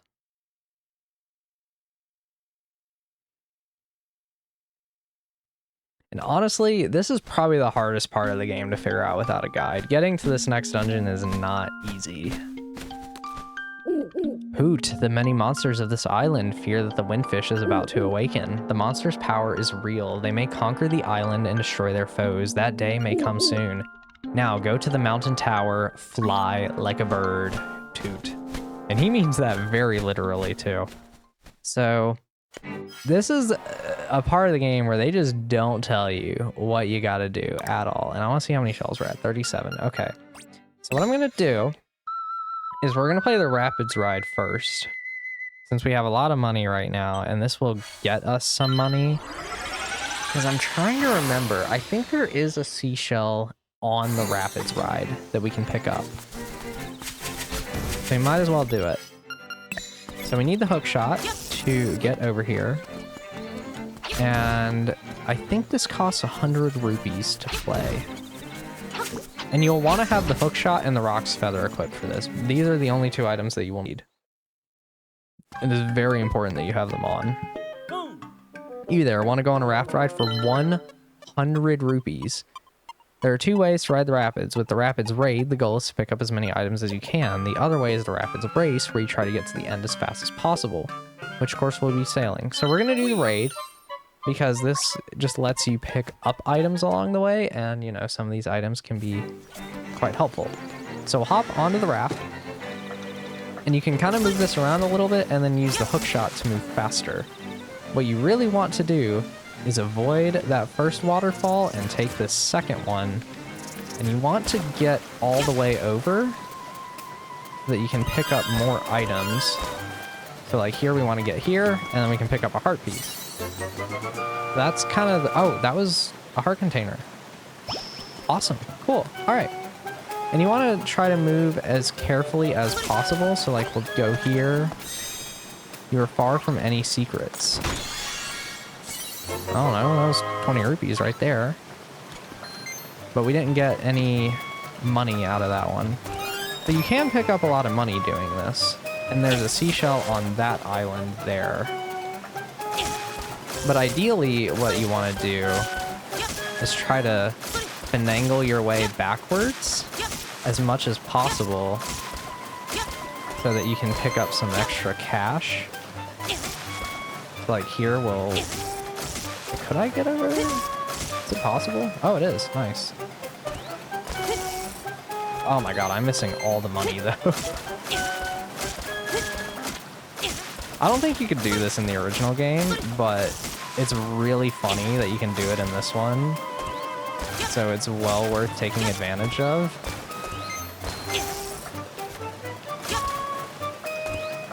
Okay, come on, I want this money too. Because obviously you want to get as much money as possible and try to make back your costs to play, which we've done. And we have a heart piece. And we have another seashell. So we're getting a lot of good stuff out of this just from the one play. Just because you can cheat so much. And we can kind of run down this way a little bit. Cycle around to pick up more items. Bombs and arrows. And lots of money! This is probably the fastest way to get money in the game.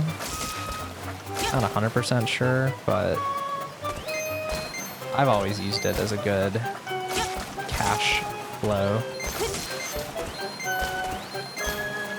Then there's one last set if we can get over to it. I don't really care about the magic powder as much as I do the money. Because we definitely have enough money for the thing now.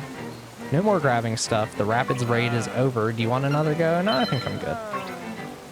And with the race, I think you need to finish the whole course in like 20 seconds. So with that, you'd be taking the first waterfall and doing the opposite of everything we just did. But if you want to play it again, you can go through this cave. And you can also pick up a heart piece in here. So, might as well.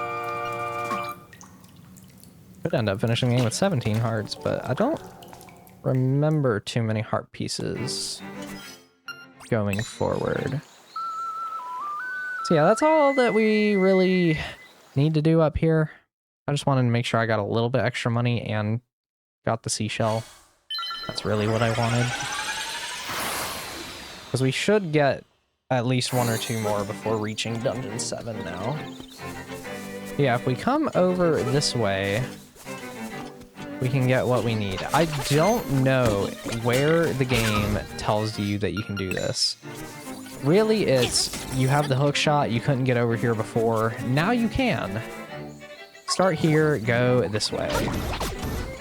So what you want to do is when you run into a sign, it will point you somewhere and you want to make sure you go to the next sign. So like if there's an arrow on a sign, get on the same tile row as that sign. Not the one in front of it, the same one, and then go whichever way it points. And we're just going to keep doing this until we get to the last sign.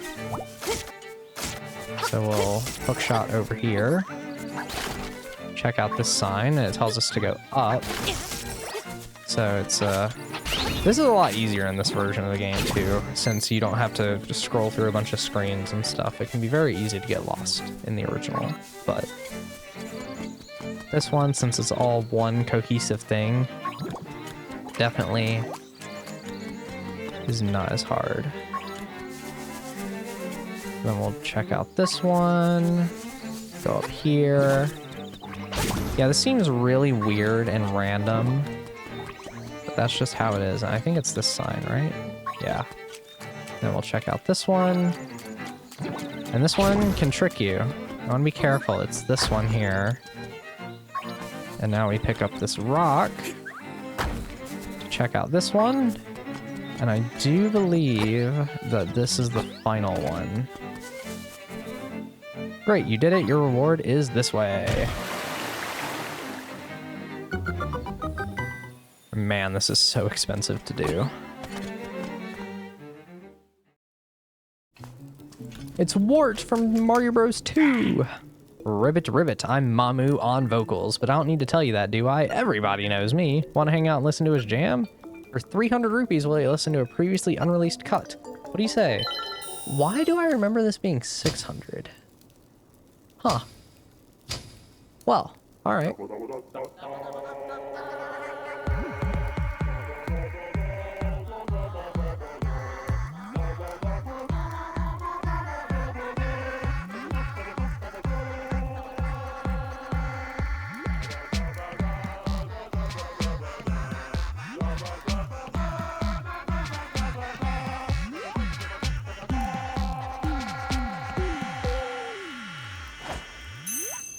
It's like a rock star. You've been a wonderful audience. No encores, croak. And there we go. We got Frog's Song of Soul.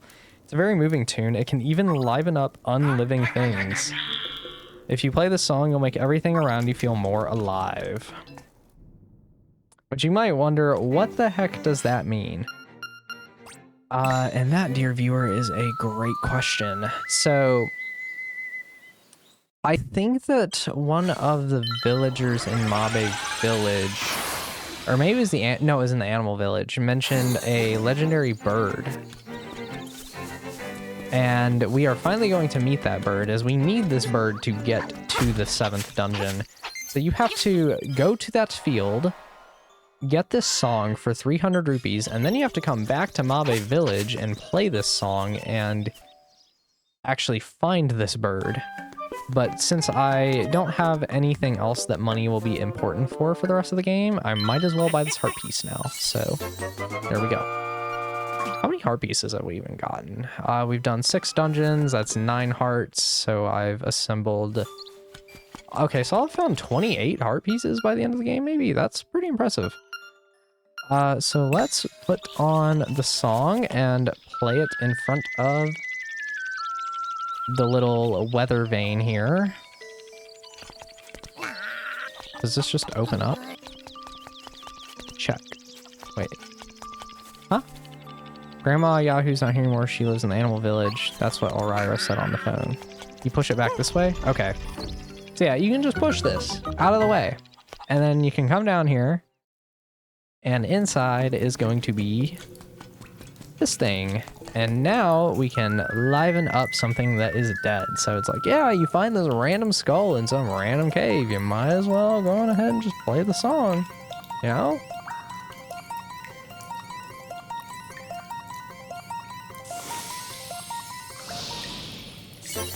And there we go. Wow, the rooster has recovered. He seems very friendly. So yes, now we are going to take this rooster all the way to Tall Tall Heights and climb up the mountains. So it is finally time to explore this in much more depth to get to this tower. So lots to explore to get to this next dungeon. It doesn't take too long to get there though. I can't remember if you're allowed to warp at this point or not. I'm not going to. It's not a super long walk over there anyways. Especially if we just cut through here and then... This is the building that you can buy the Tracy's medicine in, by the way, if you're curious at all. I might enter that before the end of the game. There's a few spots that I probably should go to before the end. Because I don't want to make this a playthrough of just rushing through the game just to get to the end of it. That's why I've still taken a lot of time to talk to characters, and I think I've talked to most characters at least, and you know, we're doing a good amount of side stuff. I want to make sure I'm doing all the major ones. Anything that's really cool and fun. Hoot hoot, your path is not easy, but you're almost there. Go east, the windfish is getting restless. So, you know, there's so much cool stuff in the game to experience other than the main things, and so much charm and fun to experience and see. Where it'd be an absolute shame to not do so. Yeah, let's make our way through here. So we did this before on the way to Angler's Tunnel, of course. But now... I have the hook shot, so I can get to that chest. I was sitting here wondering how to get to it, but I kind of forgot that I can hook shot onto a chest. Not like I need the money, but, you know, it's nice. And you'll notice that this bird is just flying about like he owns the place. And that's kind of why you need this guy, so... What we want to do is progress past the waterfall, which... we could not do before because we did not have the flippers, and this has a seashell.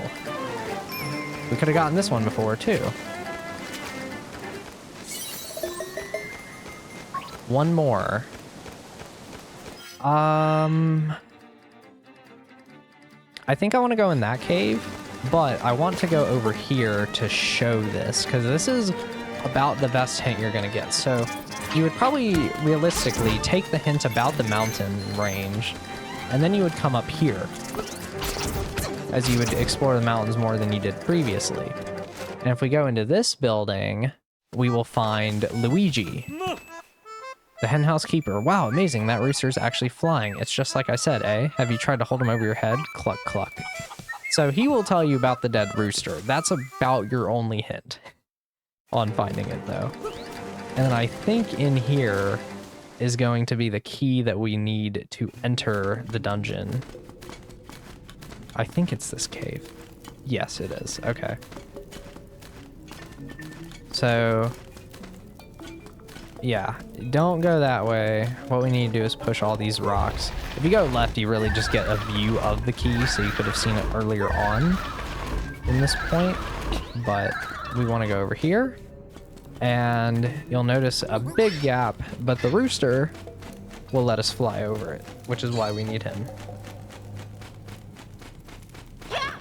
And yeah, the other path would take you to that bottom left corner that you can barely see. But there's the bird key. That is the last dungeon key in the game. So we have all 5 of those. No. It was 1, 3, 4, 6, and 7. Okay. It's only dungeons 2 and 5 have not needed a key so far. Now we can just get out of here. It can be a little hard to remember the way through the Tall Mountain range. Although I do find it a little easier to remember how to get through this place than something like Death Mountain and A Link Between Worlds. There's a lot more caves there, I feel like. And over here, I do believe is another seashell. I'm pretty sure that's all that's over here. But considering this is the final one that we need for the sword upgrade, definitely want to get it. So is there anything over here? This would be a spot for the photo quest as well in the original game. And yeah, there's our next dungeon. And this dungeon, probably my favorite 2D dungeon in the whole franchise. Love this dungeon. It's so good. Fairly challenging too. That's part of why I like it so much. Really makes you think a little bit. Yeah, let's go back this way. Oh, right, the bird leaves once you get to the dungeon, because I think you do need it to fly over another gap somewhere around here. Oh, what's this wall? I think this one's just going to be a seashell. But we might as well check it out.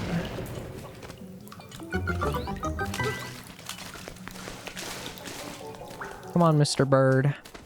I just love the sections of the game where you have some random companion following you around. And I remember this room. I don't even think I can get to the end from here. I think I messed it up. Pretty sure these are all Zols.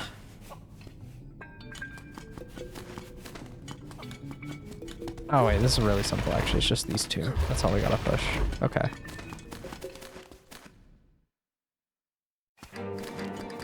And yeah, it's just a chest with the seashell. Seashell by the seashore.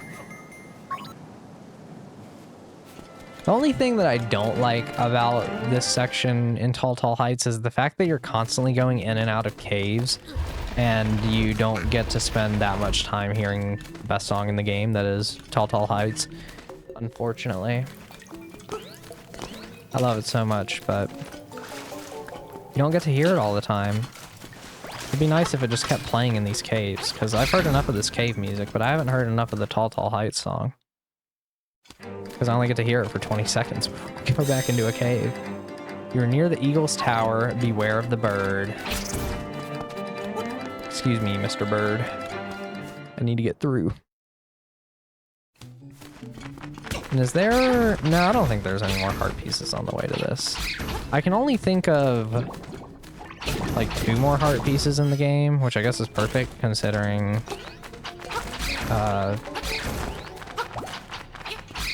that I only need 2 more for the next heart container.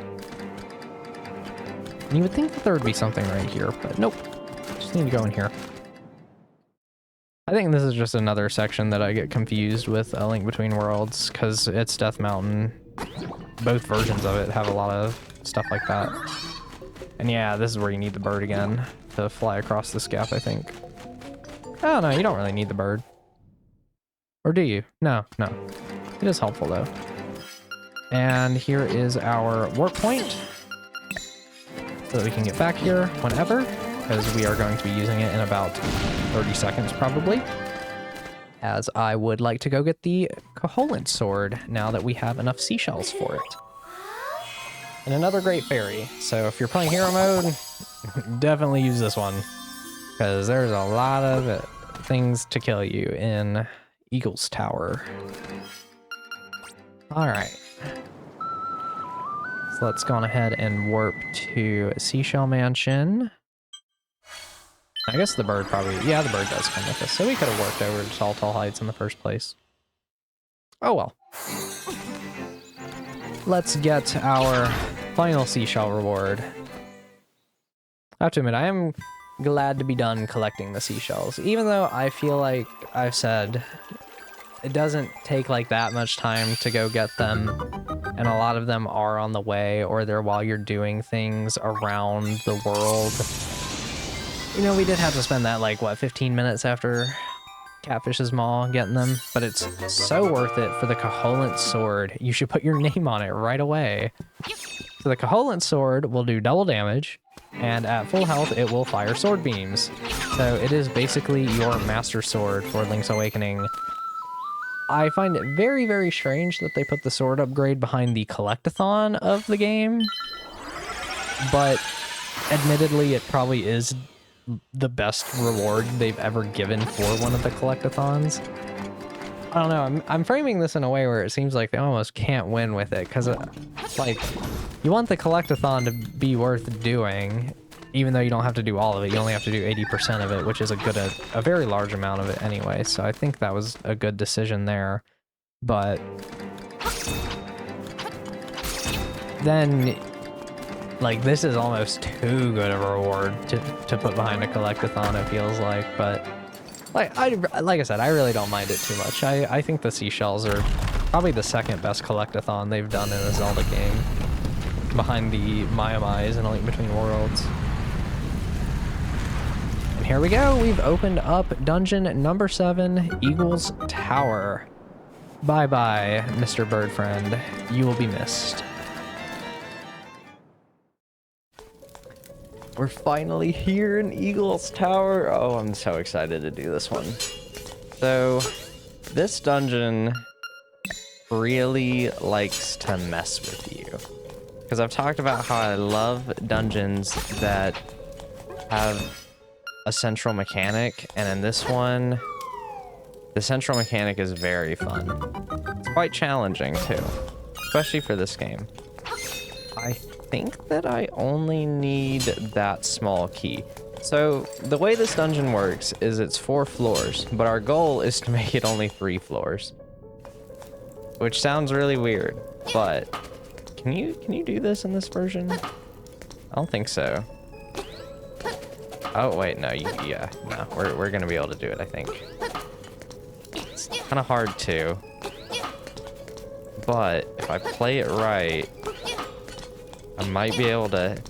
The way I like to do this in the original game is like hit that with a boomerang, but I guess I'm not gonna be able to do it. That's okay. That just gets you the dungeon item, and I actually want to throw this over. And we'll get the dungeon item eventually. The main thing to worry about is this ball. We are going to be carrying this ball all over this floor specifically to get through the dungeon. Oh wow, that was tight. Because we need to destroy these pillars. There's 4 of these to break, and that is only the first one. So here we go. Hello, Mr. Zol. I think if I come up here, oh, it's this. Okay. That one is gonna bounce that way, so this one will bounce this way. Okay, cool. So let's throw that there. Then we'll throw that one. That's the wrong way. I think I want to do it from here. Yeah, there we go. Give me another fairy. We can go on ahead and take another one. I'm trying to remember where the other color switches are, because moving these around will obviously be really important. But at least we have the dungeon map. So as you can see, we have all these floors. The third floor here has this big chunk in the middle that's not there, so we just need to kind of piece it together. But floors 1 and 2 are our main destinations, and you can even see the ball on the map. I kind of didn't remember that. So let's throw the ball over this way. As you can take it pretty much anywhere on this second floor, and I had a feeling that was going to happen. That's okay, though.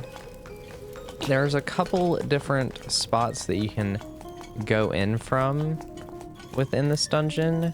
So, like, right here, this red part is kind of missing. Oh, and here's Kirby, by the way. Kirby's chilling out in here. You can take him out if you want to. And I think that chest up in the top left is a secret seashell. What's this one? Oh, the stone beak. Okay, cool.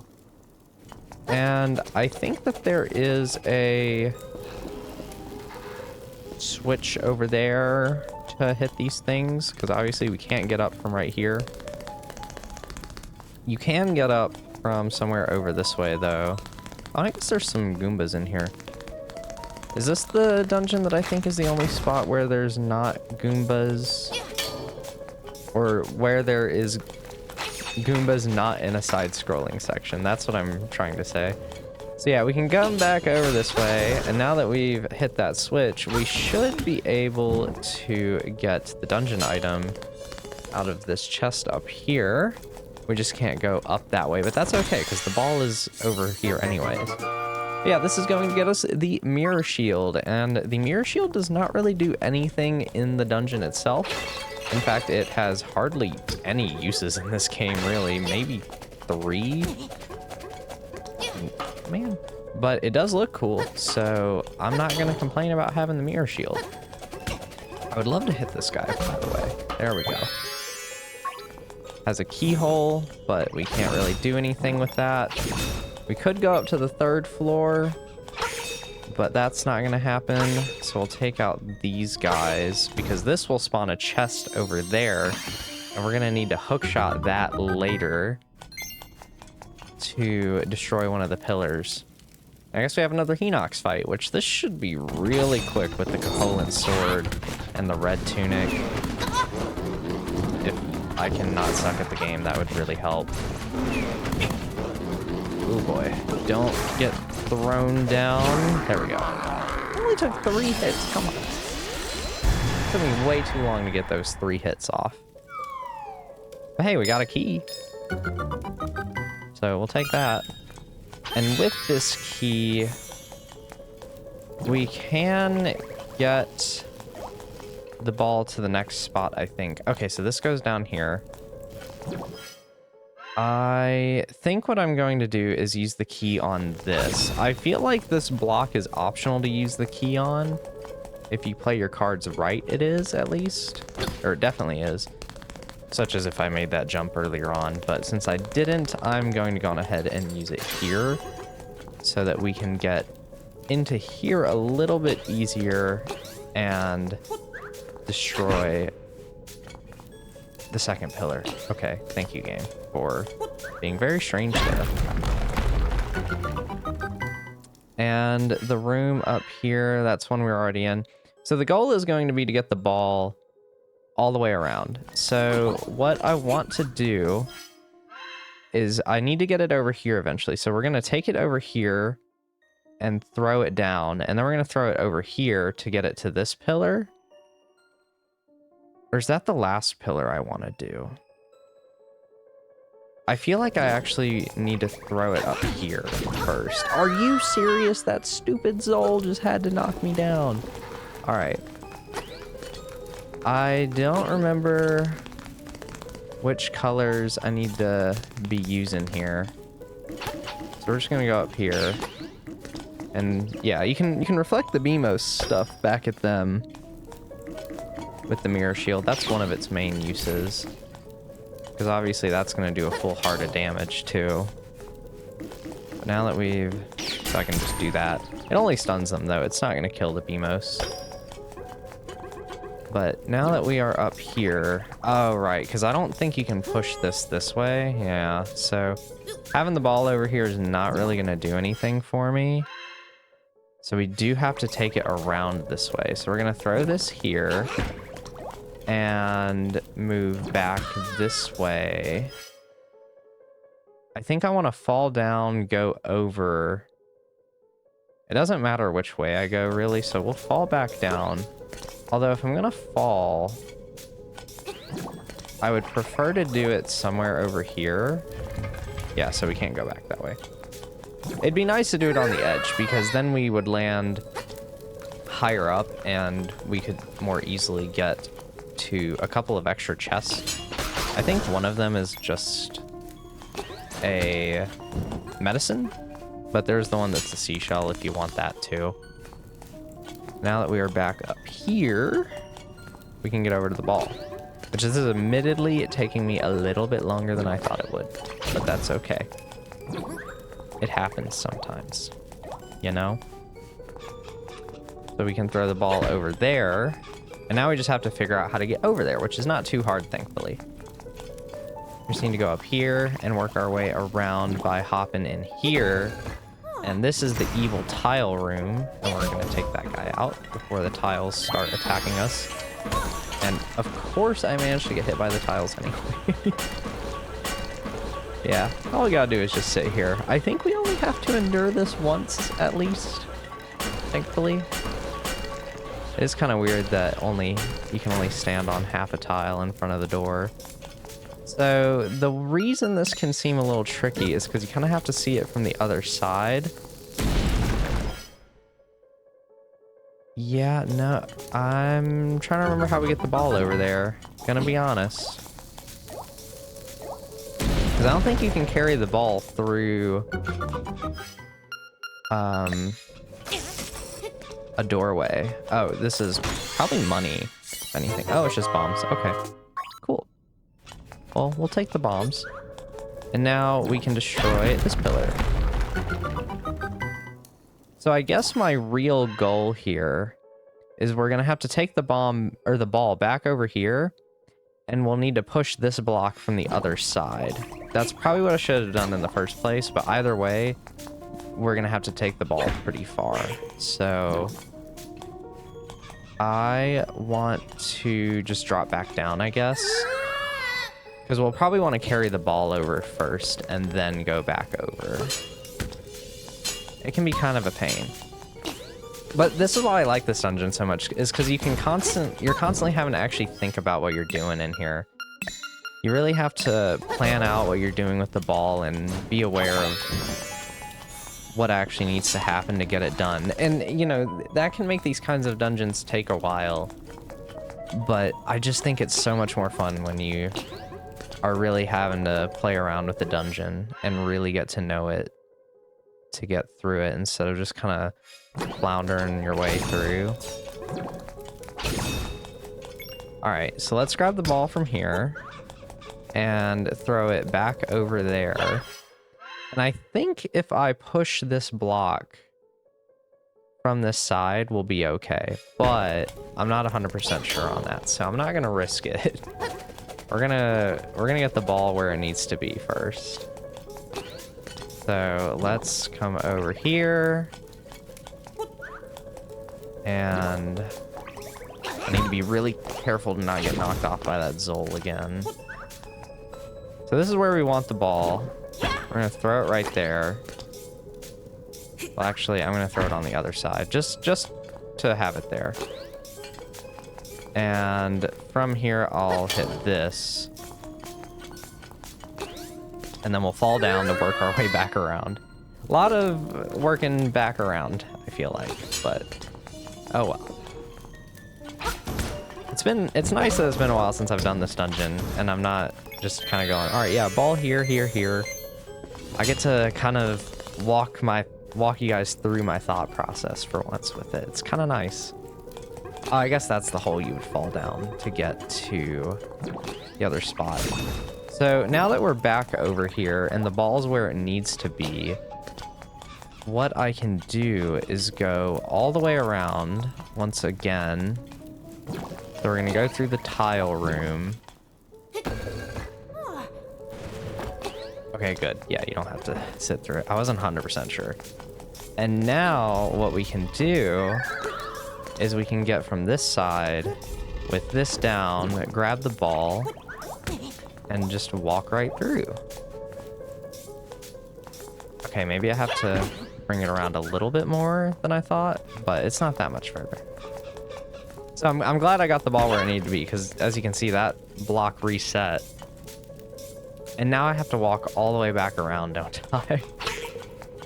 I might as well destroy these guys real fast, because this will probably get us maybe a small key. No, it's not a small key. There's not very many small keys in this dungeon, though. Oh, it's the compass. Okay. Oh, maybe it's the nightmare key that's down there. Yeah, let's go down here, and if I've played my cards right, which I think I did in this scenario, actually. Okay, maybe not. Getting into that one doorway is such a pain. Can I go through here? No, this is the one I tried earlier. I can't go anywhere from right here, can I? Oh, hi, Kirby. Excuse me. Oh, no, cool. All right, and is there anything down here? No, all right. Just some whiz ropes. Wanted to make sure. Yeah, it's just those two chests, so we're okay. Yeah, lots of going between floors, working your way back around. But we finally have destroyed the 4 pillars. And now that we've done that, we bring the entire tower down a level. Or, not the whole thing, just the upper parts. But I think it's so cool that even in a Game Boy game, they're like, yeah, we're gonna have you alter the entire foundation of a dungeon. I think that's so, so neat. Because it feels like only a Zelda game would be willing to do that on the freaking Game Boy. I love it. Yeah, we gotta go all the way around again. My goal with this run here is I'm gonna go all the way back around and drop down onto that one chest. Like I said, I'm pretty sure it's another Tracy's medicine, but oh wait, no, I don't think I'm gonna be able to make it. Yeah, because it's down there. Okay, whatever. Oh, did I mess this up really badly, actually? Not really, now that I'm thinking about it. Because the entrance room is going to have the warp point, since we've already beaten the Hinox. Oh no, he's not the mini-boss, technically, is he? Oh man, I'm really messing up now. It's not like that bad. But it is kind of bad. I guess it is kind of bad. I've kind of walked over here for nothing. Because now I gotta walk back through that one room where you gotta pull the thing. I'm basically how the dungeon is at the start right now. Because we need to work our way around to there. I just didn't have things in position to do that. Or I kind of did, and then I moved them out of position because all I have to do is drop down right here and do it. And then I could go get that one chest as well. And find out what that is. I feel like that was a really terrible explanation of that, by the way. Yeah, we're gonna get this chest. I want to see what it is. Because the other one's a seashell, and I don't care about getting that since we already have the Koholint sword. But it's basically the same story. Oh, this is a small key. Okay, so this is definitely needed. I'm glad I came for this one. All right, and now we can just do the same thing. And oh, I can just drop down here. And then we can work our way up to the 3rd floor. Which the 3rd floor has the actual mini boss, I guess. And he's kind of a pain in the butt. And it's right here. I walked right by it. All right. Are you serious, man? It's at least right here. It's fine. It's always that kind of thing that gets in my way. So I think it's over here. Yeah, this room over here is the mini boss. Hey, Runt, you think you can take me? All right, boys, get this punk out of my face. Yeah, so the main thing is that we need to destroy all of these guys as they come. So I think getting hit by one will not count. And if you fail to hit one, then you have to redo it. Which makes this really annoying, actually. So, like, I already have to do a third round. Is this corner gonna be a good spot this time? Not really. Oh, what? That's so lame. That he had one fly away well before it would ever reach me. Alright, here's what we're gonna do. We're just gonna spam and hope for the best. Cool. Nice. You lousy so-and-so, those creeps were some of my best friends. You'll pay, I'll never forget you. So yeah, that's the real mini-boss, and that will get us the Nightmare's Key, I think. And we should just be able to go fight the boss now. Because now that I'm thinking about it, the medicine that's in this dungeon is up here, and it's all you have to do to get it is just like work your way all the way around or just go through the boss door. Because this, much like the 4th dungeon, has a boss that you don't just fight in the room immediately after. Kind of like how in the 4th dungeon we went in the boss chamber and had to go down the ladder to get to the water.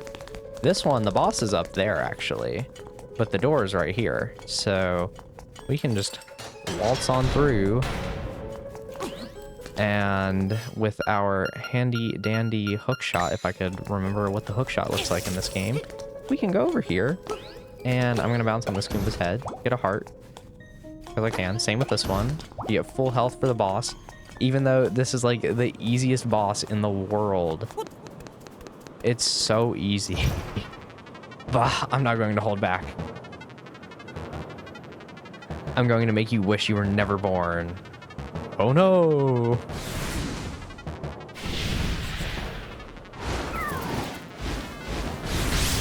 The evil eagle. But if you have the Koholint sword and the red tunic, this thing goes down so fast. It's not even funny. Like, there we go. That was like 4 more hits. Sure, I took a heart of damage. And this is the hardest part, is just like not getting blown off the edge here. Just be ready to block some of the attacks. And there we go. That's it. That's the whole fight. My energy gone. I lost. But you'll be lost too if the windfish wakes. Same as me. You are in his dream.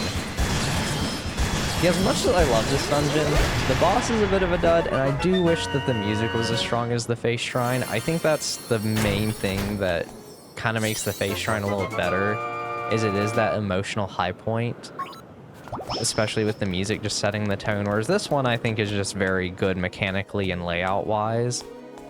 I just think it's a lot of fun to have to think about where you're taking the ball and whatnot, but there we go. That's 7 dungeons completed. 1 more to go. You got the Organ of Evening Calm.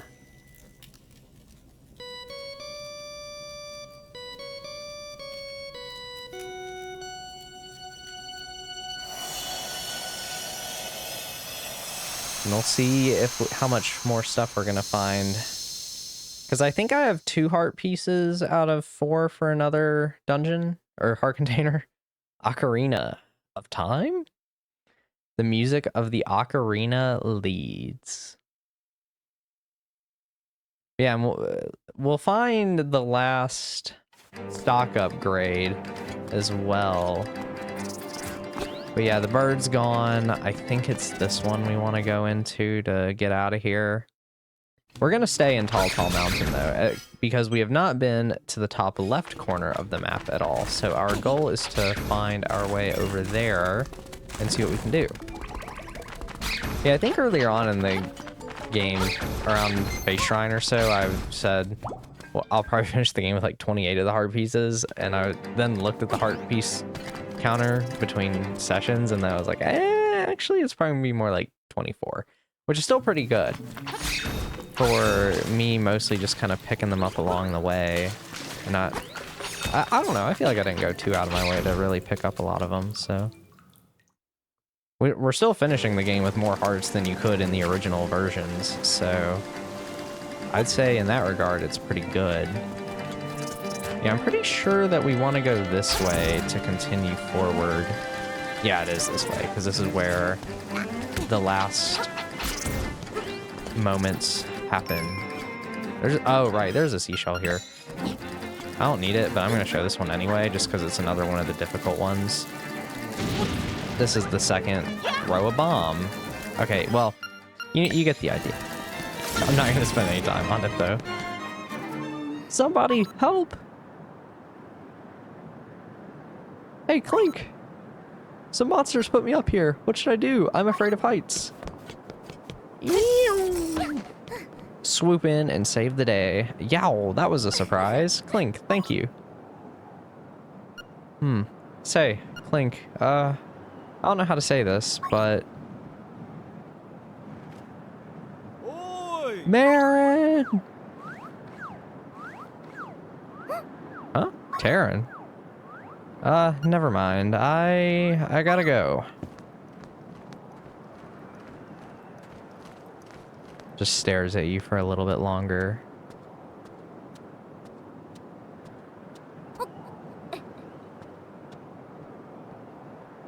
And then she's gone. Of course, Taryn's got to interrupt our moment.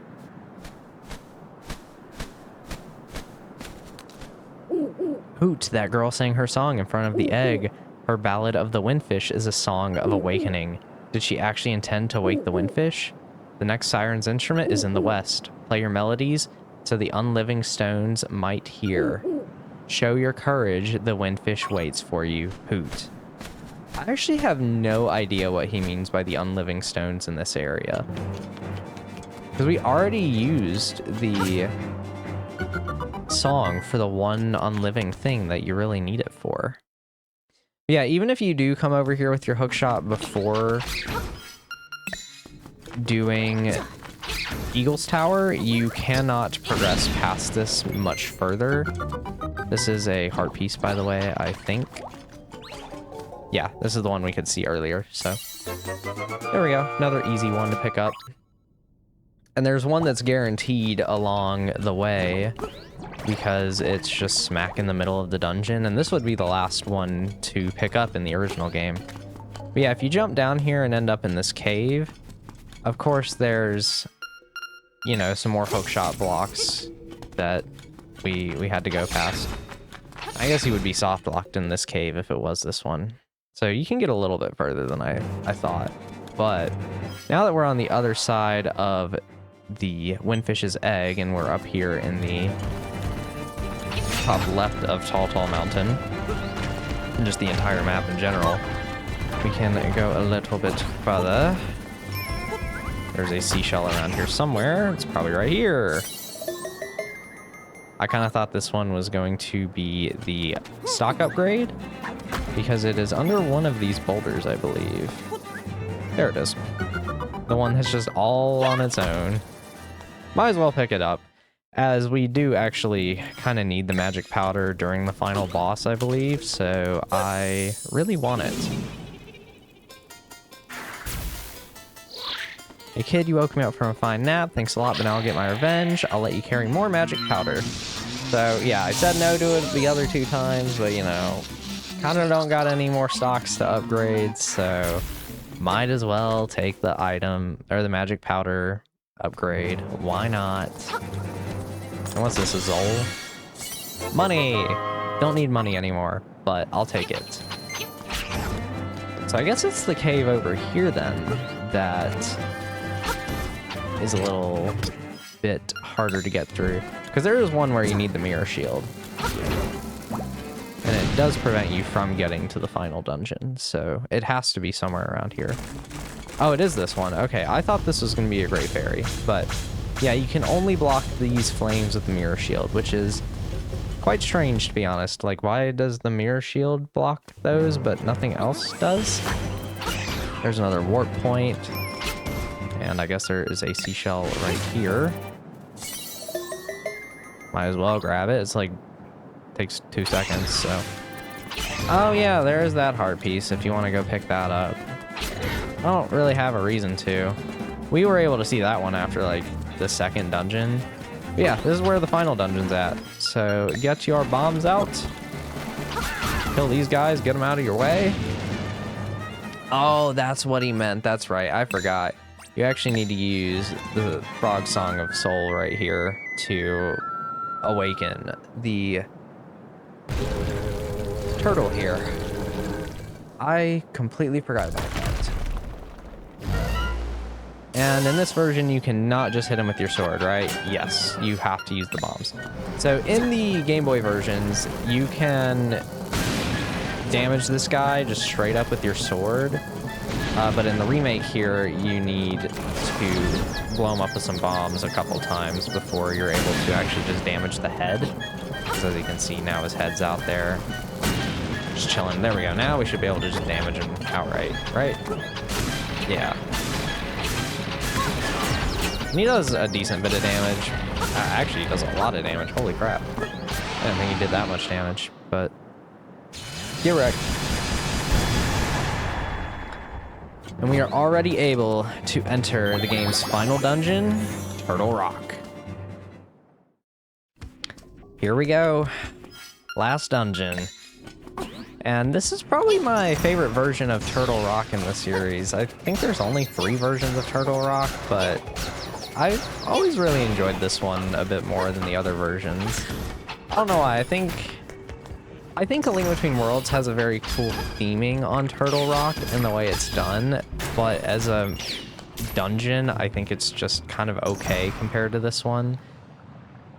But this one is really big. It's just a maze. There's a lot of fun little puzzles. You really got to think about the layout, figure out your way through it.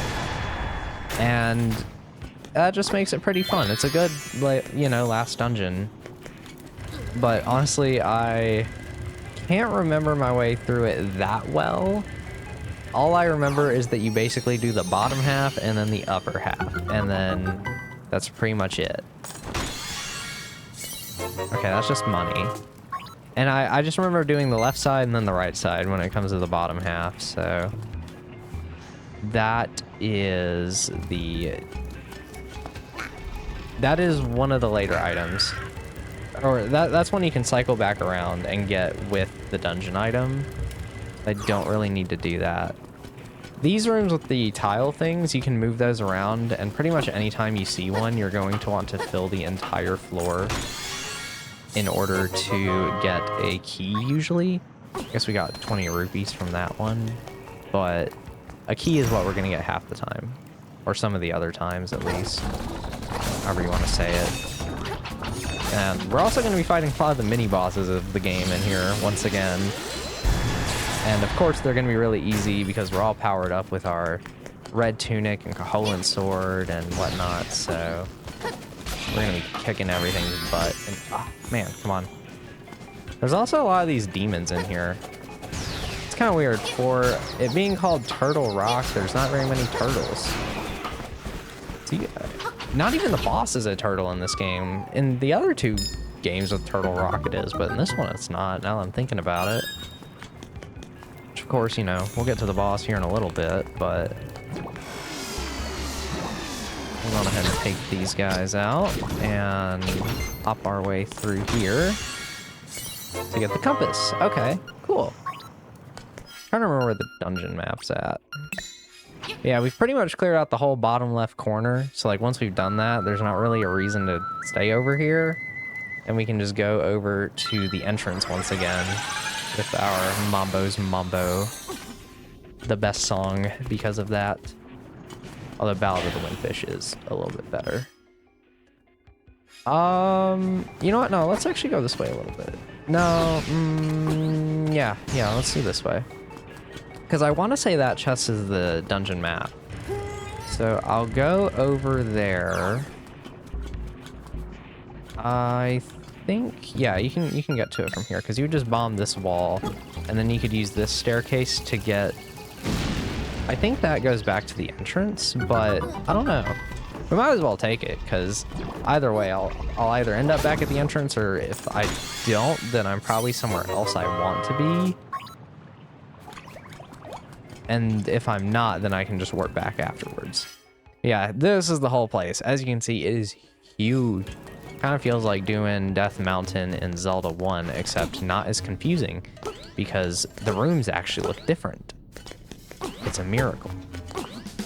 A lot of fireballs in this dungeon too. Where am I? Okay, I'm there. All right. I was invisible for so long. But there we go. Oh, perfect. This is actually where I want to be. Nice. Okay. Because this is the bottom right of the dungeon, I do believe, and that's all 3 of the navigation items obtained. Oh, the ball guy. Hello. Hello, Mr. Ball Guy. Throw the ball.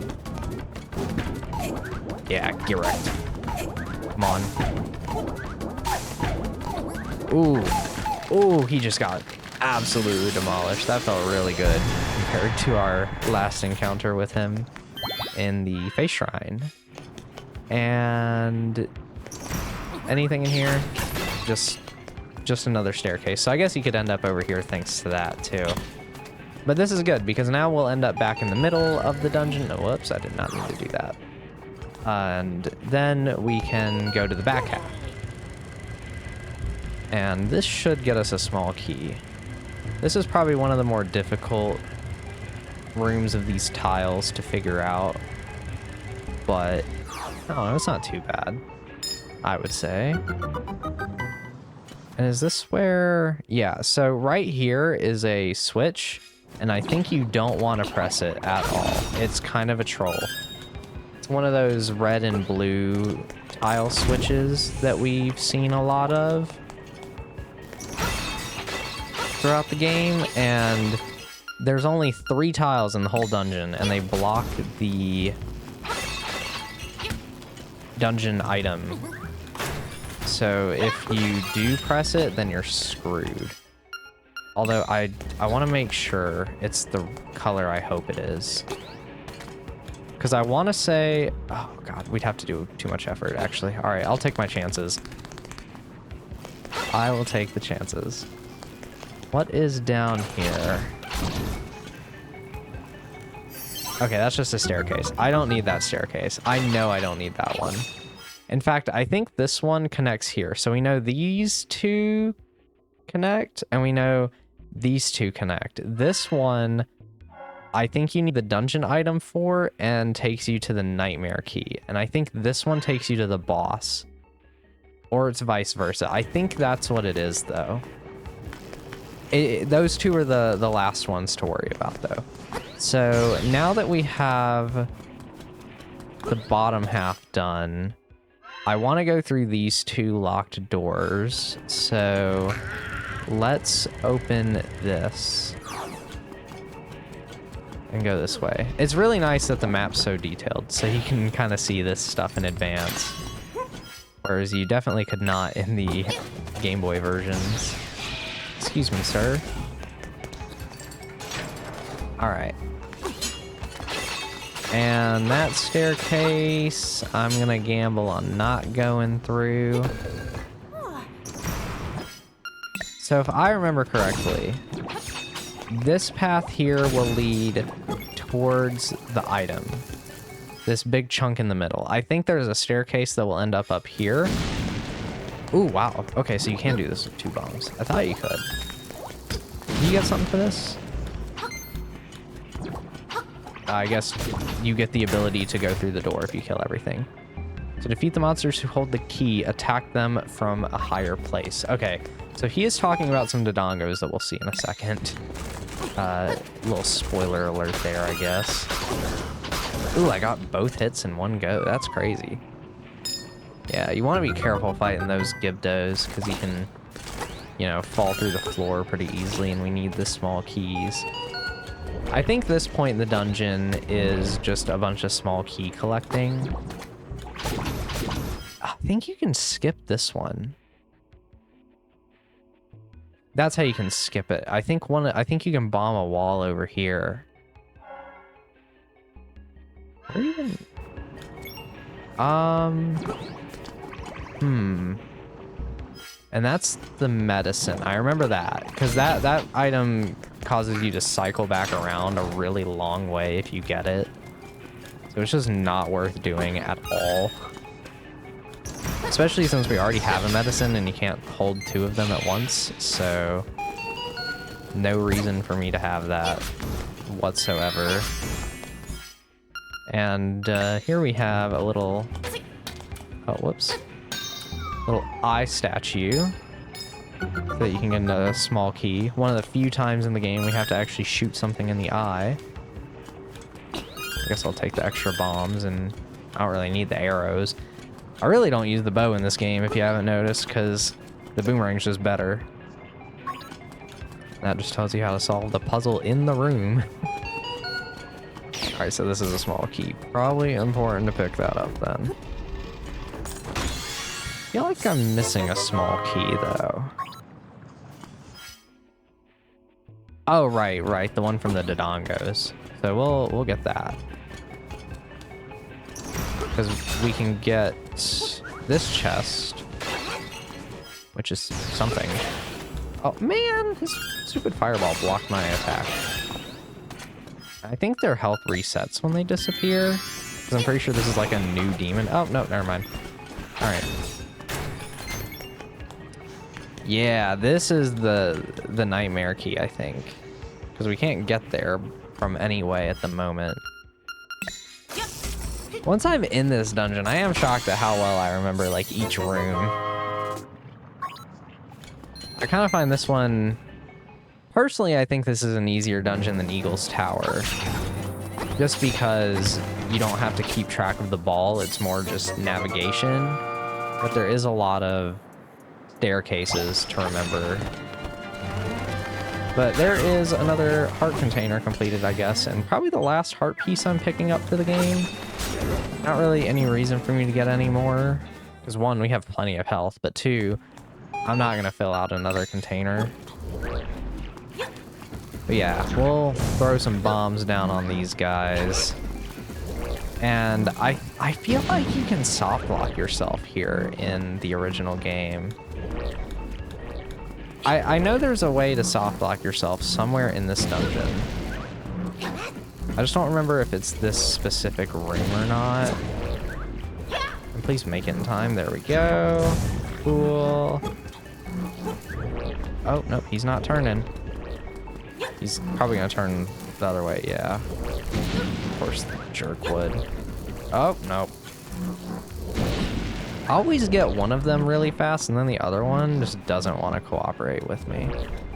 I might as well throw the bomb here, because he has to turn around. Come on, hurry. Yes, that was a good shot. Alright.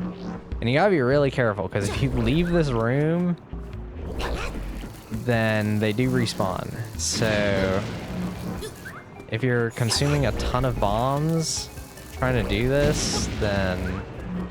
yeah, you might be a little screwed. Hurry! Yes, okay. Did the same shot twice in a row. This guy just doesn't want to move away from that section. Yeah, I had a feeling that was going to happen. Is he going to do the same thing? Wow, all 3 hits just doing that. Okay. Sure, whatever. And that's all the keys. Okay. Yeah, right? There might be another. I don't know. I mean, we've been through just about every room you can go to. Quite literally every room you can go to, except for this one, but that's not a key, I don't think. Because you need the item, so... and that's the medicine. So we should have all the small keys. Because you do need a few to get to the item. So we'll go back in here and blow everything to smithereens. Piece of power, of course. Gotta love having 8x the attack from the start of the game. We can just ignore these guys. Not really any reason to fight them. I don't hear my compass going off, so... I'm just gonna ignore them. Yeah, you gotta go through here. Yeah, you can bomb this wall, and you can avoid that small key. So I guess you could use one to get through here. Because you would have to use it at some point to go through all this. But the other one, you just don't have to use it all if you play your cards right. Do a little bit of parkour past those guys. Seriously? What? All right. So I'll show you how this works, I guess. I thought you didn't have to hit it. Okay. So basically, from the entrance is the room over this way. And in fact, we can get to it a little faster if we go from here. So I guess we do have to hit this one switch. I thought that you don't need to hit it. I thought that hitting it would be the troll, but I guess not. So once you come in here, you need to hit it and alter which one is which. So make sure the red one is the one that is hit, and will let you progress. And then once you've done that, you can go all the way back over there and past that. I feel like this was really unnecessary and probably the only design decision in this dungeon that I just don't think was a very good idea. It's like, come on, man. Now we gotta go all the way back over there just because you can't see any of those stupid tiles anywhere else in the dungeon. Like, really? Really? And now that I'm thinking about it, I could have fought the mini boss and gotten the warp point back. So that could have saved me a little bit of time. Really, it wouldn't save me that much, but you know, it could save a little bit. Oh, yeah. And if this guy punches you, you also get sent back to the beginning, I'm pretty sure. Right, there we go. There's a hit. Oh, it's that punch. That's the one you really got to watch out for.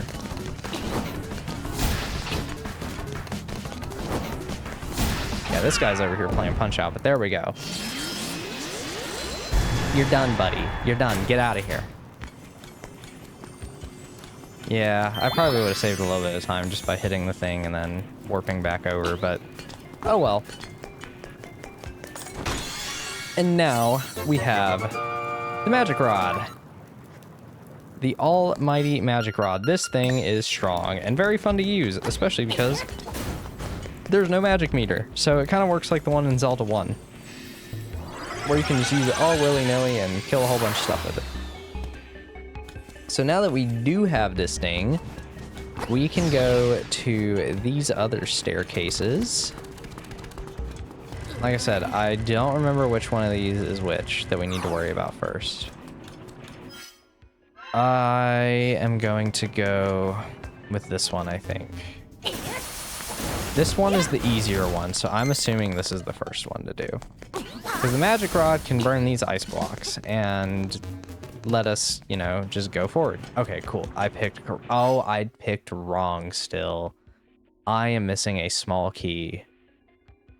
Uh-oh.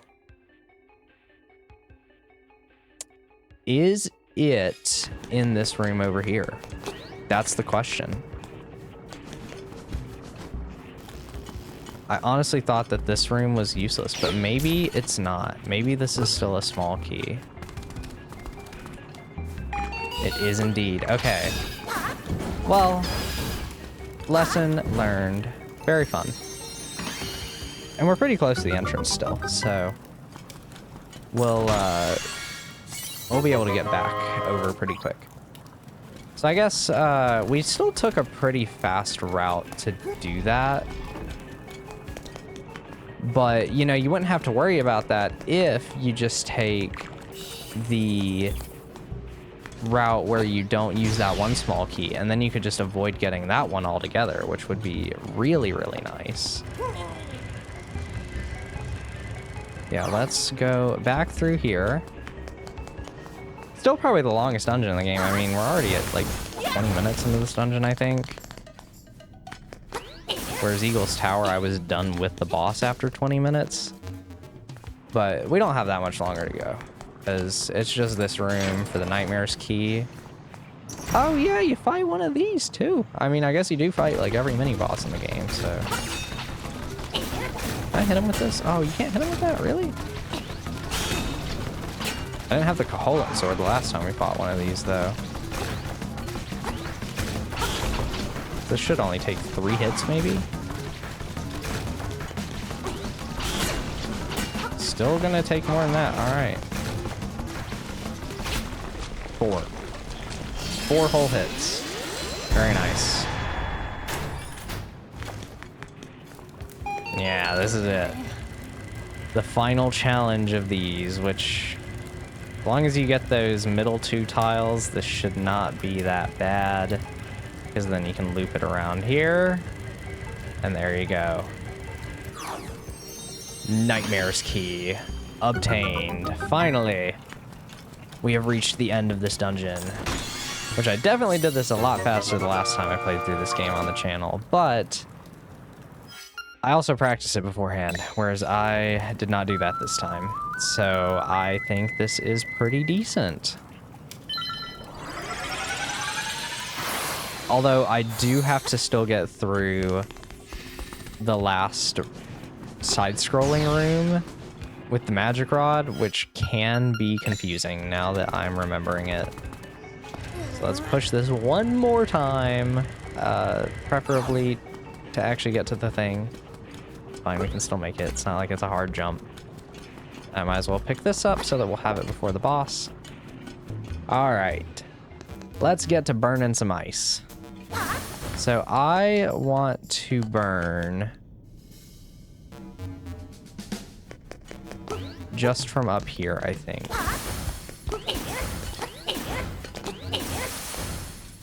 Okay, that was good. So what I really want to do is burn like that, and then I really don't want to end up burning. I want to just like, oh, dang it. I wanted to get that one on the way down. There we go. Okay.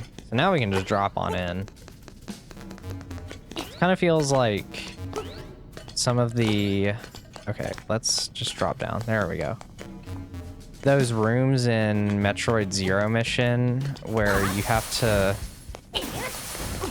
do the like crumbling blocks in Ridley's Lair. There's some rooms in Ridley's Lair that are just so annoying in Zero Mission. Like, I really enjoy that game, but 100%ing it and getting some of those items is a pain in the butt.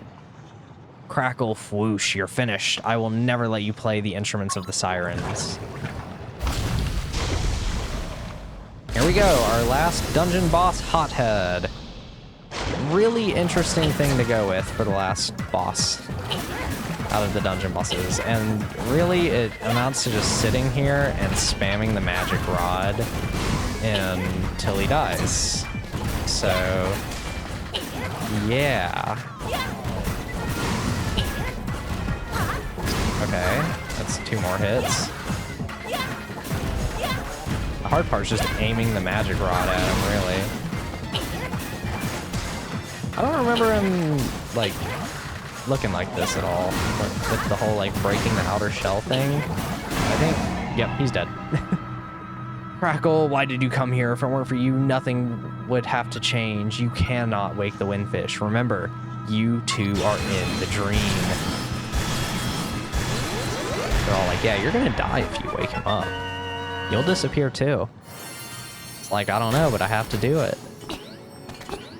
And there we go. We finally have done it. All 8 instruments of the sirens. Well, once we go through this room at least.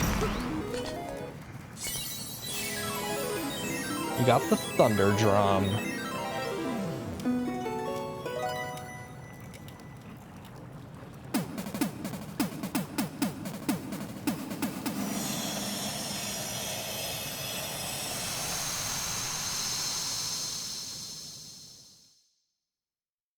Egg.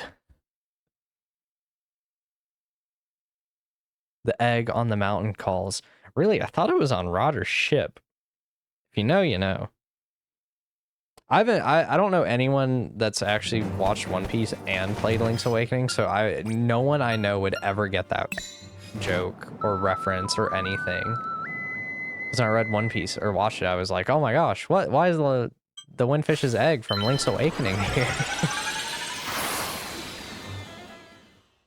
It's really weird. But yeah, we do have one thing that we need to figure out before we can actually go to the Windfish's egg and finish the game. And it's here in Mabe Village. And while we're here, we might as well do one last talk with everyone. But I do want to do the main thing we need to do here first. So let's do that. All right, I hope you have a notebook or something to write this down with, because this is the final thing you need to beat the game. The Dark Secrets and Mysteries of Koholint. Do you really want to read it? Round and round the passageways of the egg, and then this, I do believe, is randomized every playthrough. So I'm going to take a picture of it with my phone so that I can reference this here in a few minutes. This book reeks of secrets. So it's kind of like the hint that we got for the color dungeon earlier on in the game. Where are you from, dude? Outside the island? What is outside? I've never thought about it. The giant egg on top of Mount Tamaranch? They say the windfish is sleeping inside of it. Why? I don't know either. I'm just a kid. If only they actually said that part. Yeah, I always like doing one last look around Mabe Village, talking to all the villagers. Because this is it. This is the end of the game. We're gonna destroy this world, essentially. My Bao is so proud of his fine fur coat. Nothing different there, unfortunately. Miss Elrira's all the way over in Animal Village. But I'm mainly here for Marin, so... And yeah, he only wants to talk to me outside. Which actually, can you call him on the phone over here and he'll say something that's not a hint? Or is he just going to tell us to go wake the windfish at this point in the game? Bring, bring. Hello, this is Elrira speaking. Yeah, it's time for you to face the egg. Well, at least he's still giving us advice all the way to the end. What about Terran? Does he say anything at the end? I actually don't remember Terran's stuff at all. And he's just nowhere to be seen. Where could he... Maybe he's in the prairie or something? I don't even know. Thank you for everything. Clink, you are the kindest boy I know. One day I made a wish to the windfish. What was the wish? It was... No, it's a secret. So, I assume that Marin went to go sing to the windfish, not necessarily to wake it. Maybe she was trying to. But really to make that wish that she does make there, as we do actually get to see what that wish is, potentially, in the ending of the game. I believe it's only shown if you beat the game without dying, which is part of the reason I wanted to beat it without dying, and we have not died, which is great. But, I mean, I've played the game enough times to where, really, I knew I wouldn't. What's the... Oh, right, the Chow Chow figure is the first of... Basically, you can get a bunch of Mario enemies from all the Crane games and put them around the village's decoration. The windfish is living inside of it, and you don't know either. That's really all that we can learn from everyone here, so I think we might as well just go on ahead and go beat the game. So let's go over to Dante's Shack. I'm not going to actually do any of the dungeon stuff, but I do want to just pop in here real quick to take a look at the abomination that replaced the lovely photo quest. But yeah, if you talk to Dompe, you can make little chambers out of dungeon rooms you've been into, and any chamber stones you found throughout the game. Most of these you can purchase, or some are in chests, I do believe.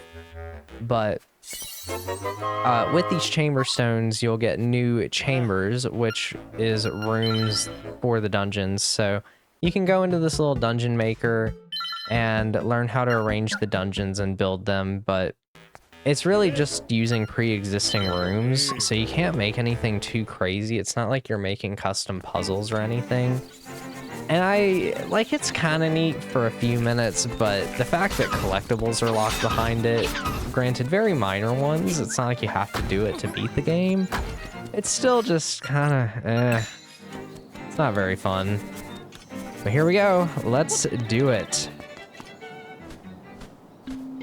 This ladder that I could have climbed up almost the entire game, really. Hoot, the windfish sleeps long and dreamily in the egg above. When you play the 8 instruments of the sirens in front of the egg, he will awaken.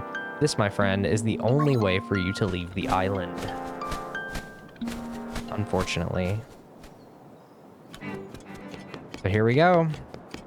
Hope you have the Ballad of the Windfish and your ocarina ready for one of the cutest cutscenes in the game, but also the saddest.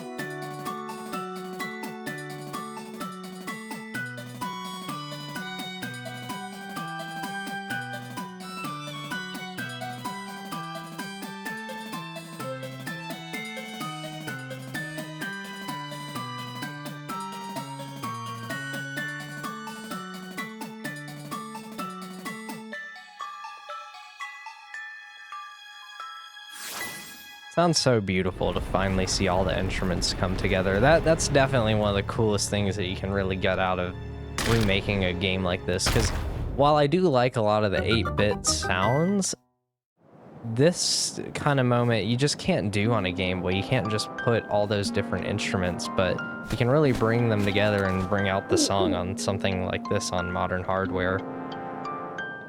The time has come, the windfish awaits. Enter the egg, hoot hoot. So yeah, here we go. The windfish's egg is not really much of a dungeon. It kind of looks like one at first, but it really isn't.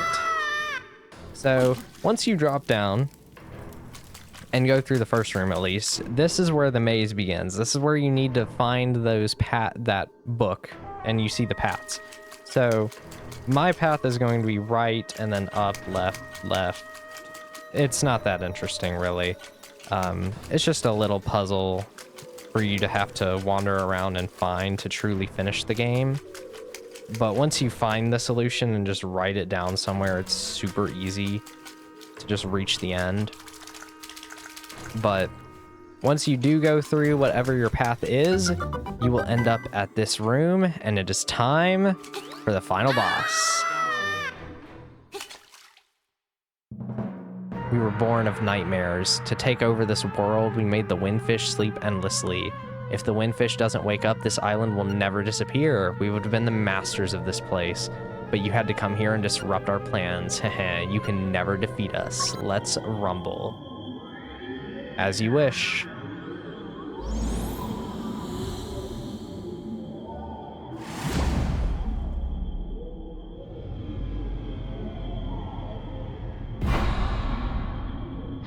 Doesn't even give it a name. A lot of these are just, I guess they're called the nightmares. And I never really thought about it before seeing it just now. And this first phase is the powder. That the shadow comes out of Link, so I assume that this is kind of referring to the fact that Link is really the one that brings all of the conflict and monsters to Koholint. The nightmares kind of seem to come out of you in this phase, or for this boss fight. But yeah, this is a pretty fun final boss, I think. I do wonder if they had a hard time coming up with some stuff, though. As you can clearly see, this is just Aghanim from Link to the Past. And how did I miss that? That is pathetic on that one.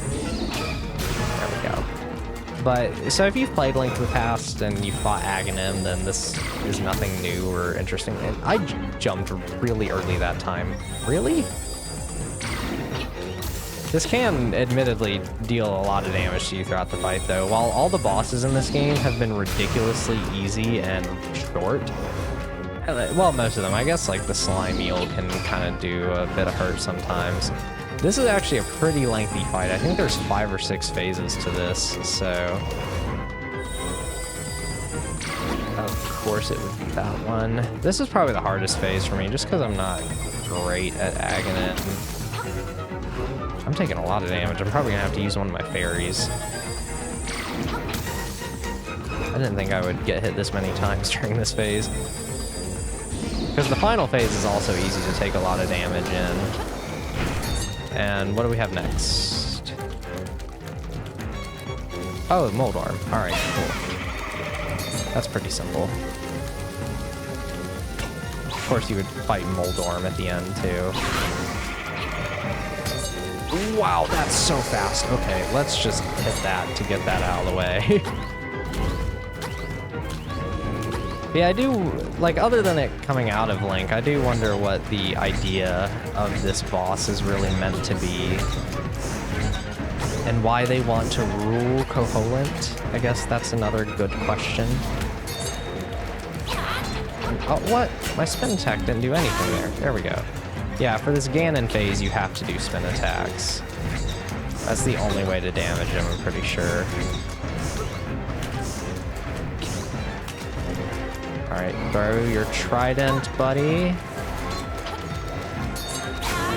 Alright, there's one attack off. Only one. Dang, I'm down to 3 hearts? Ugh, I am not doing a great showcase of this fight. I don't know why I struggled so badly with that Aghanim phase. And really? He just spawned on top of me. There we go. Okay. And is this the final phase? No, we have to do this one first. And I think that you use the bow for this phase. This one's, yeah. You use the bow for the rest of the fight. This one's just weird. All right, here we go. I think for the first time in the entire game, I'm using one of these fairies. I really want my Rock's Feather back out. Okay.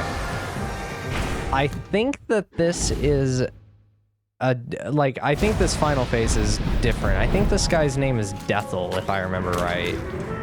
But this is basically like Vati, if you've played Minish Cap. And really? It moves so slow at the start. Oh my gosh. Oh, I can hit him multiple times though. Okay, cool. So you want to like jump over and through and whatnot. But he's not making this easy for me, man. All right, now it's fast enough where I can just jump over them. All right, cool. It's ironically easier now, even though they do, as you can see, get out of sync a little bit. And there we go. Okay, I only had to use one fairy, thankfully. This island is going to disappear. Our world is going to disappear. Our world. Our world. I feel like Deathel's actually a lot easier in this version of the game, whereas all the other phases are a bit harder. But that's it. That is Link's Awakening completed. Link, you've beaten all the nightmares. Climb the stairs before you.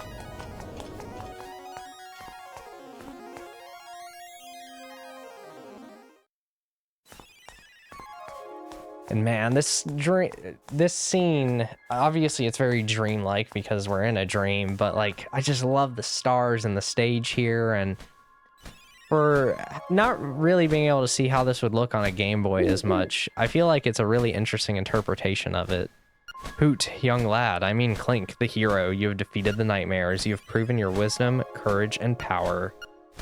As part of the Windfish's spirit, I am the guardian of his dream world, but one day, the nightmares entered the dream and began wreaking havoc. Then you, Clink, came to rescue the island. Okay, so I guess they were here beforehand. I have always trusted in your courage. I knew that you could turn back the nightmares. Thank you, Clink. The work is done. The Windfish will wake soon. Goodbye, Hoot. So why bring me in here to destroy the nightmares if the world disappears anyway? You know? And there he is, the Windfish. I am the Windfish. Long has been my slumber. In my dreams, an egg appeared. It was surrounded by an island with people, animals, an entire world. But verily, it be the nature of dreams to end. When I dost awaken, Koholint will be gone. Only the memory of this dreamland will exist in the waking world. Someday, thou may recall this island. That memory makes the dream world real. Come, Clink. Let us awaken together. Play the 8 instruments. Play the Song of Awakening. I don't want to. I really don't want to. I hate playing the instruments at the end.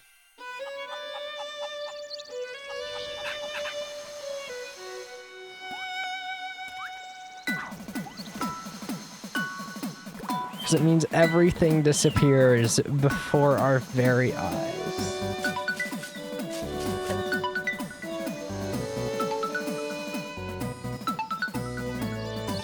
Anything but Marin, man. Anything but that.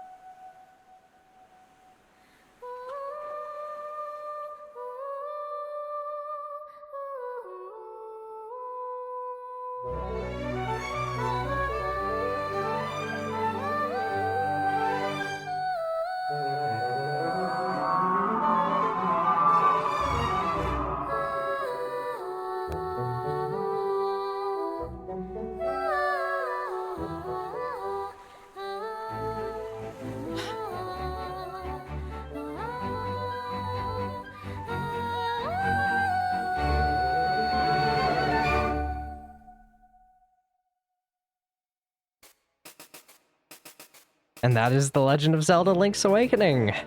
Yeah, the ending of this game always just rips my heart out every time I play it, man. I hate the ending of this game because it's so sad. Especially because even the Windfish is like, the memory of the dream is what makes it real and gives it meaning, and I feel like it just says a lot about life and our memories of our past, and you know, just everything that we do in our life becomes a memory someday. And all we really have is those memories and the present. Because while we can enjoy the moment, you know, those memories, after a while, they can feel like a dream in and of themselves. Even though you kind of know that they're real, well, you do know that they're real, sometimes those memories can become twisted with time. Maybe you don't fully remember it correctly, or you know, someone else has a different version of the story and they might not even be lying. They just remember it differently than you. And I just think that this game has such an interesting way of approaching memories and dreams, and I adore it so much. It's why this is one of my favorite Zelda games. I do think this game's like straight up a masterpiece on the Game Boy. It's amazing what they did with this game, and it's one I just never get tired of going back to every few years or so. So I knew I had to do a full long play of the remake at some point, or just play it on the channel. And I thought this would be a really great game to try this whole long play format out with, and I had a really great time with it. It's just, like I said, it's just such a fun game to enjoy. I think the fact that it's so short and nothing lingers for too long really just lends well to the overall thesis of the game of not like you don't get to stay here for long. It's very fleeting. It's very quick. And then before you know it, it's just a memory. And even him saying it can be real kind of lends to my thoughts, at least to me, in terms of, you know, just Link being here, it is his reality in that moment. I still just think there's something to be said about that. I don't really know where to go with it, but it's just something I like to think about. But yeah, it was a great time playing through this. We'll see the extra ending cutscene bit here in a second. And I do want to say, I love the style of the opening cutscene and the credits here. I actually think it'd be really cool to get a 2D Zelda game, or even like a Zelda 2 style game with this art style. This is what I think looks really cool. This hand-drawn animation. Yeah, there we go. The end. But first, we need to see Marin's wish.